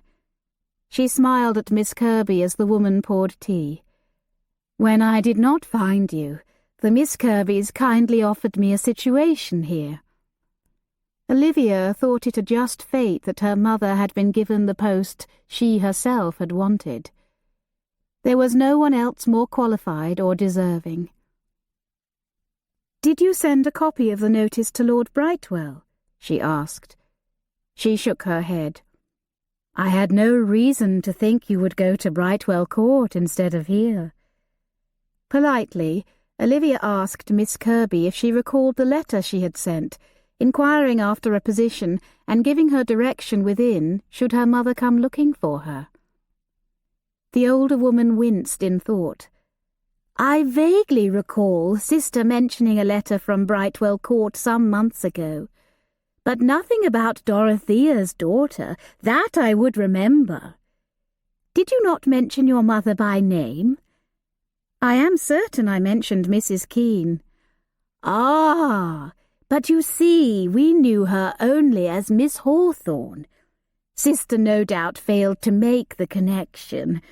We only learnt the name Keen upon your mother's arrival, and I suppose Sister had forgot all about the letter by then. Her memory is not what it should be. Nor mine, I am afraid." She winced again. "I hope you will forgive us, my dear." "Of course I shall." When Miss Kirby left, the three of them began to fill in the details in an overlapping jumble of conversation. "I sent a man to Withington a few months ago," Lord Brightwell explained, "but your neighbours led him to believe, or at least allowed him to believe, that you might very well occupy the new grave in the churchyard." Dorothea nodded shamefaced. "It was Muriel's idea, but I agreed. It was the only way I could think to escape him. I knew he would search for me otherwise." Olivia blurted, "Father has been arrested. You are safe." Instead of relief, her mother's face froze, then furrowed. "Your father?" "Yes. At first we assumed he had been arrested for bringing you harm, but Miss Cresswell—" "Olivia, no," her mother interrupted. "Your father did not.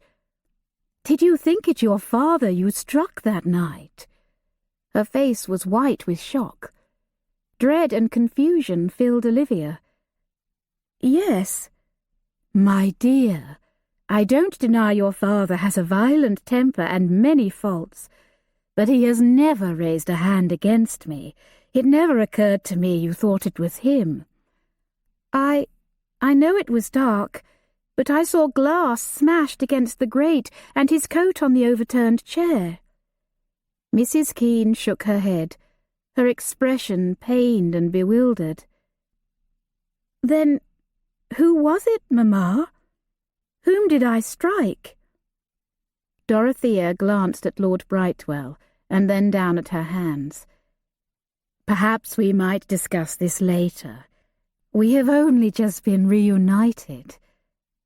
And you say your father has been arrested?" "Miss Cresswell thinks the charge embezzlement." "Although others believe Mr. Keen responsible for your disappearance, Lord Brightwell added, especially as he fled the village as if guilty. Pain creased Dorothea's brow. I could not bear it if he were punished for a crime he did not commit, she said. Do you think any magistrate would convict him with no evidence? Who was buried in the churchyard? Olivia asked. A poor gypsy lady who died in childbirth, her infant with her. Miss Atkins knew the churchwarden would never allow such a woman to be buried in the churchyard if she asked permission, so she did not. Olivia shook her head, over and over again. I have felt so guilty, so sickened, to think my own father— Olivia paused, glanced from her mother to Lord Brightwell and back again. Is Simon Keene my father? Her mother stared at her uncomprehending. Then she looked at Lord Brightwell sitting beside her daughter, and understanding slowly dawned on her face. Still she hesitated. Lord Brightwell thought— that is, we— Olivia stammered. We hoped, the Earl added, taking Olivia's hand. Oh, Olivia. Uncertainty clouded Dorothea's features. Miss Kirby told me Lord Brightwell had taken you under his protection, but I never dreamt. You named her Olivia, the Earl said, almost plaintively. She winced as if in pain. Very foolish, I know, but in truth I had always loved the name, and had planned it for my daughter since girlhood. She stole a sheepish glance at the Earl. And yes, I was fond of the name for other reasons as well. Dorothea fixed her eyes on Olivia's hand, clasped in Lord Brightwell's, and her eyes filled with tears. Good heavens! She swallowed and ducked her head.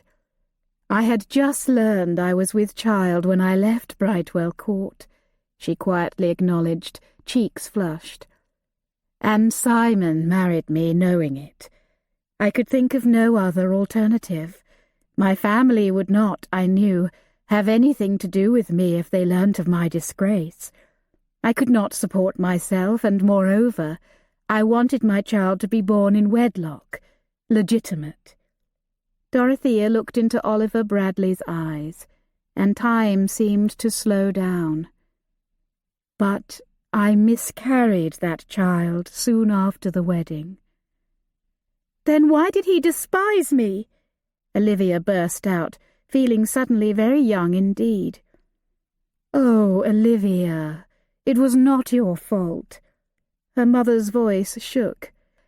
He was terribly jealous, and I made it worse by going back to Brightwell Court after the miscarriage. I should not have done so. I went only to see with my own eyes that he was well and truly married, gone from me forever. Dorothea addressed Oliver, tears in her eyes. I saw the two of you in the garden, saw you embrace her, kiss her. That was all I needed. It killed me and set me free at once. The Earl's eyes glistened. I never knew you were there. Dorothea returned her gaze to Olivia. I returned home the same day and threw myself in Simon's arms, determined to make a new start. And then someone told him I had been seen on the eastbound coach, and he accused me of meeting a lover that day. She inhaled. I assured him I had not, and for a time I thought he believed me. But even he thinks Lord Brightwell is my father. Tears glistened on Dorothea's cheeks. If only we had not gone to the Roman ruins that day. She shook her head. Ruins indeed. I thought if it were true it might explain— Olivia began, but tears closed her throat. Lord Brightwell added, I asked Olivia to allow me to publicly claim her as my ward, even knowing we could not be certain she was my daughter. But Olivia steadfastly refused. She must have known somehow in her heart. Oh, Olivia. Her mother shook her head, contrite. This is why I did not reveal myself when Lord Brightwell first called here. I thought perhaps you would be happier with him, instead of reuniting with me and my sordid lot. Olivia has been heartbroken over you, Lord Brightwell said. I could never take your place. Olivia felt tears streaming silently down her face. I am sorry all of this has befallen you, Olivia. Sorry most of all that you should think so ill of your father. Her mother cupped her chin.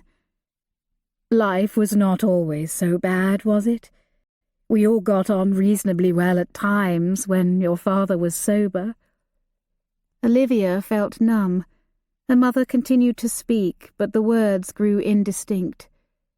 Instead, she heard the clink of glasses, the low rumble of men's voices, and her father's deep voice saying, "That's my clever girl." She felt the warmth of his praise wash over her again. An opaque web clouded her vision, and her mother and Lord Brightwell blurred. How long had it been since she'd thought back on the evenings around the fire, number games at the kitchen table, or listening to her father sing? Too long. Yes, there had been bad times, and she had tallied them like figures in a column, not remembering to factor in the good. She had doctored the books. Suddenly, Olivia felt embarrassed at having presumed on the Earl's kindness. Yes, she had told him her reasons for doubting, but she had let him hope, had let their relationship grow.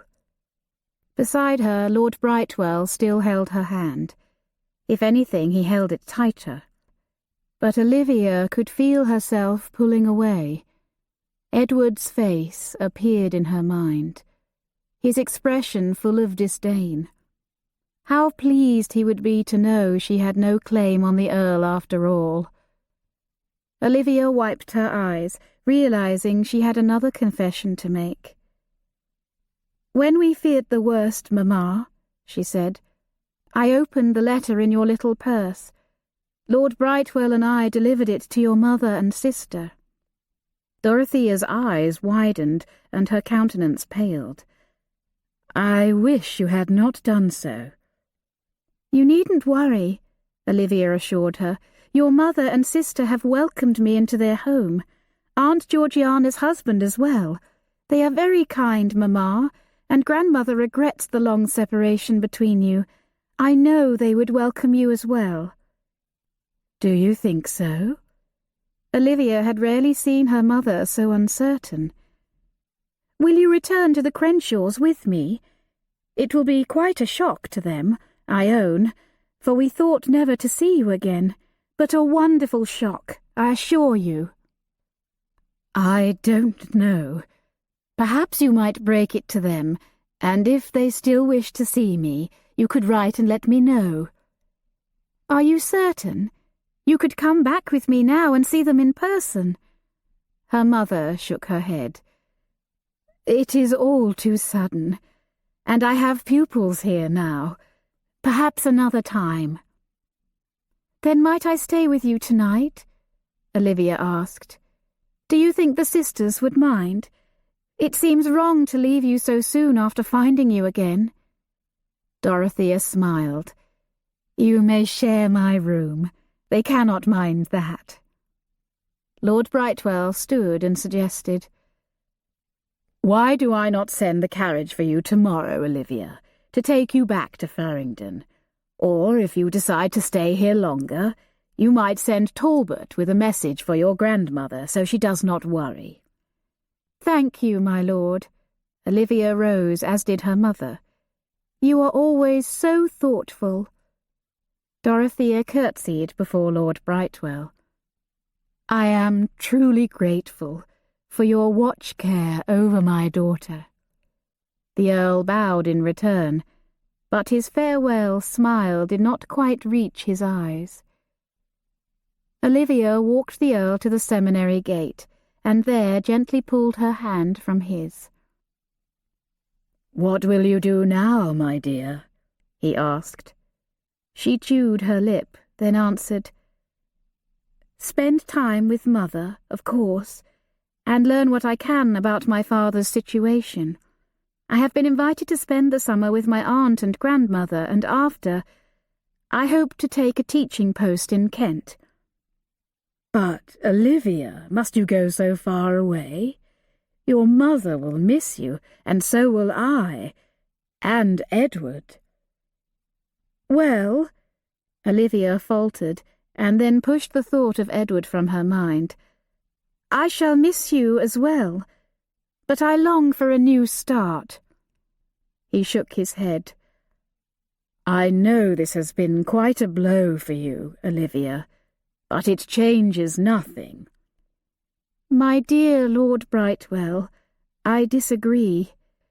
We can no longer feign a relationship that we now know to be false.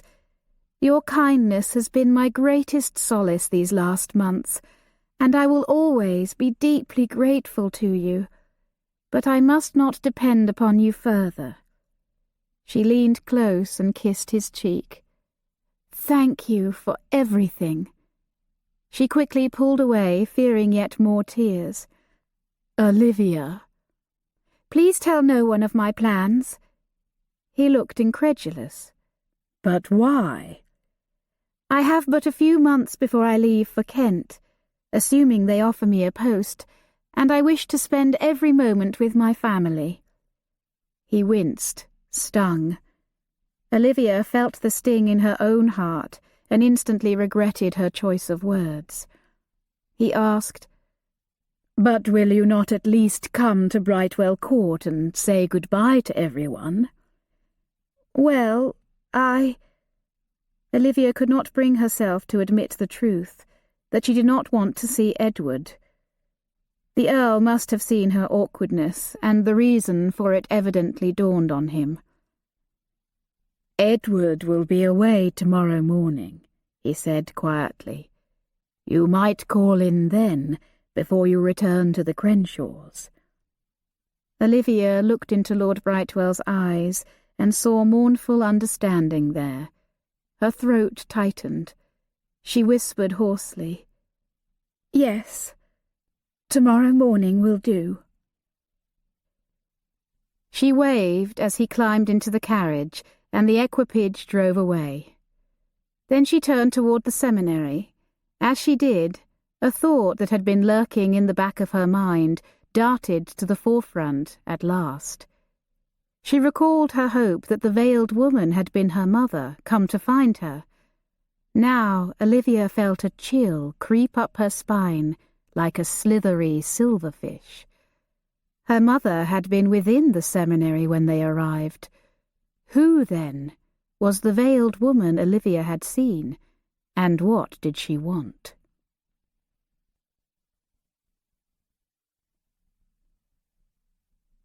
From the 1811 Dictionary of the Vulgar Tongue, by Francis Grose. Scape gallows. One who deserves and has narrowly escaped the gallows, a slip gibbet, one for whom the gallows is said to groan. Chapter 44. Edward found the gamekeeper on his stoop, sitting in a puddle of sunshine, pet partridge at his heels, whittling knife and wood in his hands. "I have learnt some distressing news, Mr. Croom," Edward began somberly. The old man shot him a hawk-eyed look. "I dare say I can guess who told you. Whatever she said, I trust you'll hear my side of the tale. Isn't as bad as it appears." "She? Are you talking about Miss Keene?" "Well, ain't you?" "No, should I be? What might Miss Keene have told me?" Croom closed the knife with a snap, You'll ask her now, so I'll tell you myself, and you can put me out if you have a mind to. She seen me once before she ever come here, with a bunch of ne'er-do-wells in the Chedworth Wood. Chedworth? What was our gamekeeper doing there? I take a day now and then. After more'n 30 years working for your father and his before him, I have it coming, haven't I? But what? These men be poachers, but not here, my lord. Not after I caught them the once, netting partridges by the barrelful. When was this? I don't recall hearing of it. Did you take them in to the constable? Long ago, and no, I did not. One of those men was no more'n a lad. Another had a new missus with her first babe on the way. I couldn't do it, so I struck up a bargain like. They would never more set foot on Brightwell property, and I would not take them in. But to trust the word of poachers? I don't say I trusted them, not Borcher and that other scoundrel, hard uncouth dogs. So I followed them, see, and they none the wiser, all the way back to the Chedworth Wood, where they camp. Edward scratched the back of his head. Are you telling me you happened upon Miss Keene the one time you went? Preposterous. No, I go back every fortnight or so. Why? Are you in league with them? I cannot imagine another cause but profit to travel such distance. Can you not? I would have credited you with more imagination, lad. A man with a full belly is much less likely to poach, ain't he? Edward looked at the old gamekeeper sharply, wanted to cut as he had been cut. Who is Alice Croom? The man's face slackened, then stilled. A wary light came into his faded eyes. What did your father tell you? I don't know who my father is. Do you? When Croom hesitated, Edward hissed, Are you the man? The old man's eyes widened, and he gave a mirthless bark of laughter. Seems you have imagination after all, be it twisted. If I knew who your father was, I'd have killed him long ago for what he did to my sweet Alice. But never would she tell me who used her ill, and her what never hurt a living soul. Alice was my girl, my own daughter. His voice trembled. The dearest creature God ever made. Croom's daughter, from worse to worse. Where is she now? Where did Lord Brightwell tell you she were? He told me nothing. Then how did you hear of her? Edward shook his head, snorted a laugh. My old nurse, the venerable Nurse Peel, forgets a great deal these days, but recalls things she was meant to forget. Croom seemed deep in thought and nodded his understanding. Edward studied him. Seems she is not the only one who knows, for we have received more than one threatening letter. You wouldn't know anything about that, would you? Croom scowled.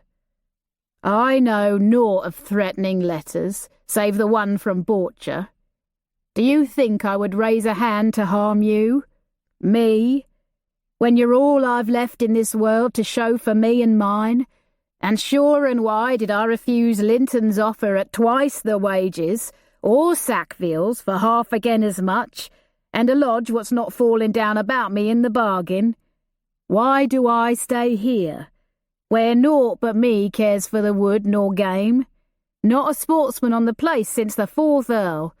Did I stay biding my time so I might one day write you a threatening letter?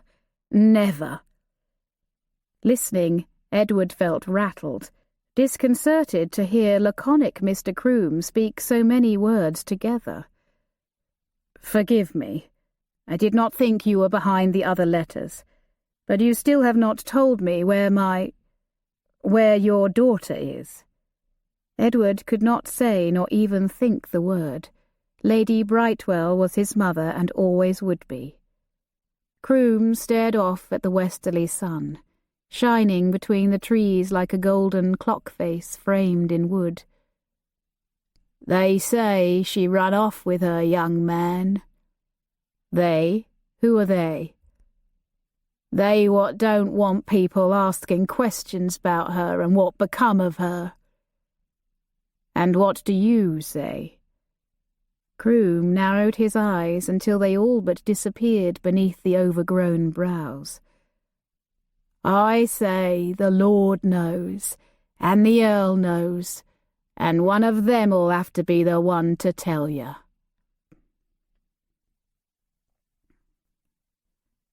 Olivia asked the coachman to first stop at the dress shop, where she bid an affectionate farewell to Eliza Ludlow. From there, she went to the vicarage and found Mr. Tugwell in the garden. "I have come to say good-bye." He pressed her hand. "I heard you were leaving us, and very sorry I was too." "Thank you." She hoped it was not obvious she had been crying and attempted a light tone. "Might I ask a favour, Mr. Tugwell?" "Anything, Miss Keene." "I have written to your late wife's friend, the mistress of the girls' school in Kent." He nodded. "She has written back to offer me a post on the condition you will provide a character reference. Will you?" "Of course, my dear, though I should very much dislike for you to move so far away." She forced a smile. "No need to fear. Miss Ludlow will still be here, and the two of you deal very well together." "At the almshouse, yes." He hesitated. "You have been let go from Brightwell Court?" "Not exactly, but with all that has happened, I think it best I leave.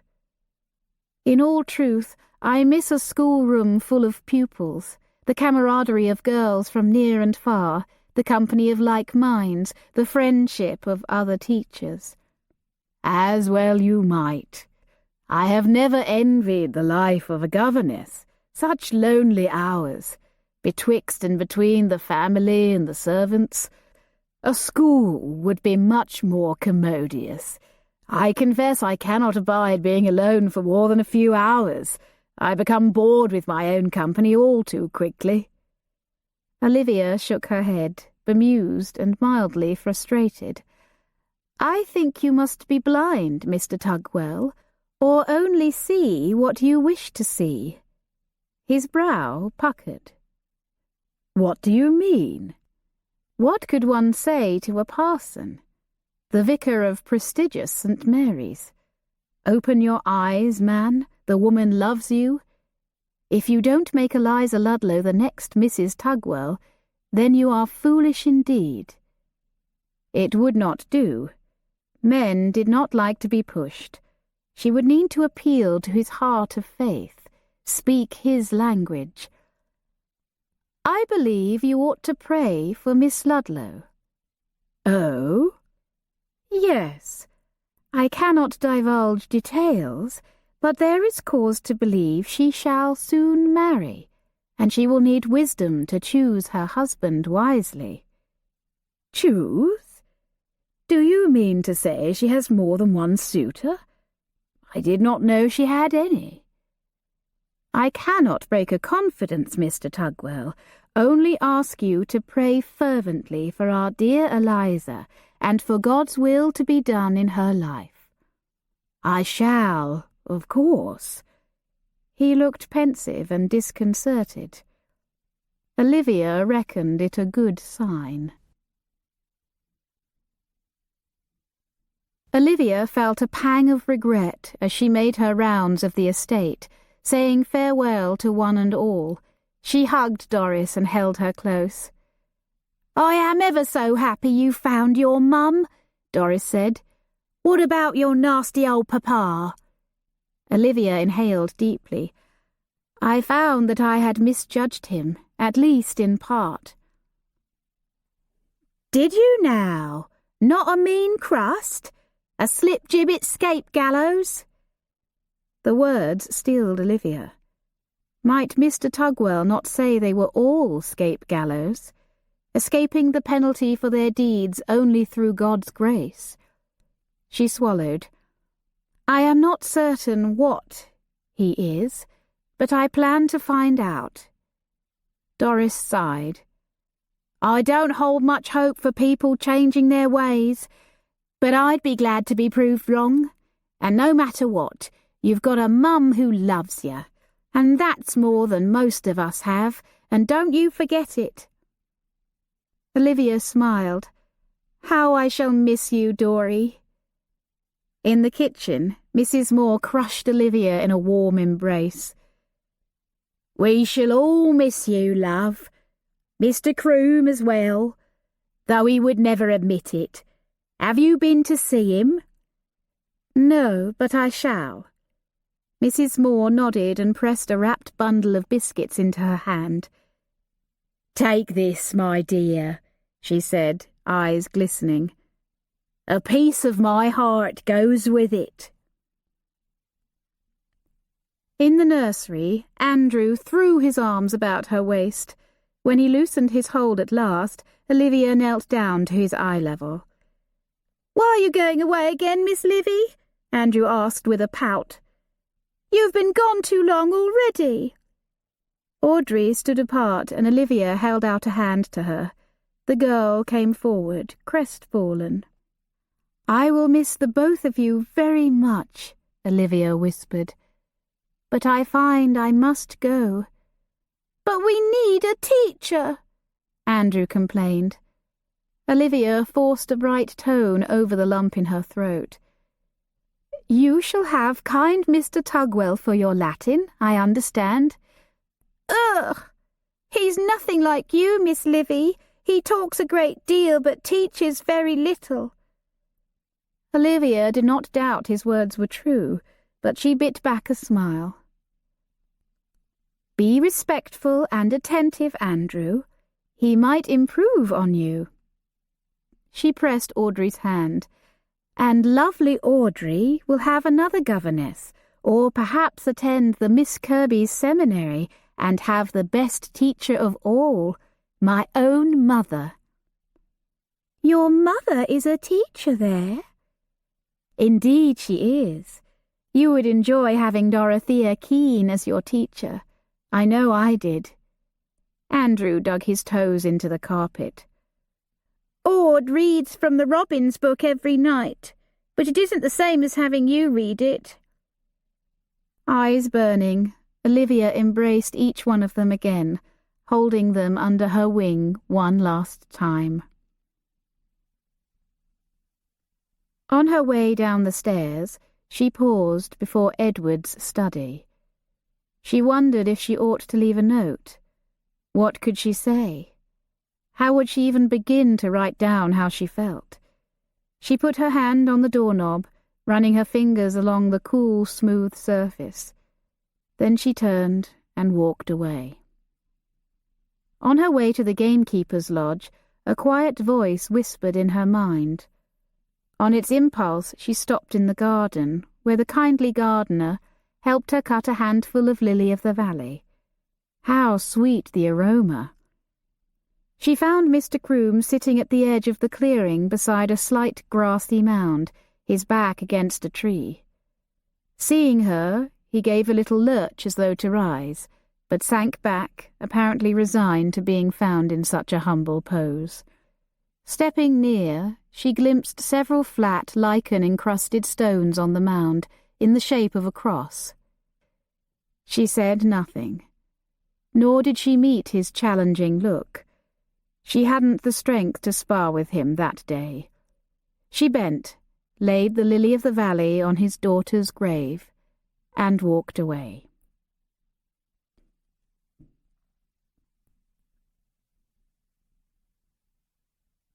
From The Complete Servant, by Samuel and Sarah Adams. Never keep servants, however excellent they may be in their stations, whom you know to be guilty of immorality. Chapter 45. Edward found Lord Brightwell in the garden, smoking one of his cigars. He slumped onto the bench beside him, blind to the beauty of the arbour, trees and flowers. "I spoke with my grandfather yesterday," Edward began.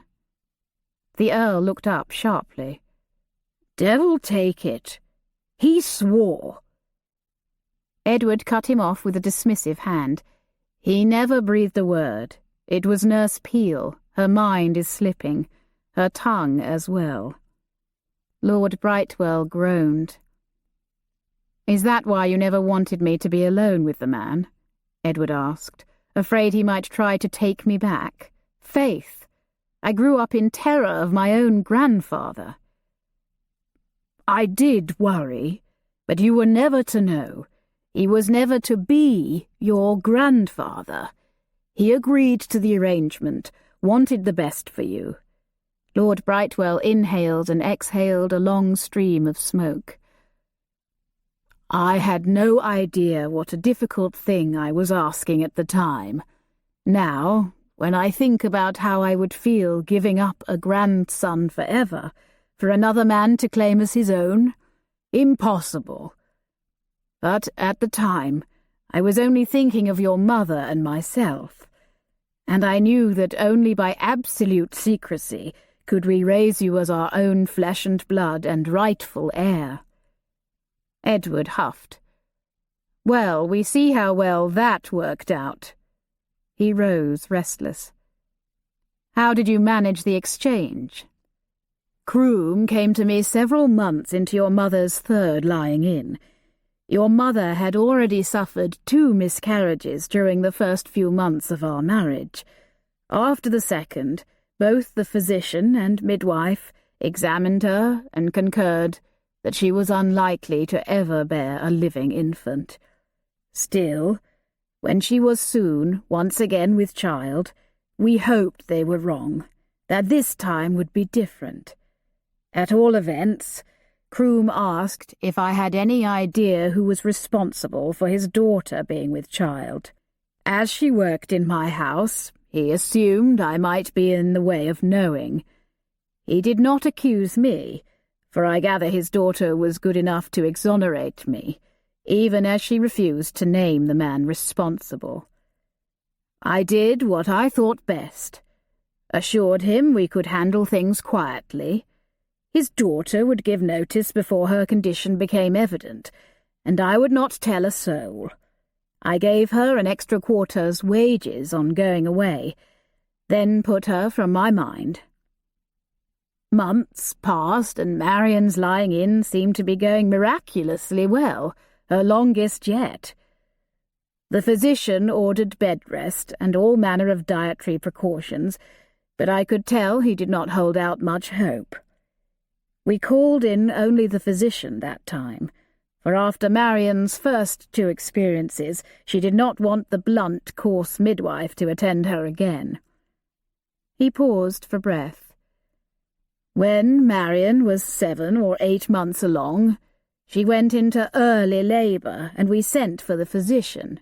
He assured us it was only a false labour, but when he tried to find the infant's heartbeat, he could not, and told us to prepare for a stillbirth. Marian was terrified. She began having pains again a few days later, but we assumed it was another false labour and did not send for the physician right away. By the time we did send for him, the labour was hard and fast, but the doctor had been called away somewhere. I wanted to send for the midwife, but your mother refused. Miss Peel was already here, installed as the doctor's monthly nurse. In the end, she alone attended the birth, as I mentioned. A stillborn. We were devastated, Marian and I. He shook his head at the painful memory. I had never seen your mother laid so low. When she finally fell into a grief-exhausted slumber, I left her in Nurse Peel's care and went out of doors. I needed air. and to ask Matthews to fashion a tiny coffin. But near the carpentry shop I paused. I heard wild keening from the direction of the wood, and feared mad dogs or worse. I followed the sound to the gamekeeper's lodge. The keening grew louder until I thought some animal was tearing Croom limb from limb. But as I ran near, I found only Croom, sitting beside a mound of dirt just beyond the clearing. He was rocking himself and wailing in a way that echoed my own lament. Croom saw me and waved me away, barking at me to leave him alone. I wanted nothing more than to do just that. But then you cried. There, from the little basket where he'd placed you. I could not bear to look upon the grief-mad father, and so I looked at you. At your bald, misshapen head and red face, and thought I had never seen anything so, well, pitiful and irresistible all at once. Lord Brightwell chuckled. He buried his daughter there in the wood. Edward was incredulous. He said he could not bear to have his Alice taken from him, wanted her near. I feared he was a bit unhinged, and I suppose that was part of the reason I always cautioned you against him. Edward nodded, remembering the protective gestures, the whispered warnings. But had they been justified? Would not any parent be distraught, at least temporarily? Lord Brightwell continued. I wanted nothing more than to leave that makeshift grave, that scene of a parent's worst nightmare. But I realized I did not wish to leave alone. I asked him if a midwife had been called, if anyone else knew. He said only Mrs. Moore. Our cook? What on earth? Croom's sister-in-law, I gather. Young Alice's aunt. I wonder if he blamed her. Blamed her? Why should he? I take it she delivered the child the day before, when neither midwife nor doctor could be found, and when things went badly. He lifted a hand expressively. Edward nodded, his mind filling in the gruesome scene. His father rose and went to stand beside the arbour, turning to face the sun. I am not sure how rashly I behaved in insisting Croom not tell anyone his daughter had died. I suppose, I thought, if people knew she died, they'd ask how. If they knew she died in childbirth, they'd want to know what became of the child. The Earl ran a hand over his face. It was wrong of me to deny him his right to grieve openly. I was thinking only of my family. Me. I did not understand. I don't think I had ever loved anyone the way he loved his Alice, but all that changed in the course of days, hours even, once I held you. He agreed to give me to you. Edward barely managed to keep the edge from the words. Or did you pay him? I own I asked if he required any remuneration, and I thought he would strike me down where I stood.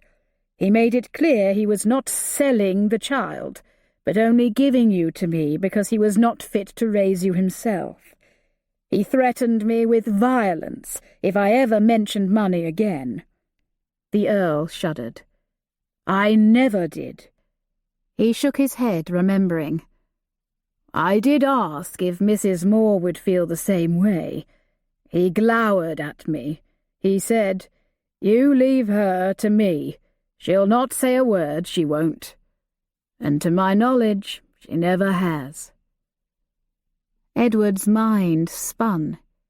Did Mrs. Moore know what became of the babe she delivered? How odd to think that his family's cook, and certainly their gamekeeper and his own nurse, had known the truth about him all these years, while he'd had not a clue. Had Mrs. Moore written the letters? He could not credit it. Why now, after so many years? And Mother?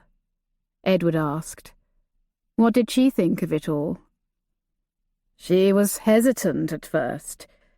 We would not have pursued such a course for many years if ever, had opportunity, in this case you, not landed in our laps. Providence, I say. There was little warmth between Marion and myself in the first year of our marriage, but we fell in love over you, my boy. And she did love you, Edward. Never doubt it. Though I admit she never liked your name. Edward felt his brow rise in question. It was Croom's final word on the subject. He told me in his gruff voice, "His name is Edward. She named him that. My father's name. And my second name as well. I'll not have you changing it." Lord Brightwell chuckled. I did not dare. Edward shook his head, failing to see the humour in the situation. Edward. How ironic. How strange. He had been named for his father's gamekeeper, a man he had spent his whole life avoiding.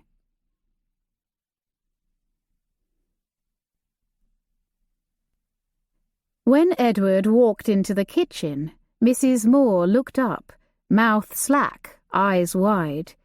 He almost never came below stairs, save for Christmas carol singing and the like a few times each year. Any directions for the cook were delivered through the housekeeper or butler. Two young kitchen maids stared up at him, one blushing profusely, the other daring a saucy look. Edward asked, "Mrs. Moore, might I have a private word?" The woman swallowed, evidently expecting news of the worst sort. "Of course, my lord." She directed him to the still room off the kitchen, with its floor-to-ceiling shelves of blue and white china, jarred pickles and ruby-red preserves, and the sharp, tangy aromas of beehive and gooseberry vinegars. Once inside, he closed the door behind them, startling her further. "I have been speaking with Mr. Croom," he began. "Oh dear," she interrupted. "What has the old fool been up to now?" "Nothing to fret over, I assure you. I was asking him about his daughter, Alice." She frowned, clearly troubled. "Were you? I am surprised you even know of her. She left us before you were born." "Did she?" Mrs. Moore squinted in thought. 1 or 2 days before, I believe. It is so long ago." He nodded. "You delivered her of a child, I understand." He added gently, "It is all right, Mrs. Moore. I know she died." Her mouth puckered, her round cheeks paled. "Avery told you that?" She looked stricken indeed. "I know he has never forgiven me, but to tell you, after all these years, when he swore me to secrecy—" "I don't think he blames you. I suppose at the time, in his grief." She shook her head. "He planned to send her north to his family to have the child, but never did. Never could bear to part with her. When her time came, he asked me to stay with Alice while he went to find the doctor or midwife. I was only to sit with her. But he didn't return for hours, and when he did, he was alone. He could find no one to deliver her. I understand your father had the same problem when your mother's time came soon after." Edward nodded. "Nurse Peel attended my mother." She squinted once more. "Yes, I do remember hearing that." Mrs. Moore grimaced. "I did what I could for Ally, but I knew so little. I had never even had a child of my own. I have never felt so helpless.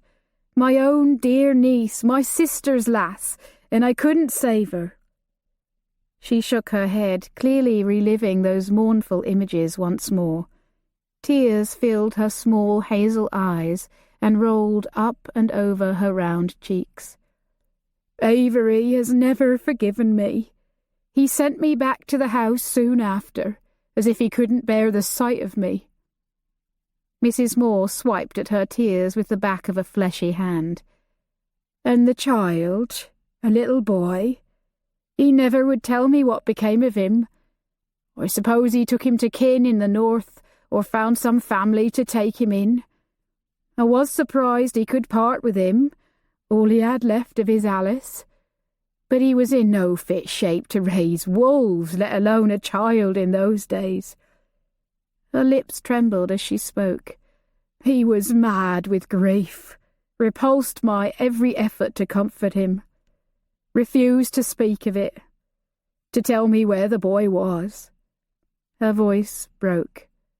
"The boy she died bringing into the world."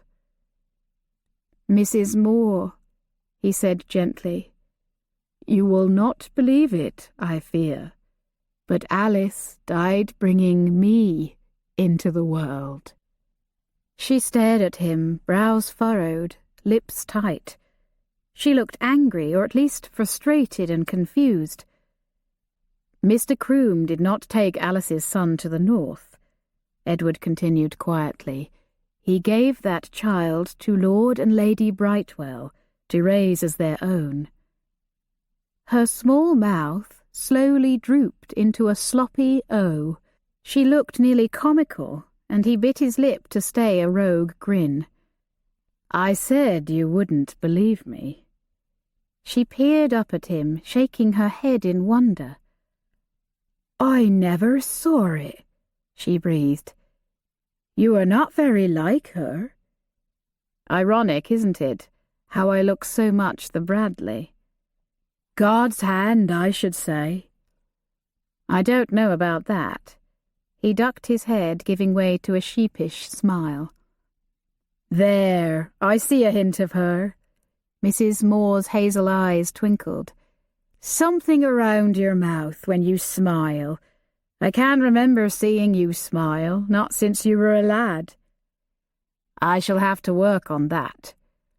Her mouth dropped open again as a new thought struck her.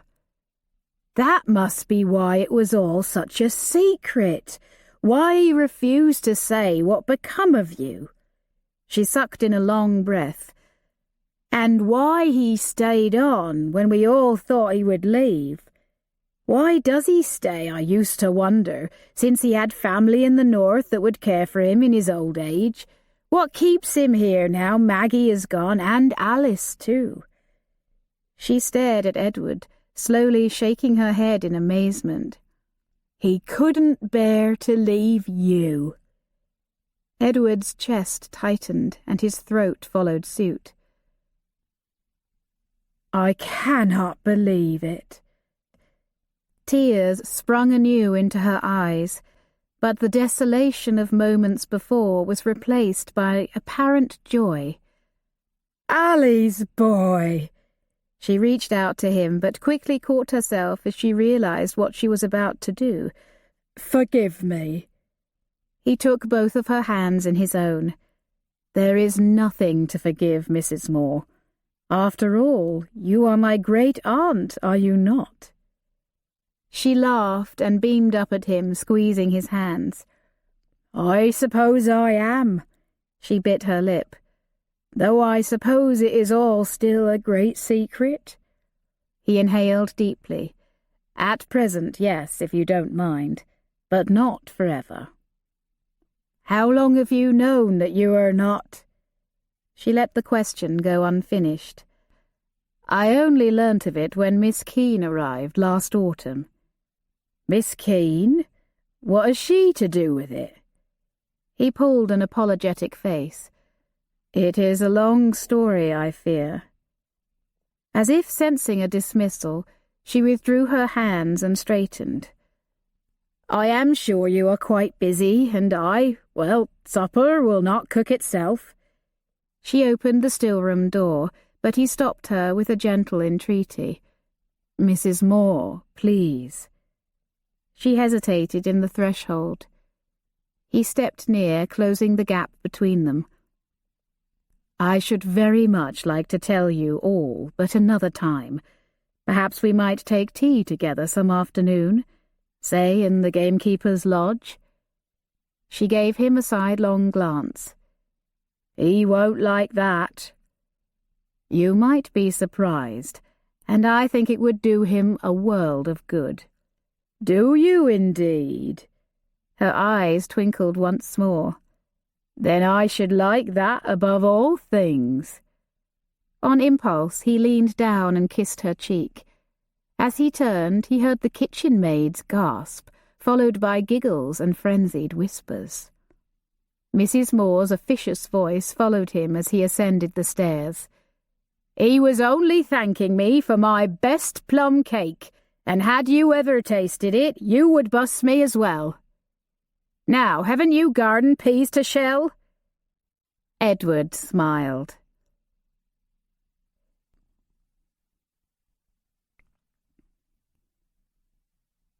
Edward Stanton Bradley knocked on the gamekeeper's lodge and held his breath, the tool case heavy in his hand. After a long minute, Avery Croom opened the door, his silvery blue eyes narrow. "Hope you ain't come to ask me to break my word." "I am asking you to break nothing, Mr. Croom," Edward said, feeling strangely buoyant. "I am here to repair what is already broken." Croom's overgrown eyebrows rose.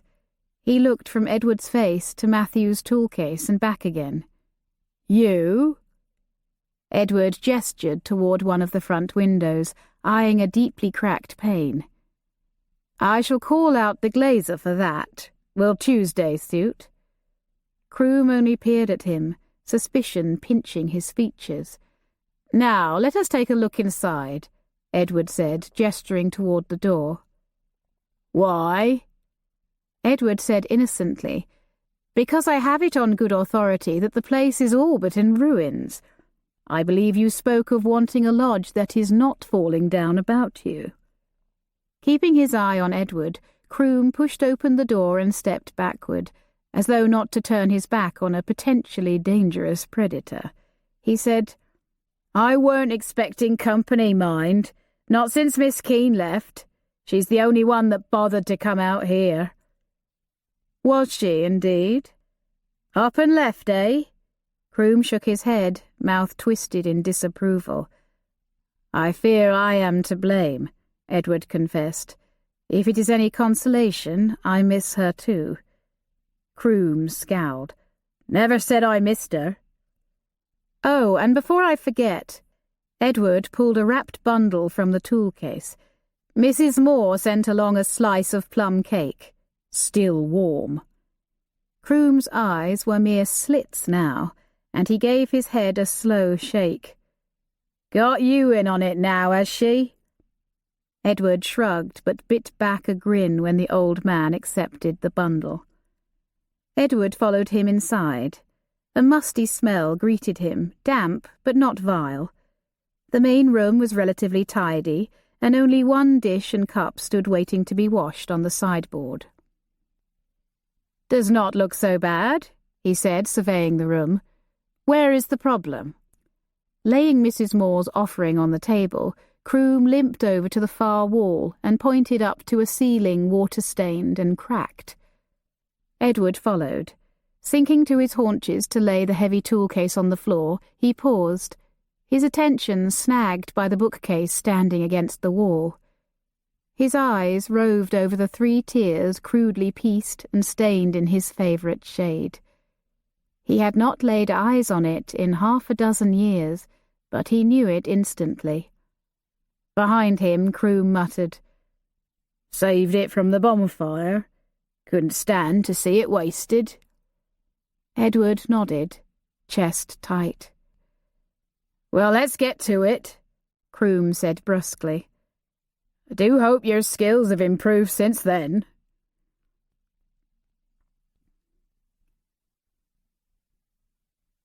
A quote by William Wilberforce.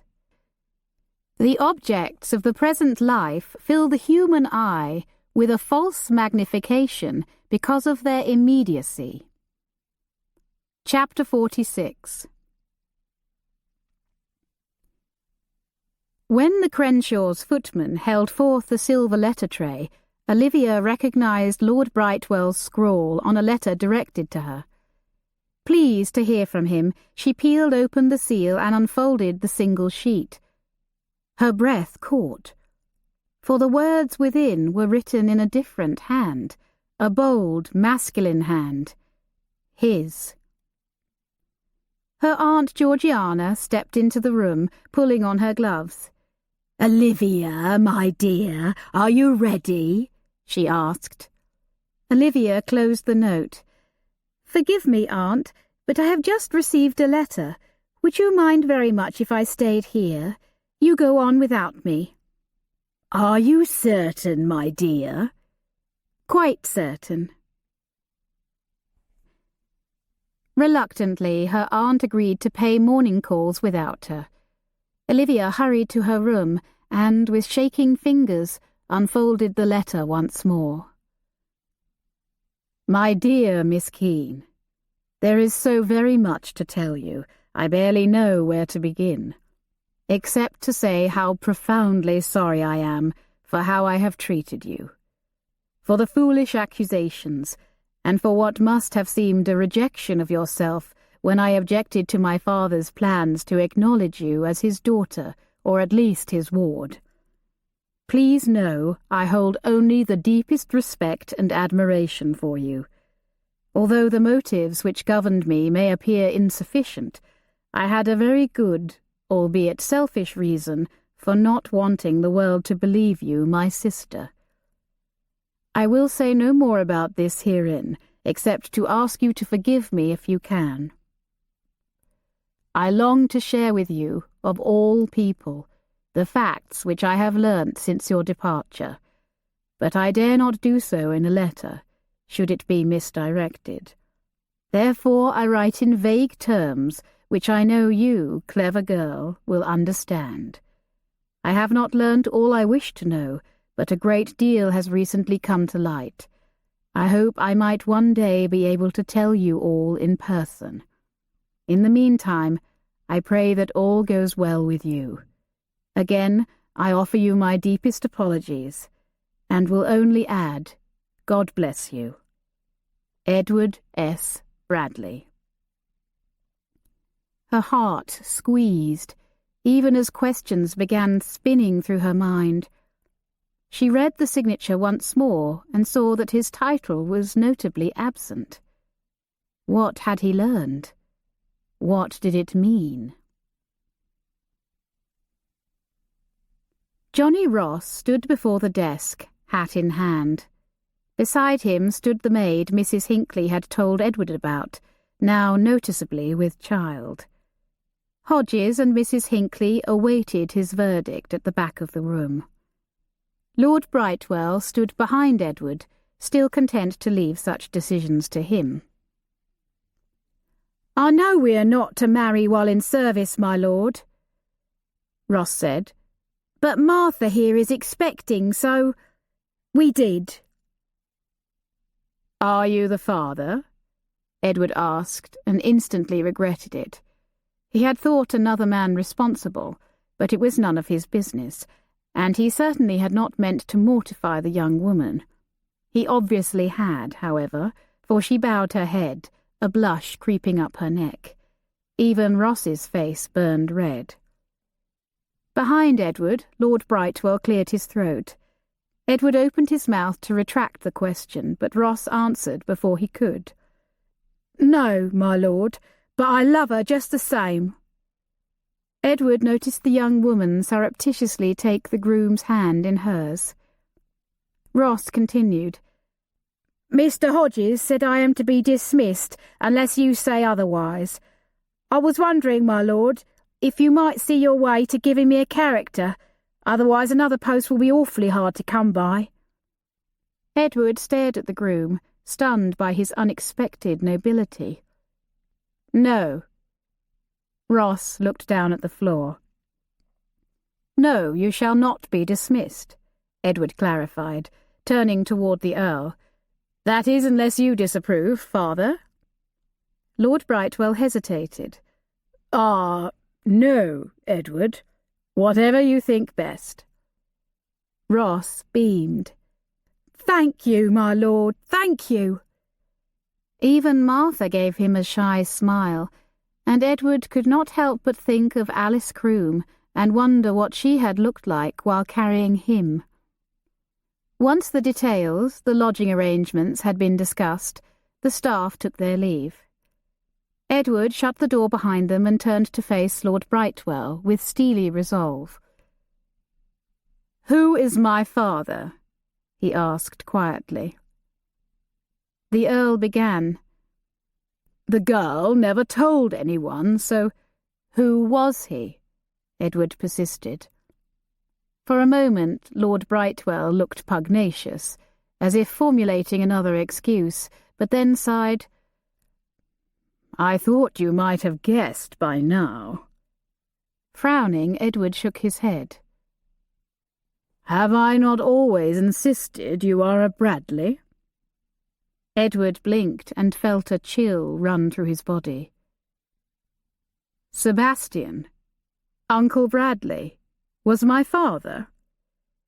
The Earl nodded. "I believe so, yes." Edward's mind whirled.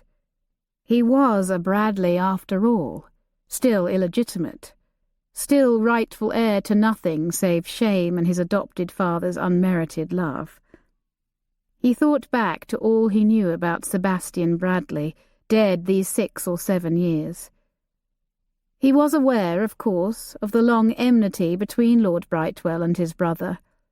Though Oliver was the eldest and their father's heir, he had not left Sebastian to fend for himself, as perhaps he should have. He had set him up in a London house, furnished it, supplied him servants, a carriage and horses, most of which Sebastian had lost gaming or owed to debt collectors. Oliver, in turn, lost all respect for the younger man, nor was uncontrolled gambling Sebastian's only sin. He had taken advantage of more than one young woman in his day, requiring sums to be paid and arrangements made.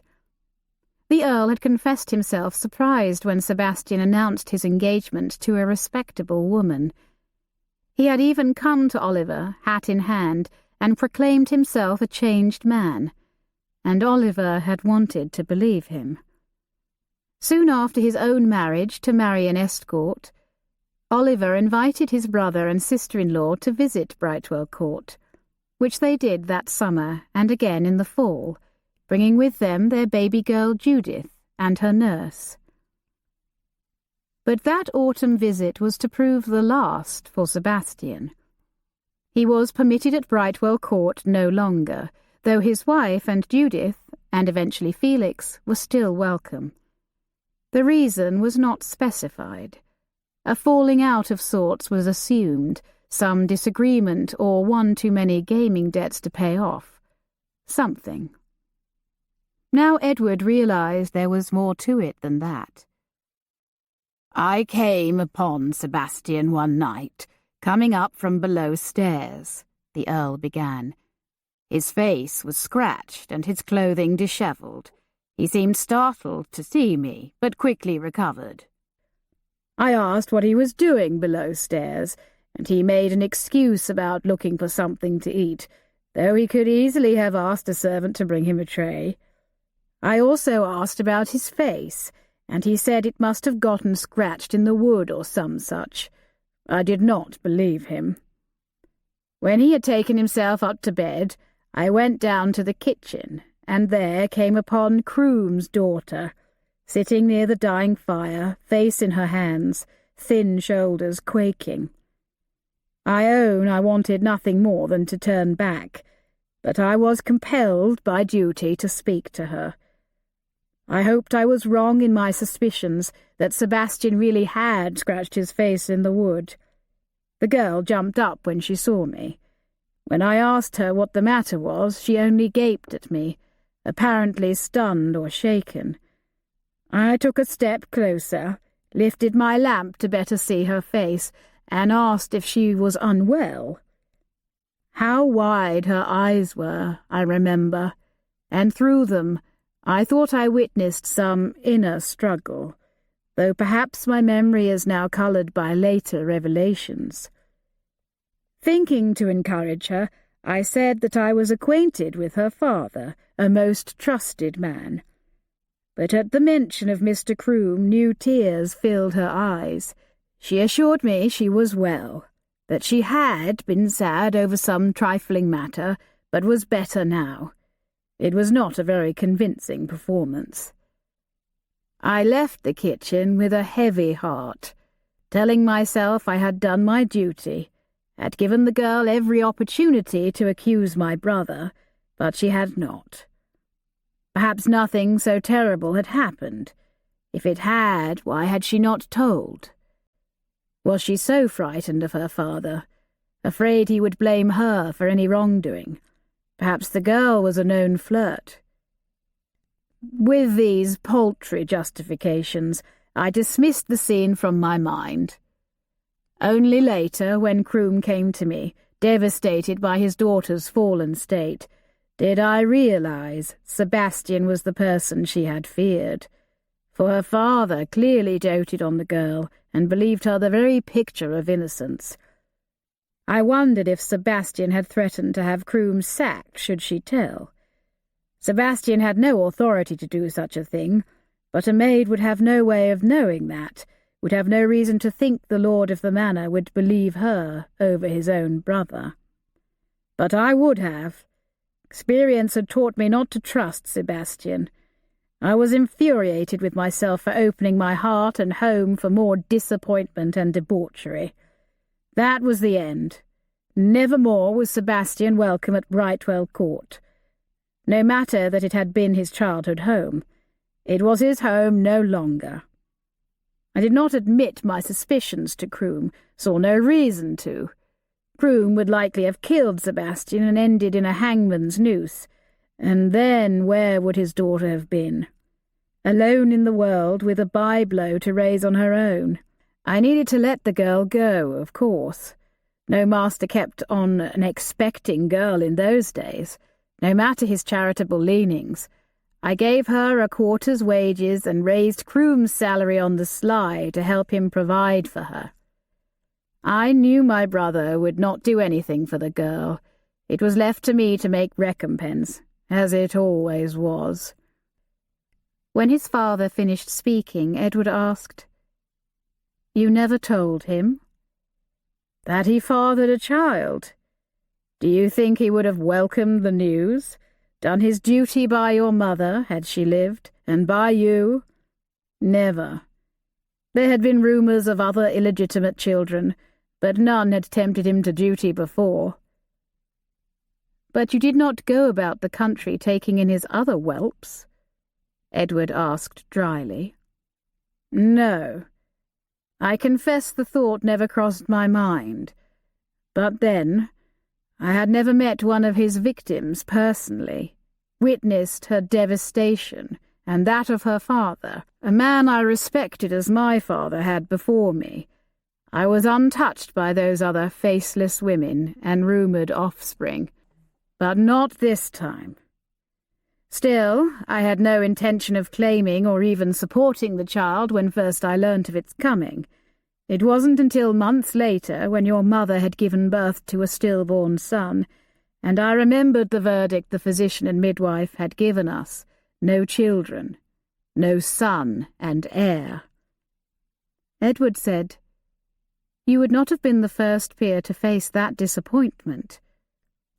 Lord Brightwell sighed. "Indeed not. But who would inherit in a son's stead? None other than my brother, Sebastian, who would no doubt lose everything and ruin Brightwell Court, sell off anything not nailed down or entailed." Let the place out to strangers, and I shudder to think what all. But what of Felix? There was no Felix when I made my decision to make you my son and heir, and even if there had been, Sebastian would have been heir before him. I doubt there would have been much left to inherit after Sebastian had been Earl of Brightwell for a few years. But now Sebastian is dead. Lord Brightwell inhaled deeply. Yes. And so Felix is your rightful heir. Felix is a fool. And with that Titian hair and green eyes, he is likely less a Bradley than you are.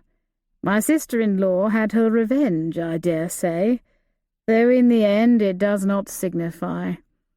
She and Sebastian were married at the time of his birth, so in the eyes of the law, Felix is legitimate, no matter what is whispered about his mother and a certain ginger-haired duke. His face weary, Lord Brightwell pressed his fingers against his eyelids. Forgive me, Edward. I have never before joined in the rumour-mongering, and am ashamed to have done so now. He ran a hand over his face. I am not myself at present. Edward attempted a grin. Neither am I. Lord Brightwell shook his head. Felix is young and irresponsible, and already shows every likelihood of following Sebastian's dissolute ways. Still, he isn't the scoundrel my brother was. At least not yet. I will see him provided for, and Judith and the children, of course. Edward muttered, shaking his head. It is ironic. Judith has often commented that she and I looked more alike than she and Felix. I wonder if she had any idea how close to the truth she was. I doubt it. Now I see why you warned me against her romantic notions. Yes, you see, my dear boy, you really are a Bradley. My only son and your uncle's eldest son, at least as far as we know. But the law? Dash the law! No, father, it doesn't change what I am. In the eyes of the law, I cannot be your heir. Then the eyes of the law need not see. Edward grimly shook his head. The veiled woman would not agree with you.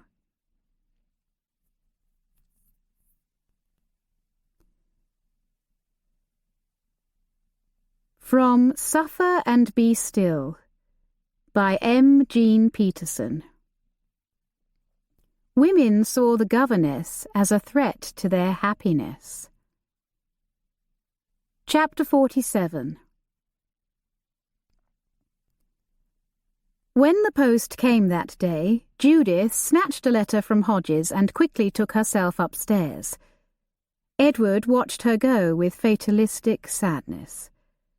A few minutes later, he stepped into Judith's private apartment for the first time in his adult life, and he did so without knocking.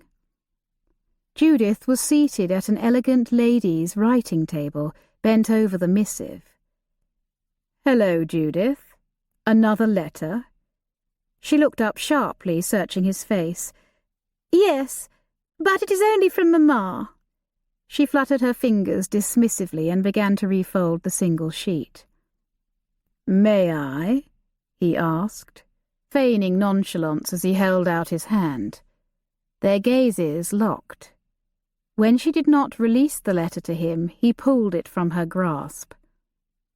He removed the first threatening letter from his pocket and compared the two as if they were nothing more interesting than two newspaper accounts of the same story.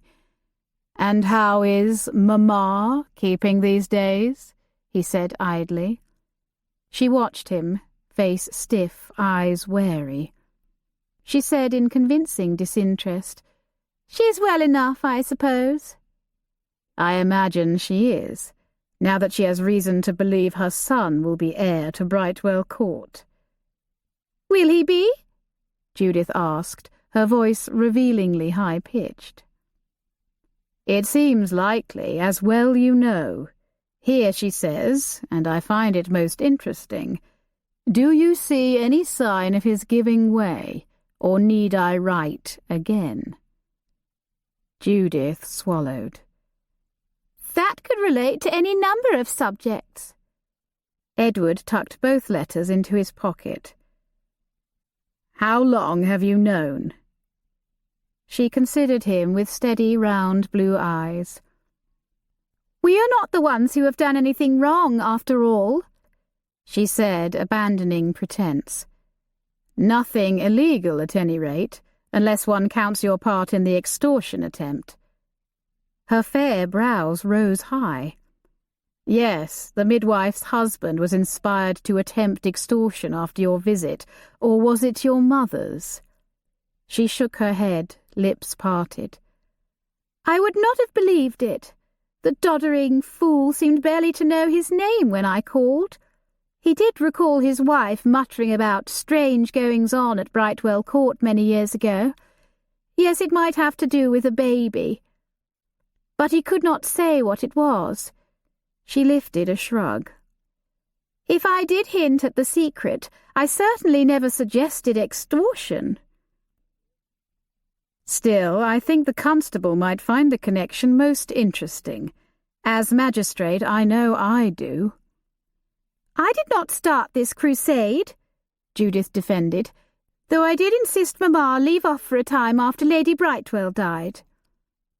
She pushed back her chair and rose. She says she and Father always suspected something. Doctor come and gone with no news of a birth. Everyone certain Lady Brightwell had suffered another mishap. Then suddenly there appears a perfectly stout baby boy. Judith walked languidly across the room. It was only rumours, of course, and since you looked every inch a Bradley, nothing was done. But then your father took ill with the lung fever. When was that? 7, 8 years ago? And my father thought the situation might bear looking into. He tried to locate the midwife, but she had already passed on. He next sought the doctor, but you know how physicians are, all gentlemanlike and professional and discreet. Too successful to be brought round by any small bribe my father might offer. She exhaled deeply. So he let it lie again, and then died himself while your father fully recovered. She turned and faced him. But you see, Edward, your dear loyal nurse is getting on in years. Her mind is slipping. She prattles on about how my Alexander looks so like you at that age, and how can that be? I told her it was not surprising, considering you and I were cousins. Cousins, she said, and laughed as though I had made a fine joke. The first time I thought she was simply confused, forgot that you and I were related because of my married surname. But often she seems quite certain of herself, quite clear. That is no proof, of course, Edward said, sounding, he believed, satisfactorily unconcerned. Do we need proof? She asked rhetorically. All we need to do is pose the question to the House of Lords with enough circumstantial evidence that they ask your father. Would he lie to his countrymen? Indeed, perhaps, but not in word, if asked directly.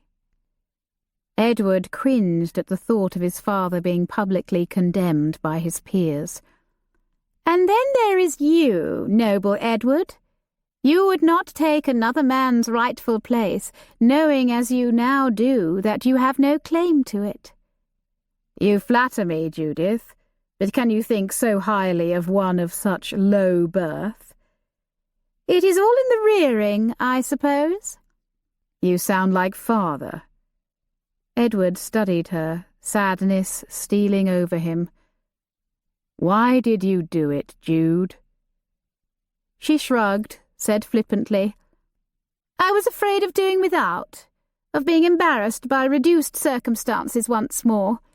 You know I detested growing up with shopkeepers and bill collectors forever knocking on the door.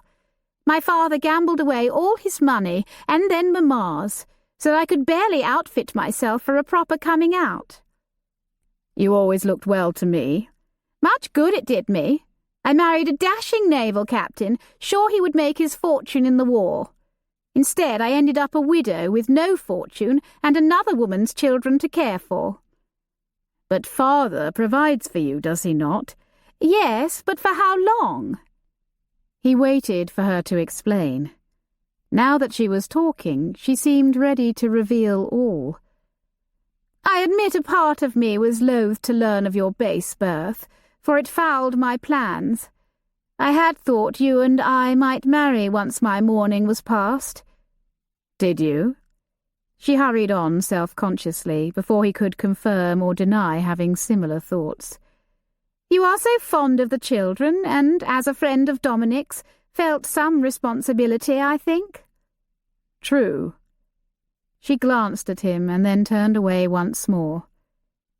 But you would pursue Miss Harrington, and even Miss Keene. If you were to marry another, your wife might not be so willing to have me under her roof and support the children.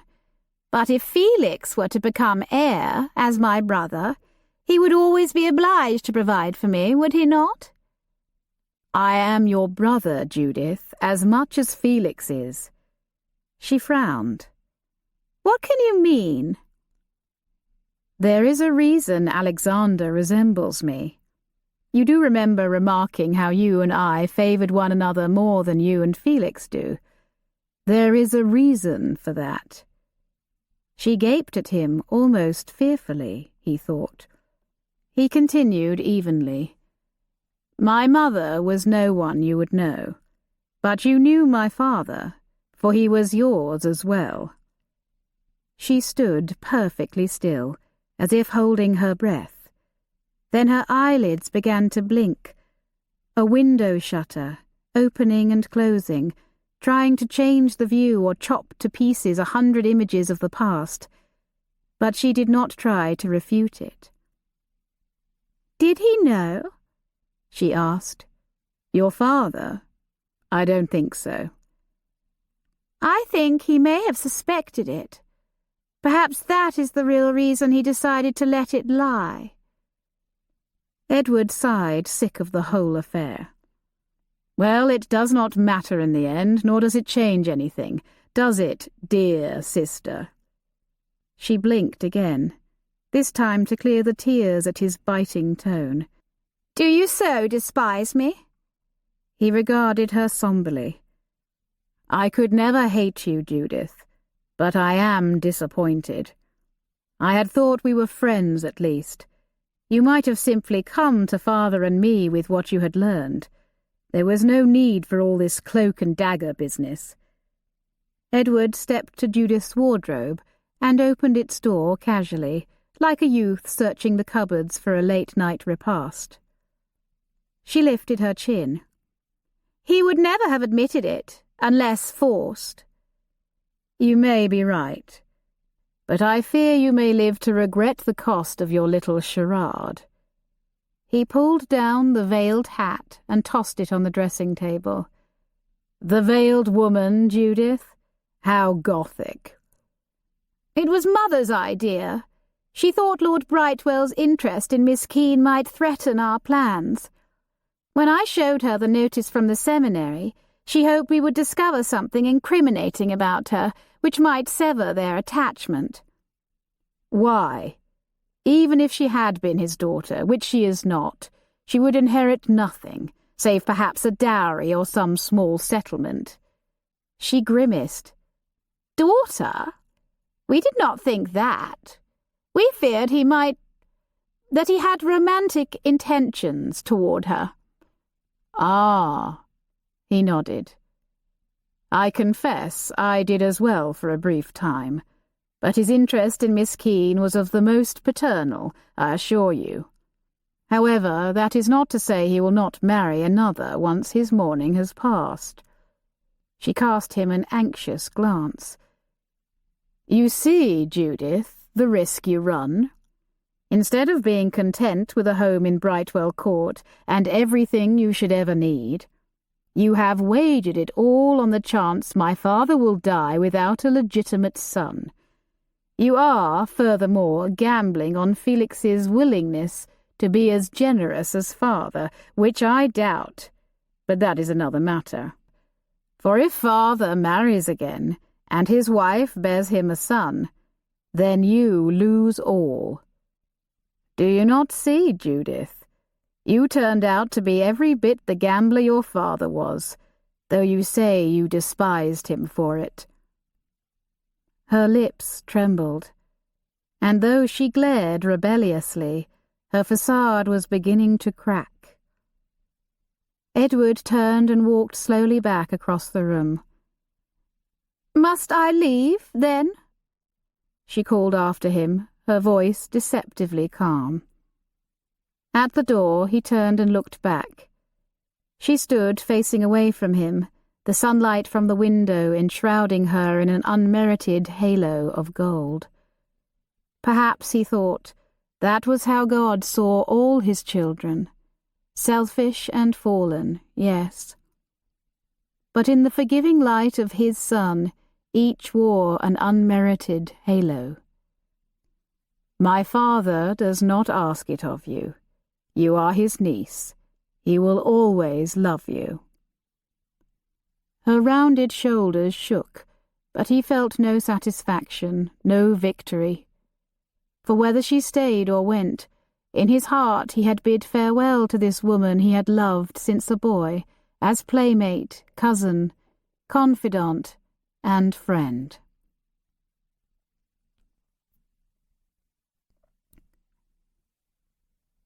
Three weeks later, Felix stood stiffly before them in the library, unable to meet Edward's gaze. Instead, he trained his eyes on Lord Brightwell's cravat and pronounced as if by rote, "If my uncle will publicly recognise me as his rightful heir, and Edward agrees to rescind his claim and not challenge the resulting new will, then we shall take no further action and require no legal recompense for fraud." Lord Brightwell's eyes blazed. "Recompense? As long as I live, you are entitled to nothing. Nothing."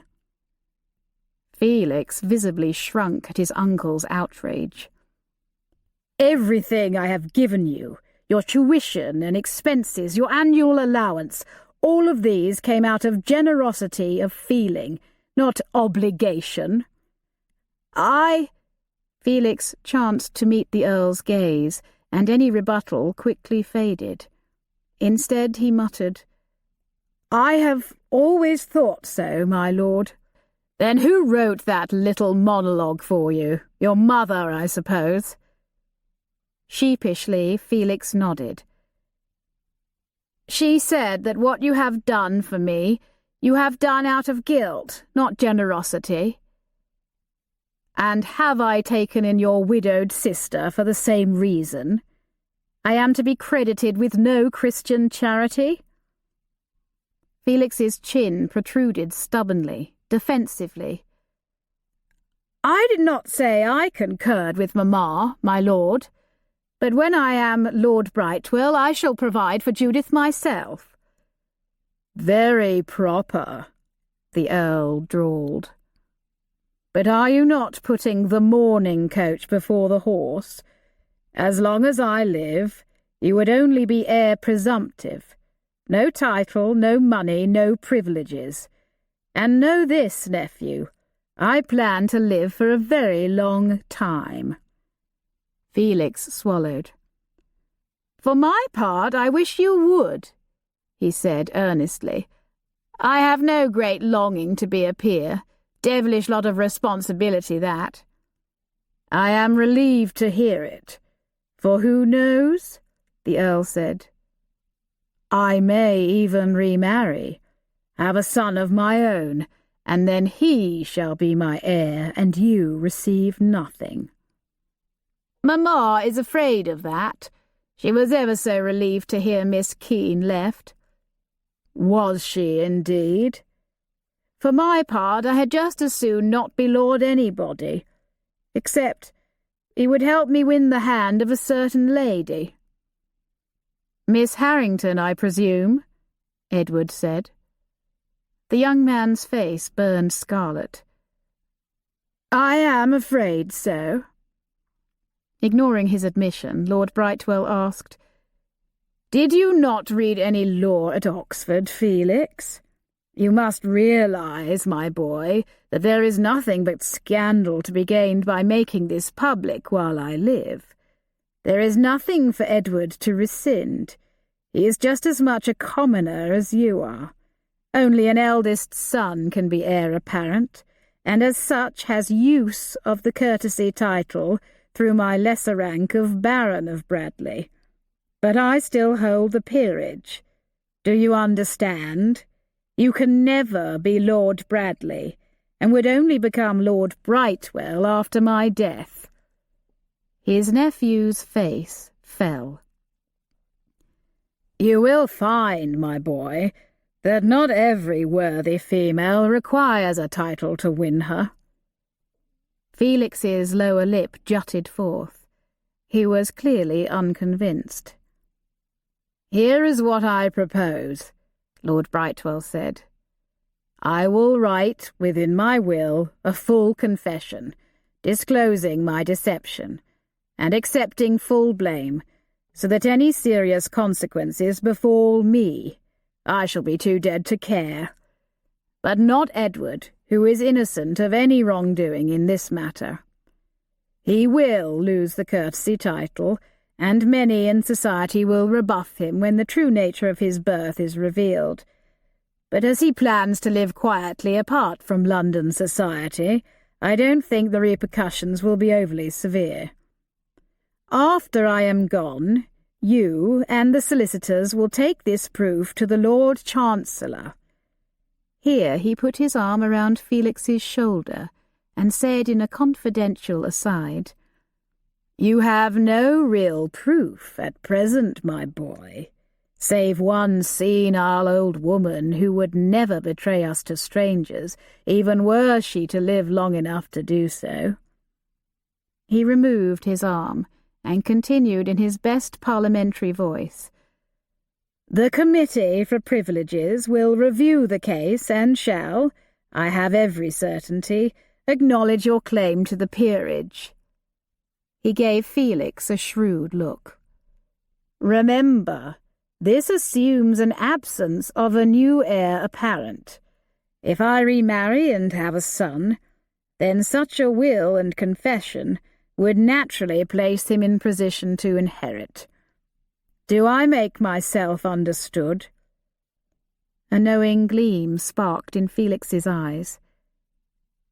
Have you some lady in mind, uncle? Ah, that is my affair, is it not?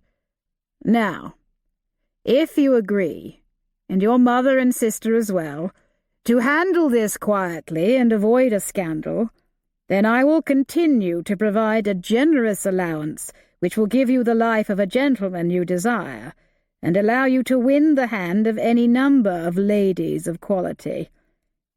He stood before his nephew and looked him directly in the eye. If you do not agree, and scandal erupts, then you shall not have 1 shilling from me until after my death, and the legal case to follow. Do you agree or not? Felix swallowed once more. I agree. Lord Brightwell nodded his acknowledgement. Good. Now, I may very well remarry, but at my age I cannot afford to lay all my eggs, as it were, in that basket. There is every chance you shall be the next Lord Brightwell, and if so, I want you to be well prepared to live up to the name. So... He drew himself up and commanded briskly, First, there will be no further improprieties with the servants. Second, you will finish your coursework and obtain your degree. And third, You shall begin your education in estate management and parliamentary affairs in the library Saturday week, 9 o'clock. Do I make myself clear?" "You do, my lord." Felix looked up at Lord Brightwell in wonder. "I must say you astound me, uncle. I had not thought it of you." "What had you thought?" "That you would put me out, so I would not be tempted to—" "Hasten my demise?" Again Felix's face reddened. "Just so. I would never believe it of you, my boy, regardless of the schemers your mother and sister turned out to be. You may not be the most clever boy, nor the most prudent, nor the most gentlemanlike, nor—" Edward cleared his throat. "Right. But you have a good heart, and I have every hope that with proper education and mentoring you will be a credit to the family yet. And my sister? I am sorry to tell you Judith has already left us." "Left?" "Yes, she has remarried and is even now on her wedding trip." Felix gaped. "When was this?" 2 days ago, I understand, by special license." "Why was I not told?" "You shall have to ask Judith that, when she returns from Italy. I did not forbid her to contact you, if that is what you are tempted to think." "Who on earth did she marry?" "George Linton." "Linton? Thunder and turf, you must be joking. That dolt?" "That dolt, indeed, with his handsome 4,000 a year. It seems Judith was not content to wait for you to make good on your promise to provide for her." Felix shook his head. "I'll be hanged, and not a word to her own brother. And what of the children?" "They are all still here at present. After the wedding trip, Alexander alone will reside with the happy couple. It seems George Linton is willing to take on the one child, but not 3. Felix frowned. "I don't understand." "Nor do I," Lord Brightwell said. "But Judith has decided to leave Audrey and Andrew here in my care. If you object, and prefer to engage some qualified person to house and care for them near you at Oxford, to provide for them yourself and see them properly educated, you are welcome to do so." Felix pulled on the hem of his waistcoat and shifted his weight. "I am fond of them, of course," he faltered, "but I cannot afford, and truly they are no relatives of mine. Nor even my sisters, are they?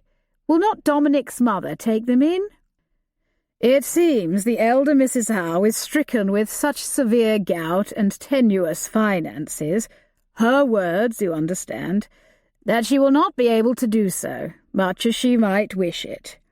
She will not object to my raising them as my wards, with the stipulation that I bring them to visit her on occasion." "Your wards?" Felix repeated. "Yes." Felix regarded his uncle with something akin to begrudging respect. "Taking in another's children again, are you?" he said drolly. Lord Brightwell's eyes twinkled. "Yes," he drawled. "I seem to make a habit of it." From the Northleach House of Correction Records, 1850. Transcribed by Phil Mustoe.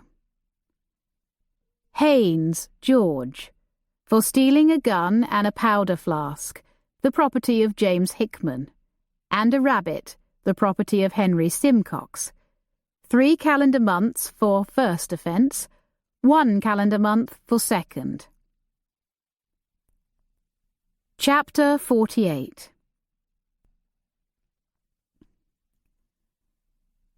When the Crenshaw's footman handed her Lord Bradley's card, Emotions flared like Chinese rockets through her body.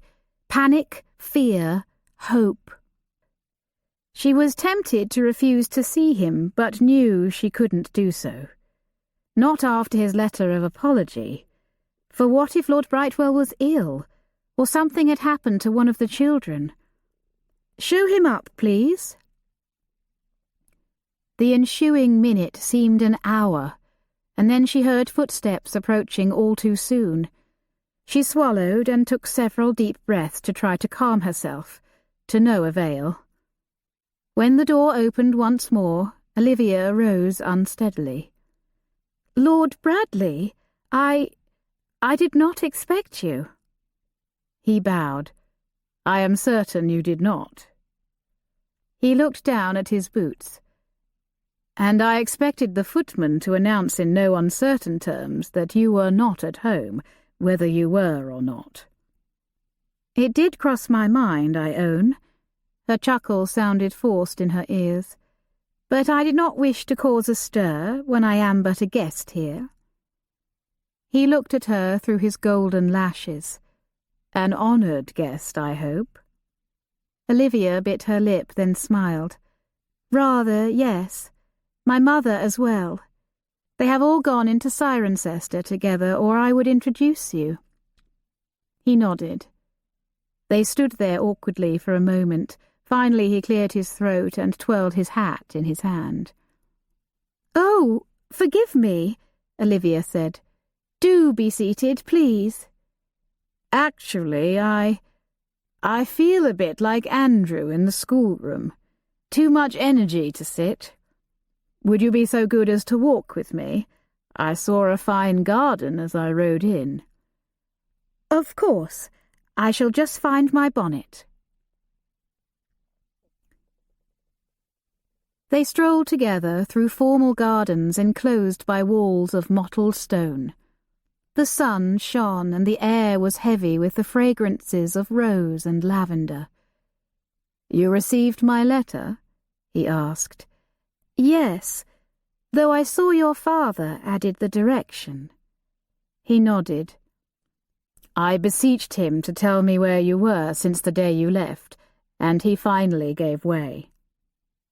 Edward had been so nervous that he had not looked at her squarely, fully, until this moment. He stopped walking and stared. Her rose-pink gown had a low square neckline, which displayed delicate collarbone, as well as a beguiling swell of femininity. A matching pink ribbon drew his attention upward to her long, graceful neck. Beneath her bonnet, earrings dangled from small white earlobes, and gleaming coils of dark hair framed her face. Her lips shone and her cheeks blushed most becomingly. "What have they done to you?" Her lips parted, her blush deepened. "Forgive me, that came out very wrongly. I meant, well, you look beautiful. Always did, of course, but I like your hair and, well, everything." She dipped her head. "Thank you. My aunt insists on having her Abigail arrange my hair and dress me. Takes far too long, I fear." "Worth it, I assure you." Her hint of a grin bloomed into a smile. As they walked on, hands behind their respective backs, he told her about all that had recently happened at Brightwell Court, and all that he had learned. Olivia stopped, eyes and mouth wide. "Avery Croom is your grandfather?" She shook her head. "I am astounded, and yet I should have guessed." She studied his countenance, her blue eyes sparkling. "Indeed, I do see a resemblance," he said dryly. "I don't know whether that is a compliment or not." "It would not have been a few months ago, but since I have come to know him, it is." As they walked on, he glanced at her, noticed from her furrowed brow that she was pondering still. "That means Alice Croom was your mother," she said. "And Mrs. Moore? Has she known about you all along?" Edward shook his head. "No, I did not think so. Did you tell her?" "Yes." "How did she react?" Edward drew in a deep breath. "I am afraid I caused quite a stir below stairs." "Oh?" "Two maids spied me kissing her cheek." "No," Olivia said, mock-scandalized, then laughed. "Pray tell me all." He complied, and they walked and talked for the better part of an hour. When he finished his tale, she asked, "What will you do now?" "An excellent question. What will you do?" She took a deep breath. "Spend the rest of the summer here, then go to Kent and teach in a girls' school, as I have always longed to do." "But that wasn't precisely what you longed for, was it?" She shrugged. "Not precisely, no. I had dreamed of Mother and me opening our own school one day, but that must remain a dream for now," she sighed. "I will content myself to assist another experienced schoolmistress and learn all I can in the meanwhile." "I cannot convince you to return to Brightwell Court?" "No. As much as I adore Audrey and Andrew, I cannot. I own I am not fit for it after all." "Nonsense. You are the cleverest, kindest—" "The solitary life, I mean. Ever only in the company of the children. Long hours alone, not really fitting anywhere. Never to have a true friend. Forgive me, I am prattling on worse than Doris ever did." He looked at her blankly. "Doris?" She pressed her eyes closed. "Exactly." They walked on, Edward aware that he had made a gaffe, but not knowing how to remedy it. Instead he said, "Surely you might teach somewhere closer than Kent." "Perhaps. But there is something appealing about a fresh start far away, now that I know my mother is safe. I have written to the constable in Withington, and am still awaiting word on my father's situation." He cleared his throat. "You have not heard, then? Seeing you, I thought not. There is news, I am afraid. News I wished to deliver in person." She looked up. "What is it?" From his coat pocket, he withdrew a segment of newspaper and unfolded it. "Word of your father's trial, the specific charges and likely sentence." He held it toward her, but she did not reach for it, only regarded it blankly. "Tell me what it says," she whispered. He breathed deeply, hating to be the bearer of such tidings, guessing how conflicted she must feel. "Your father is being tried for embezzlement, as rumoured, and as is the case with servant betraying master, and the staggering amount taken, they expect him to be hung, or at the very least transported for life." "Dear Lord, no!" "I am sorry, Olivia. Even with your father's failings, this must come as a terrible blow." Her wide, panicked eyes beseeched his. "But he did not do it. I know he did not. He has been a lot of things, but never a cheat, never a thief." His heart clenched to see her so distressed. "I do not mean to cast aspersions when I have encouraged you to see your father in a more charitable light, but could not a quest for revenge have tempted him to it, if greed would not?" She nodded. That notion had crossed her mind. They walked on for several minutes in silence, and then he turned to her once more. "Our solicitor is at your disposal, and whatever funds you need for—" She gripped his arm. "Take me to him. Will you please? I must see him. Ask him." He placed his hand over hers, unable to resist the chance to touch her. "I have another idea. You recall I am some acquainted with Sir Fulk and his son Herbert. Perhaps I might appeal to them, ask for leniency, at least a lesser punishment." "Do you think them capable of mercy?" "Sir Fulk? Not likely.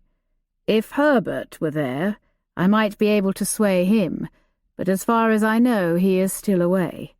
Yet I would try." "You would?" "For you, yes. And I am certain Father would approve." "Why should you?" They looked at one another, blue gazes melding.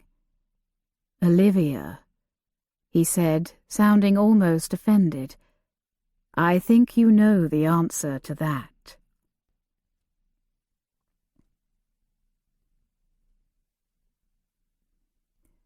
From Journal of a Governess, 1811 to 25, by Miss Wheaton. Of my arithmetic I was very fond, and advanced rapidly. Mensuration was quite delightful, fractions, decimals, and bookkeeping. Chapter 49. Olivia waited nervously in the entry hall of the former Meacham estate, now in the possession of Sir Fulk Fitzpatrick. A quarter of an hour after he had been shown into a room down the corridor, Lord Bradley re-emerged, in the company of two men. After a few low words were exchanged, the two men crossed the corridor with the merest glance in her direction, and then disappeared into another room. Lord Bradley turned to face her, and she hurried across the marble floor to meet him. He cleared his throat. "I have good news and rather trying news both, I am afraid. Herbert is in town for the trial. He and his solicitor have agreed to allow you to see the books in question." "And the trying news?" Olivia whispered. His blue eyes were sombre. "You have 1 hour, Olivia. It is all I could manage." She swallowed, then nodded. "Pray for me." "I shall. I am." He squeezed her hand, then opened the door for her.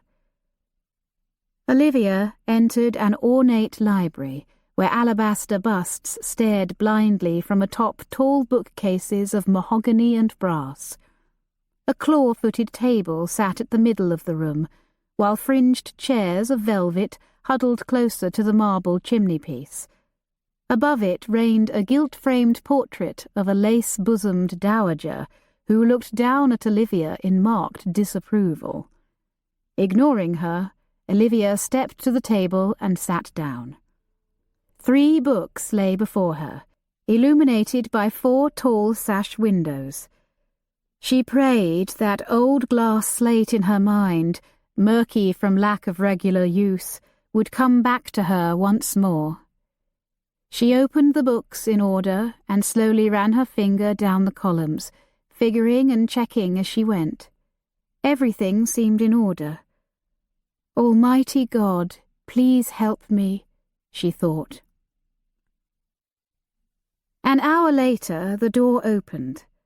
Olivia closed the last book and rose. Into the library walked not 2 men, but 7.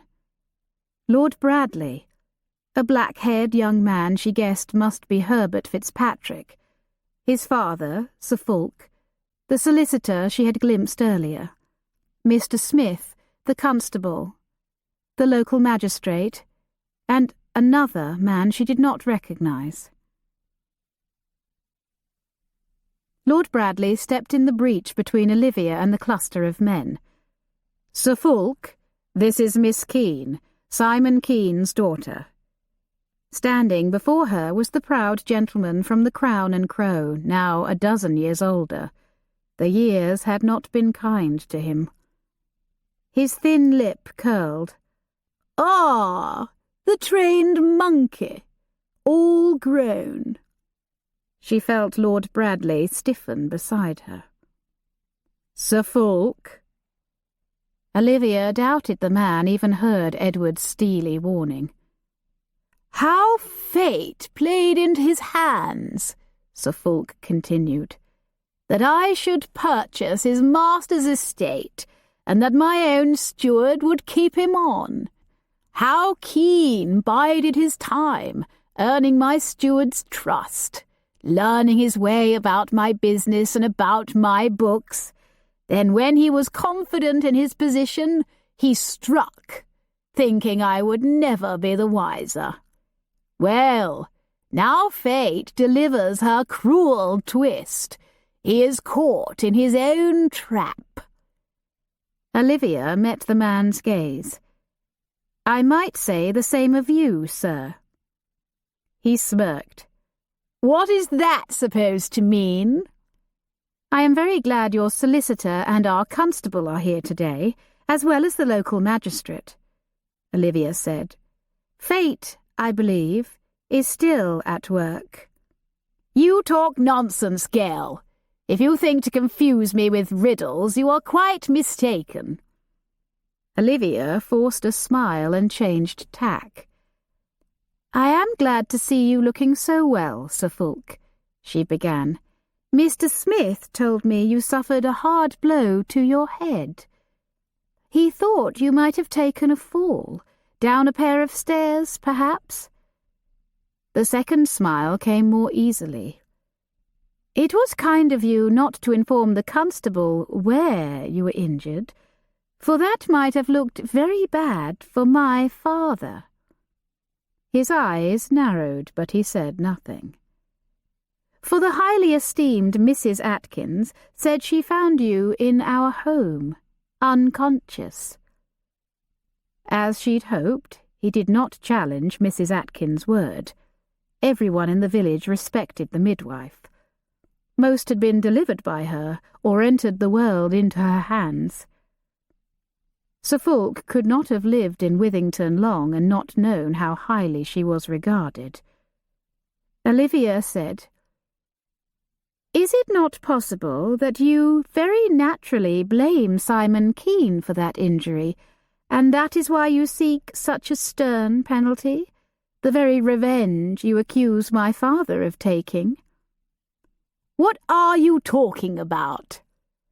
"I suppose you might have fallen down our stairs, but why would you be above stairs in our house, where the only rooms are my bedchamber and the old schoolroom? I cannot guess. Is there some reason?" He stared at her coldly. "No reason I can think of." "Then is not another explanation more plausible? Were you not, in fact, struck from behind by some scoundrel too cowardly to fight you face to face?" He made no answer, but there was a wary gleam in his eye. "It would explain a great deal," Olivia continued. "It would explain why Simon Keene left the village so soon after, as though a guilty man. A fire iron can do a lot of damage, more than any fall downstairs." "Perhaps, Davies," Sir Fulk said to his solicitor, though his eyes remained on Olivia, "we ought to add assault to our list of charges." "He admits it, then?" Mr. Smith, the constable, asked. "Actually, no," Olivia said, "though I have blamed him these many months for a violent act, as you have blamed him." "Ah!" Sir Fulk's muddy eyes lit. "Perhaps you seek a bit of revenge yourself. A cruel father, was he?" She smiled sweetly. "Nothing to you, I am sure."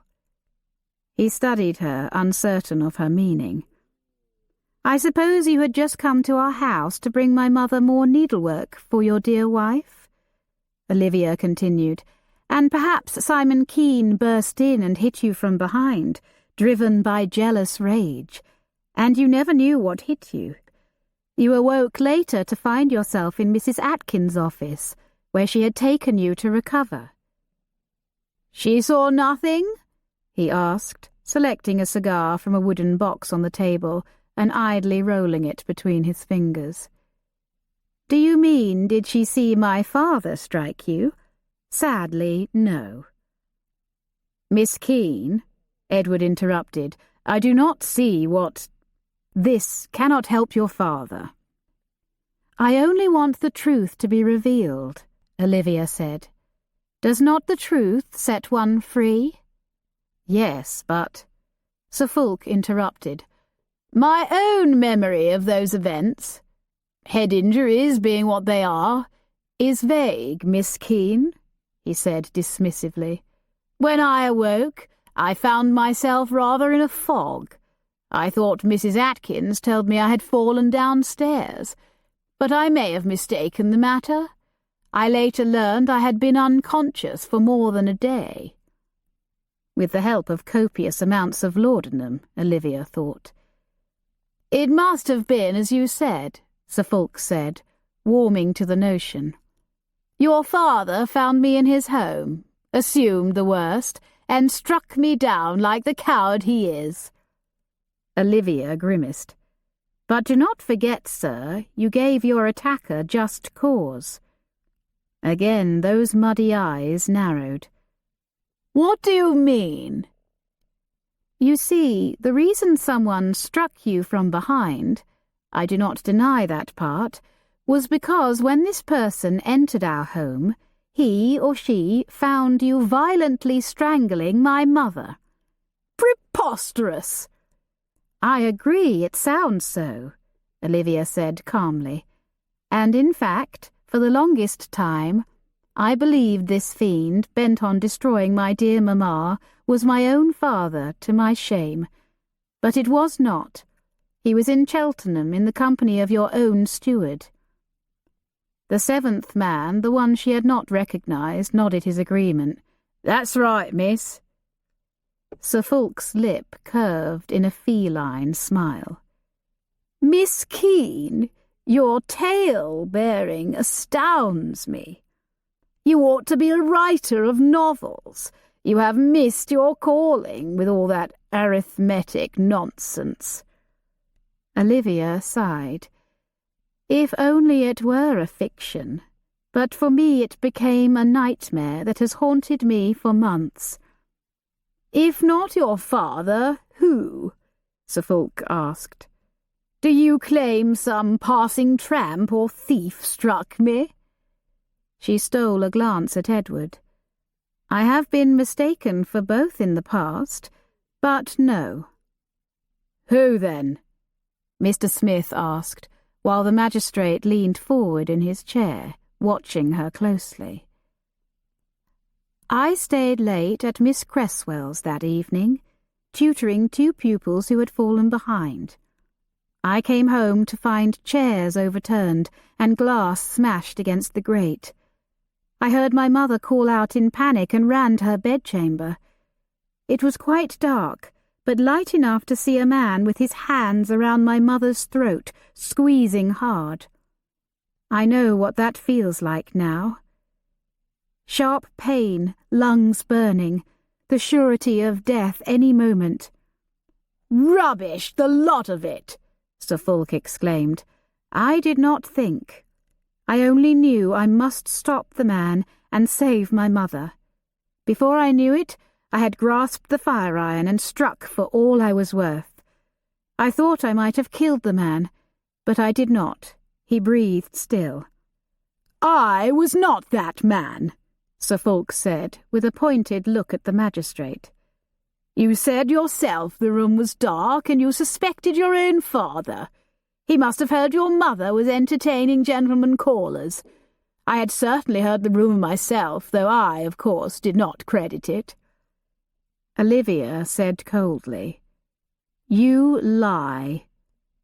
And you would do anything, say anything, to try and spare that vile father of yours. Spin all the tales you like, my dear, but you have no witness save yourself. I am afraid I do. She nodded to Edward, who opened the door. Dorothea Keene walked in, regal in striped gown and hat, head held high. Every head turned. The constable gaped like a beached fish. Sir Fulk instantly paled. Dorothea! Mr. Smith stammered. Mrs. Keene, we thought, after you disappeared, well, everyone thought the worst. I told 'em Keene would never harm you, but few believed me. You were right, Mr. Smith, her mother began. But Sir Fulk would and did. He tried to strangle me, and I was terrified that when he came to, he would try again, and take revenge on whoever struck him. I felt I had no choice but to send my daughter away that very night, and to flee the village myself the next morning, though injured. Sir Fulk's face was beetroot red. What lies! Preposterous, the lot of it. The whole family is in on it. I know our magistrate and constable are wise enough to see the truth. Mr. Smith looked like a confused boy. Why would Sir Fulk mean you any harm, Mrs. Keene? Dorothea Keene took a deep breath and faced the constable and magistrate. Because I refused his advances. Not once, but over and over again for several months. He became obsessed with me, though I never gave him any encouragement. You did? Sir Fulk exclaimed, ignoring his solicitor's staying hand and whispered warning.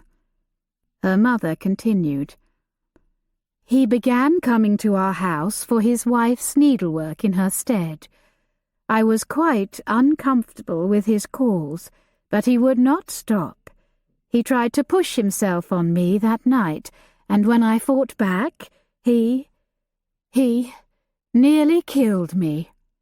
Nonsense, Smith! It is all nonsense. Mr. Smith looked flabbergasted and uncertain how to proceed. Sir Fulk's steward sat silent, as did the magistrate, who watched the proceedings in calculated detachment. Herbert Fitzpatrick rose. I believe her, he said. Shut up, boy, his father snapped. Turn against your father, will you? Always were a weak, useless lad. Herbert flinched, but when he spoke, his voice was calm and cool. I did not witness the events of that evening, but I was aware of my father's increasingly frequent calls on Mrs. Keene, and my mother's distress because of it. It would not be the first time my father had pursued another woman, though I had never known him to pursue anyone so doggedly before. Shut your trap, boy. You are hereby disinherited. Davies, I want a new will. Sir Fulk turned toward the door. We are not finished here, Sir Fulk, Olivia said. Yes, we are, he said, jaw clenched. There is the matter of the embezzlement charge. I have reviewed the books, and my father did not embezzle from you. Right, Sir Fulk sneered. Who did, then? Olivia looked at the young man beside the solicitor, his pale face framed by the blackest hair, and in his wary green eyes she saw once more the dread of disappointing one's father that she recognized in herself, that she recognized from a boy in the Crown and Crow all those years ago. Could this boy, grown now, dare disappoint his father? Own up to the truth which would surely earn his father's wrath and rejection 100 times over what a lost contest would have done?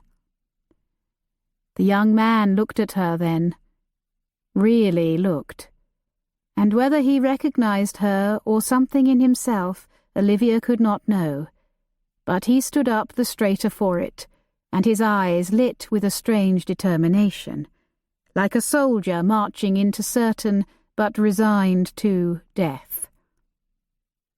No one embezzled from you, father, he began, but I took it, to keep you from wasting the family's last shilling on gaming and women. You have not given Mother and me enough to live on these last years, so I felt within my rights to take what was needed to pay the bills and keep my mother in the comfort she deserves. Disinherit me if you like. Here stands your solicitor at the ready. I have invested wisely. From the interest earned, I can now support Mother and myself, if not in grand fashion, respectable at least, which is more than I can say for you. Your affairs are in a sorry state indeed, and it does not take an accomplished clerk to figure that out. He turned to Olivia. Though it did take an accomplished young woman to discover I did it, and to give me the courage to own up to it. But how dare you? The older gentleman blustered. I shall disinherit you indeed, cut you off. Herbert said dryly, Disinherited twice in a single day? How extraordinary. The steward cleared his throat. Sir, if I may, the sum your son invested is all that is keeping the family from debtor's prison. Perhaps leniency is in order. He shall never lay his thieving hands on my money. What money, father? Herbert said. We have already established your debts outweigh your assets, and the investors are dropping like scales off a rotting fish. Sir Fulk glowered. And whose fault is that? Yours, sir. These rumours and now charges of embezzlement have done it. It is on your head. Yours. Herbert looked at his father coldly. So be it. But Mr. Keene goes free. Why should he? Because he is innocent, Olivia's mother said. And because if you drop all charges, the rest of this sordid business will remain our secret. The constable objected. Mrs. Keene, are you sure you want to let him off? I could have him. Quite sure, Mr. Smith. She turned cold eyes on Sir Fulk. That is, unless he ever comes near me again. Herbert Fitzpatrick offered Olivia his arm and escorted her from the room, while the magistrate, Mrs. Keene and Sir Fulk sealed the bargain, with Edward, the steward and the solicitor acting as witnesses. In the hall, Herbert withdrew a single gold guinea from his waistcoat pocket and pressed it into Olivia's gloved hand. This is yours, I believe, Miss Keene. You won that long ago contest, and you won today. I think we both won, she said. Thank you for speaking out. Pulling his gaze from her hand, he looked up ruefully. Would you have let me keep silent had I not? She smiled gently but shook her head. I have been silent long enough.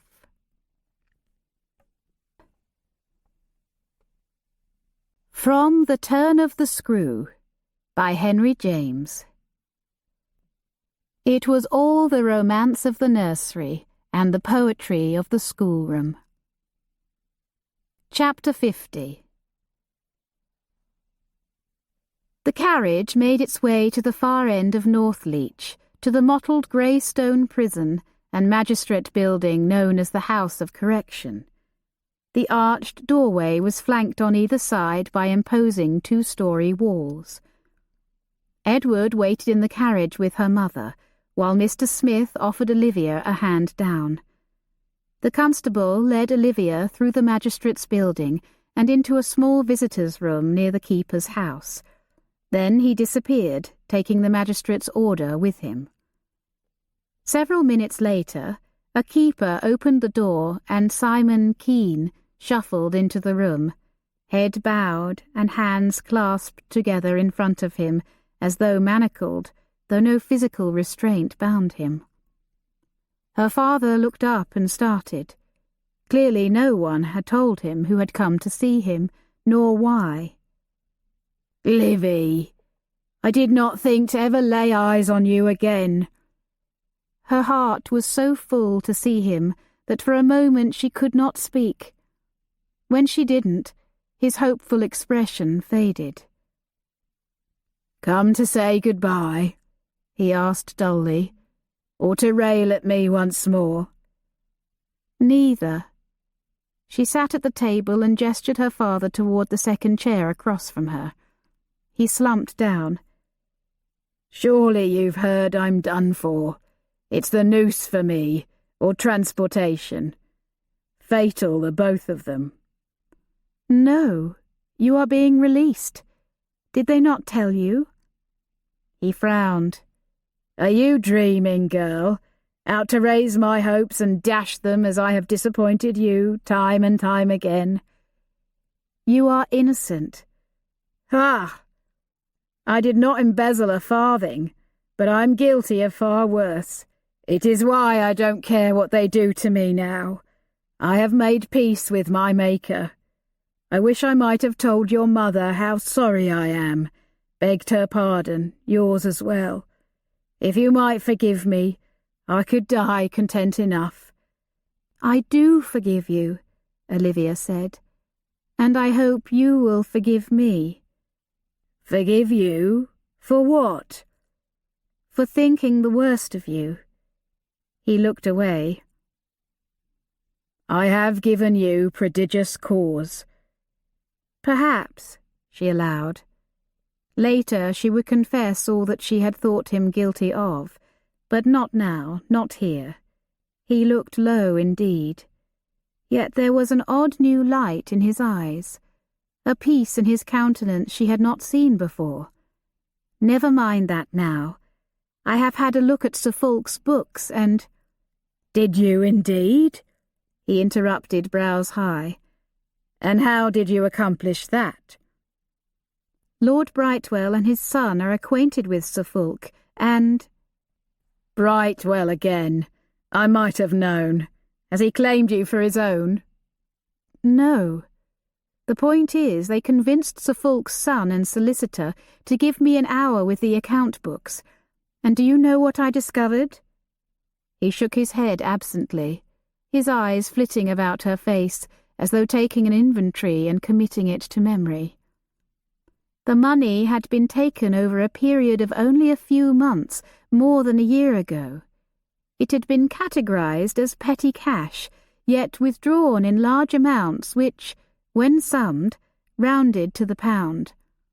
Not the work of an accomplished clerk like you, even had you been working for Sir Fulk at the time, which you were not. You are far too clever for such a hack job."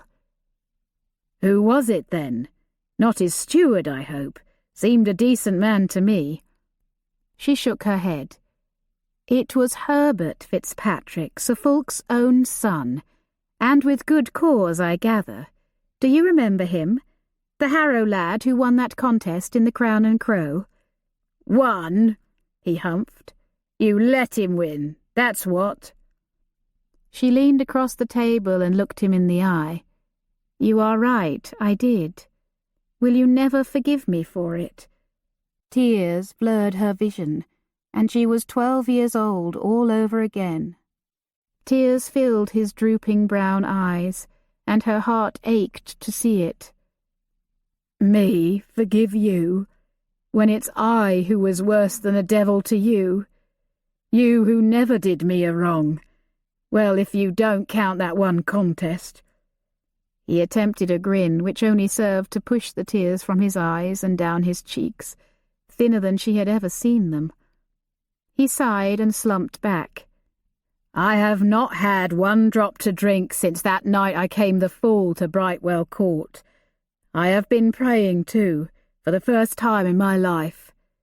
That parson, Tugwell, he helped me see, not the error of my ways, for I knew them all too well already, but what was wanting in me.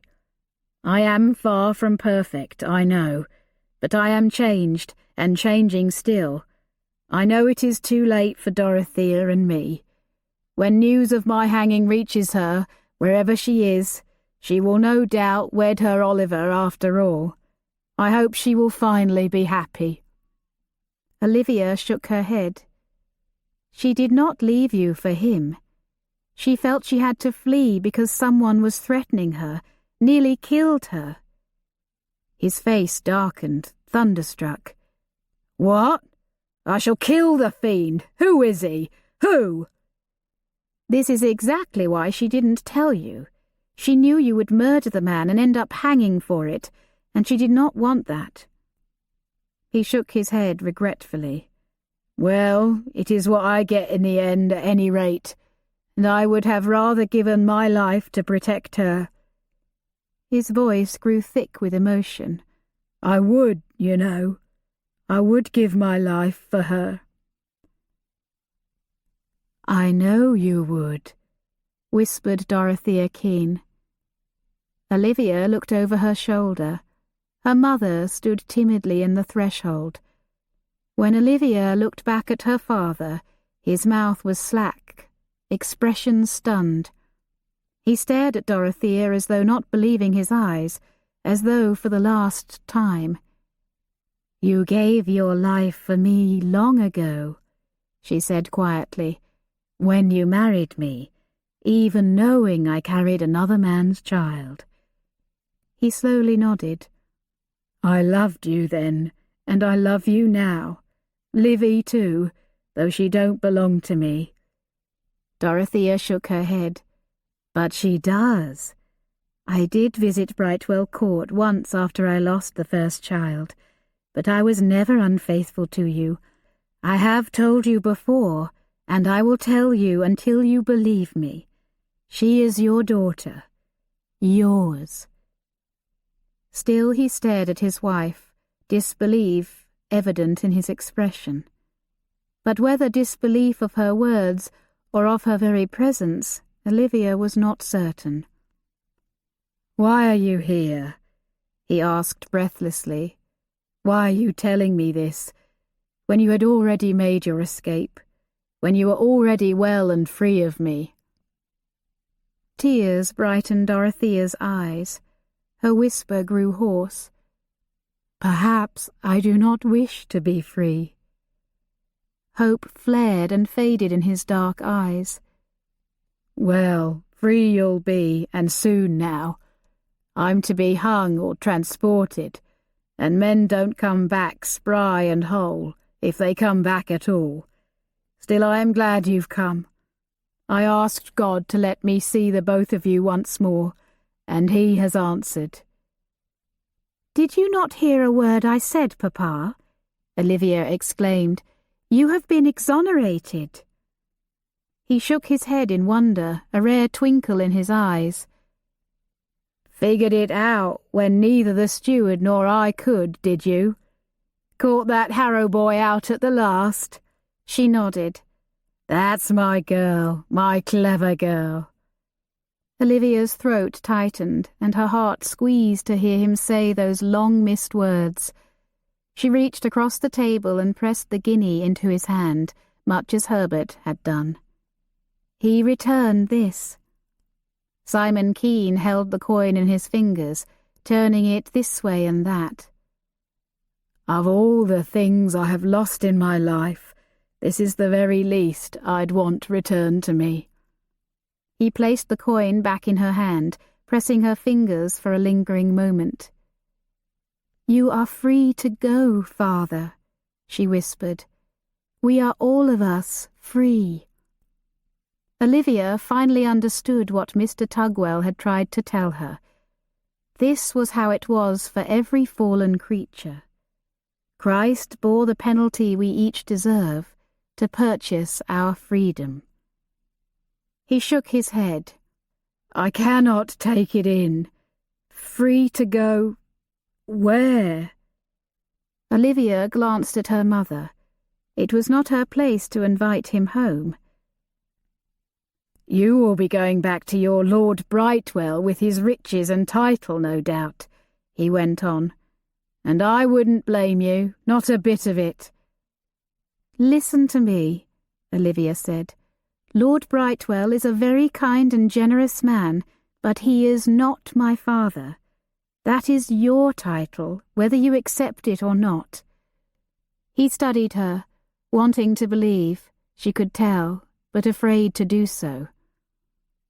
The man may be an earl, Olivia continued, attempting a grin, but he is no scholar in arithmetic, I assure you. In fact, he makes rather a muddle of it. She slowly shook her head, looking him directly in the eye. I long ago inherited your dark hair and mind for numbers. There is no disinheriting me now. He lifted thin lips in a wobbly smile. Never. Edward was pacing outside the prison when Olivia emerged at last, alone. He searched her face, relieved to see only a trace of the anxiety that had been there before. He exhaled deeply. "They will be out soon," she said with a tremulous smile. "They wish to speak privately first, as you might imagine." He nodded and pressed her hand, wondering what the outcome of that discussion would be. Simon and Dorothea Keene emerged a few minutes later, not arm in arm, but side by side. Edward stepped forward and shook Mr. Keene's hand. Olivia formally introduced the two men, though they had met under awkward circumstances once before. Simon Keene thanked Edward for his part, then cleared his throat. "Thing is," he began awkwardly, "it would not be wise for either of us to return to Withington. Too near Fitzpatrick, you understand. And of course, I no longer have a post there. Dorothea here would like to return to the school." "Just for a time," Mrs. Keene hastened to clarify. "I feel I should finish out the term." "And I feel I ought to return to the almshouse," Mr. Keene said. "To speak with that parson again, and then later." He glanced at Dorothea, then away again. "Well, we shall see." Edward looked at Olivia, who bravely nodded her understanding. He hoped she was not too disappointed there would be no instant reconciliation for her parents. But surely with wise counsel from Mr. Tugwell, and much prayer and patience, they might be reunited soon. Edward directed the coachman first to St. Aldwyn's, where Mrs. Keene bestowed a tentative smile on her husband, and embraced Olivia with a promise to see her soon. Then they delivered Mr. Keene to the almshouse as he requested.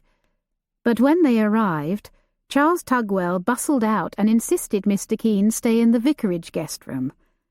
A village shopkeeper, a Miss Ludlow, he believed, followed in the vicar's wake, smiling and waving to Olivia.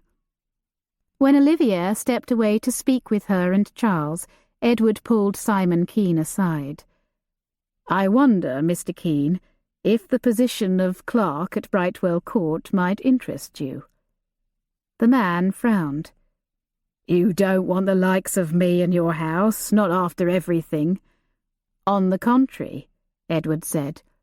"Father has promoted our man Walters to steward, leaving us without a clerk, and I understand you are very clever with accounts, as is your daughter." "Are you offering for her sake? And if I am, your father cannot want me." "My father has more pressing things on his mind at present, a new will to draft, a new heir to groom, and new wards to oversee." "And what does Olivia say to the notion?" "Why not ask her yourself?" Edward looked over at Olivia, and his chest warmed to see her smiling at him, smiling at them both. Simon Keene looked over as well, and a slow smile transformed his downturned features. "Perhaps I shall, at that."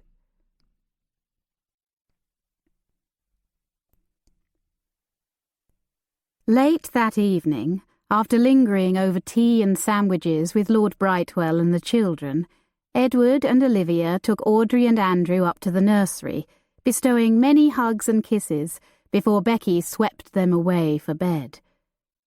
Together they descended the stairs once more, but instead of returning to the library, Edward stopped in the hall. "Will you join me for a walk through the garden, Olivia?" She felt a thrill of anticipation. "I will." They walked along the church wall, through the arbour, and around the side of the house. Seeing the tree from which she had first overheard Edward's secret, she paused beside it, running her fingers over the rough bark and remembering. As if reading her thoughts, Edward said, "Now this brings back memories. But this time, I shall hide behind the tree with you. Do you mind?" Olivia shook her head, heart beating fast and her throat suddenly tight.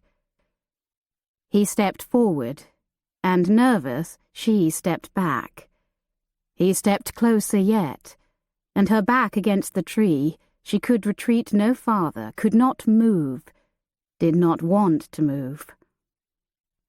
"You do know why I objected to father claiming you as his daughter, do you not?" She shrugged, guessing the answer but wanting to hear him say it. "Because my feelings for you are not at all brotherly." He ran a finger along her cheek and she shivered.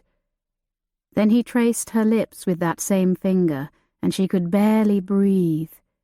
He whispered, "Do you know how long I have wanted to kiss you?" She shook her head again, not trusting her voice. "Not when I first saw you behind this tree, I admit. Then I wanted to strangle you." He grimaced. "Forgive me. Poor choice of words, that." She managed a tremulous grin. He placed his hands on her shoulders and slowly dragged his warm fingers down her bare arms and then up again. Shivers of pleasure fluttered up her spine. "I believe it was when I saw you swinging Andrew about on the lawn. Or was it when I found you and Andrew asleep together, your hair down around you and wearing only the thinnest of night-dresses?" He gave her a roguish wink. She whispered shakily, "Seems I have a great deal to thank Andrew for." He smiled down at her, ran his hands up her arms once more, then lifted them to her flushed cheeks. "You are burning." "I know." He framed her face with his hands and bent toward her, eyes fixed upon her eyes, then lowering to her mouth. At the last instant, as his lips touched hers, she closed her eyes, focusing her senses on him, the spicy masculine scent of him, the cool fingers on her cheeks, the warm lips on hers, kissing her in whisper-soft caresses that deepened and intensified with passion. When he finally broke the kiss, his breathing was haggard and his voice husky. "I love you, Olivia. Have you any idea how much?" "No," she breathed, "but I hope the number is very, very high." He kissed her once more, then lifted his head, his gaze caressing her bare neck, her face, her hair, her eyes. "Have I told you how beautiful you look tonight?" "Several times, yes," she answered, her voice rather breathless. "You look like a duchess, or a countess.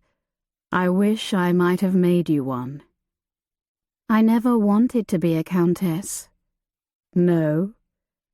"All I have wanted, for the longest time now, was simply to be—" When she hesitated, he guessed. "Free? A teacher? Reunited with your mother?" Olivia shook her head. "Yours."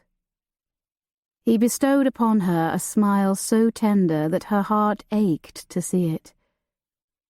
Suddenly serious, he led her to the veranda and there, under the light of several torches, looked intently down at her, eyes warm.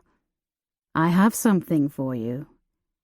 He withdrew an object from his coat pocket, Not a ring, not a jewel box, but a folded piece of paper. He unfolded it with great care and held it out to her.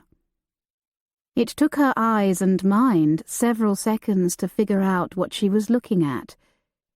It was one of Edward's drawn plans for a building project, this one with a garden indicated behind and walking paths around.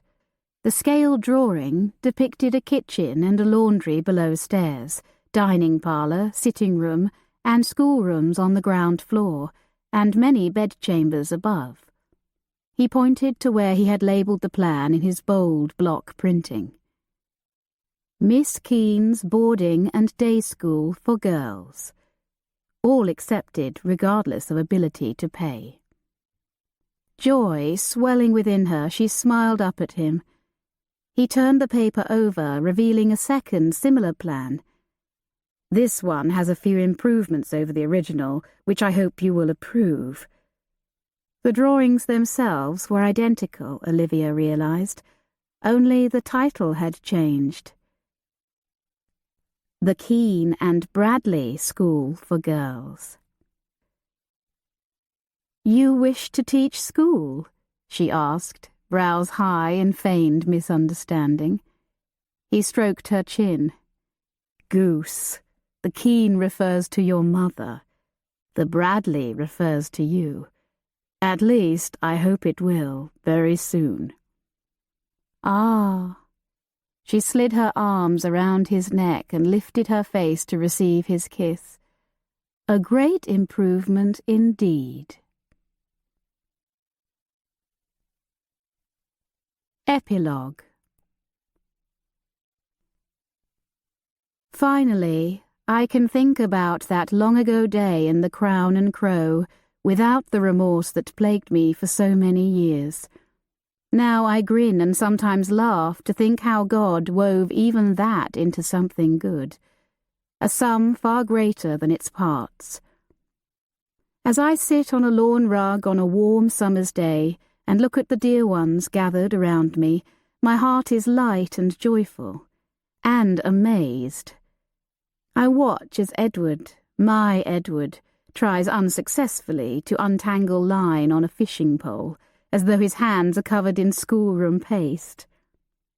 Shaking his head and wearing one of his famous scowls, Avery Croom limps over and takes the pole from Edward, muttering about the uselessness of modern youth. But beneath his gruff facade, there is a twinkle in his silvery blue eyes, so like Edward's, though I am determined his eyebrows shall never grow as wild, and I know Mr. Croom is thoroughly enjoying himself. I sometimes wish he and Mrs. Moore might wed, but they seem content to simply spend more time in one another's company, now that the hurt and misunderstandings of the past no longer stand between them. Andrew's birch bark float sinks into the river, and he calls out with glee. Mr. Croom hurries over, hand to the lad's shoulder, encouraging him and instructing him on how to land the fish. Drawn by Andrew's shout, Lord Brightwell saunters over from the garden in time to admire the brown trout. Edward ruffles Andrew's hair and grumbles good-naturedly about the boy catching 3 fish while Edward has yet to catch 1. Beside me, on the lawn rug, Audrey cheers on her brother, adjusting her bonnet when it threatens to fall back. What a lovely young woman she is becoming. At 13, she is nearly my height, and her face has lost its childish roundness. Something tells me that when Amos Tugwell returns from school next term, he shall finally take notice of her. Audrey bends low and tickles the infant lying on a soft hair rug before us, enjoying the warm breeze on his skin and cooing happily. Our son, Edward's and mine. We named him Avery S. Bradley. The S standing for Simon or Stanton, depending on which grandfather asks the question. From behind, I hear a tap on the window glass and turn toward Brightwell Court. There at the library window stands my father. How handsome he looks in his clerk's coat and neckcloth, sober as a Quaker. A flash of Titian-red hair appears behind the wavy glass, and there is Felix, holed up with my father and Walter's, learning all he can about the running of an estate. My father lifts a hand in greeting, and I wave back. It does my heart good to have him here, to see him doing so well. My mother is not numbered among us this afternoon, for she is busy at the school Edward built for us on the outskirts of Arlington, where she is proprietress and headmistress. How she loves the work and her pupils. I taught beside her the first year until my Avery was born. Then, as unbelievable as it sounds, we hired Miss Ripley to assist her. The former governess is so pleased to have a place and be spared the workhouse that she follows my mother's edicts and manner of teaching, never once reverting to the harsh discipline she once described to me. I still call in at the school at least once a week, to teach arithmetic and to hear how the pupils are getting on. Becky attends there now, as does Dory's younger sister. How satisfying to see them learn and gain confidence as young women of worth. To reach the school, I must pass by the village lock-up. Whenever I do, I cannot help but look at that little place and remember. How long ago it seems, thankfully so. Shaking off thoughts of the past, I look at the riverbank once more and watch them, these men of my son's family. Mr. Croom, Lord Brightwell, Edward, Andrew. Great-grandfather, grandfather, father, and adopted brother. And a second grandfather inside. How blessed our Avery is, how blessed we all are. As if sensing the direction of my thoughts, Edward, lying in the water, looks over his shoulder and our gazes catch. His knowing smile gladdens my heart. Suddenly his line pulls taut and is nearly jerked from his hand. "I think I have one," he calls, his voice as excited as a little boy's. Instantly, Mr. Croom is there beside him, hand on Edward's shoulder, leaning near, encouraging, and instructing him on how to land the prize. My heart aches and my eyes burn to see it. And then the fish, a very tiny fish, is brought to shore to the cheers of Audrey and Andrew. Mr. Croom, his scowl noticeably absent, claps Edward on the back and says in a hoarse voice, "Well done, lad, well done." When Edward looks across at me once more, there are tears in his dear blue eyes, and answering tears fill my own. I breathe another prayer of thanksgiving for all God has done in our lives. Well done indeed.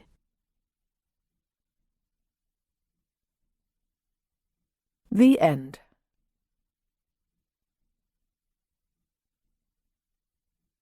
You've been listening to The Silent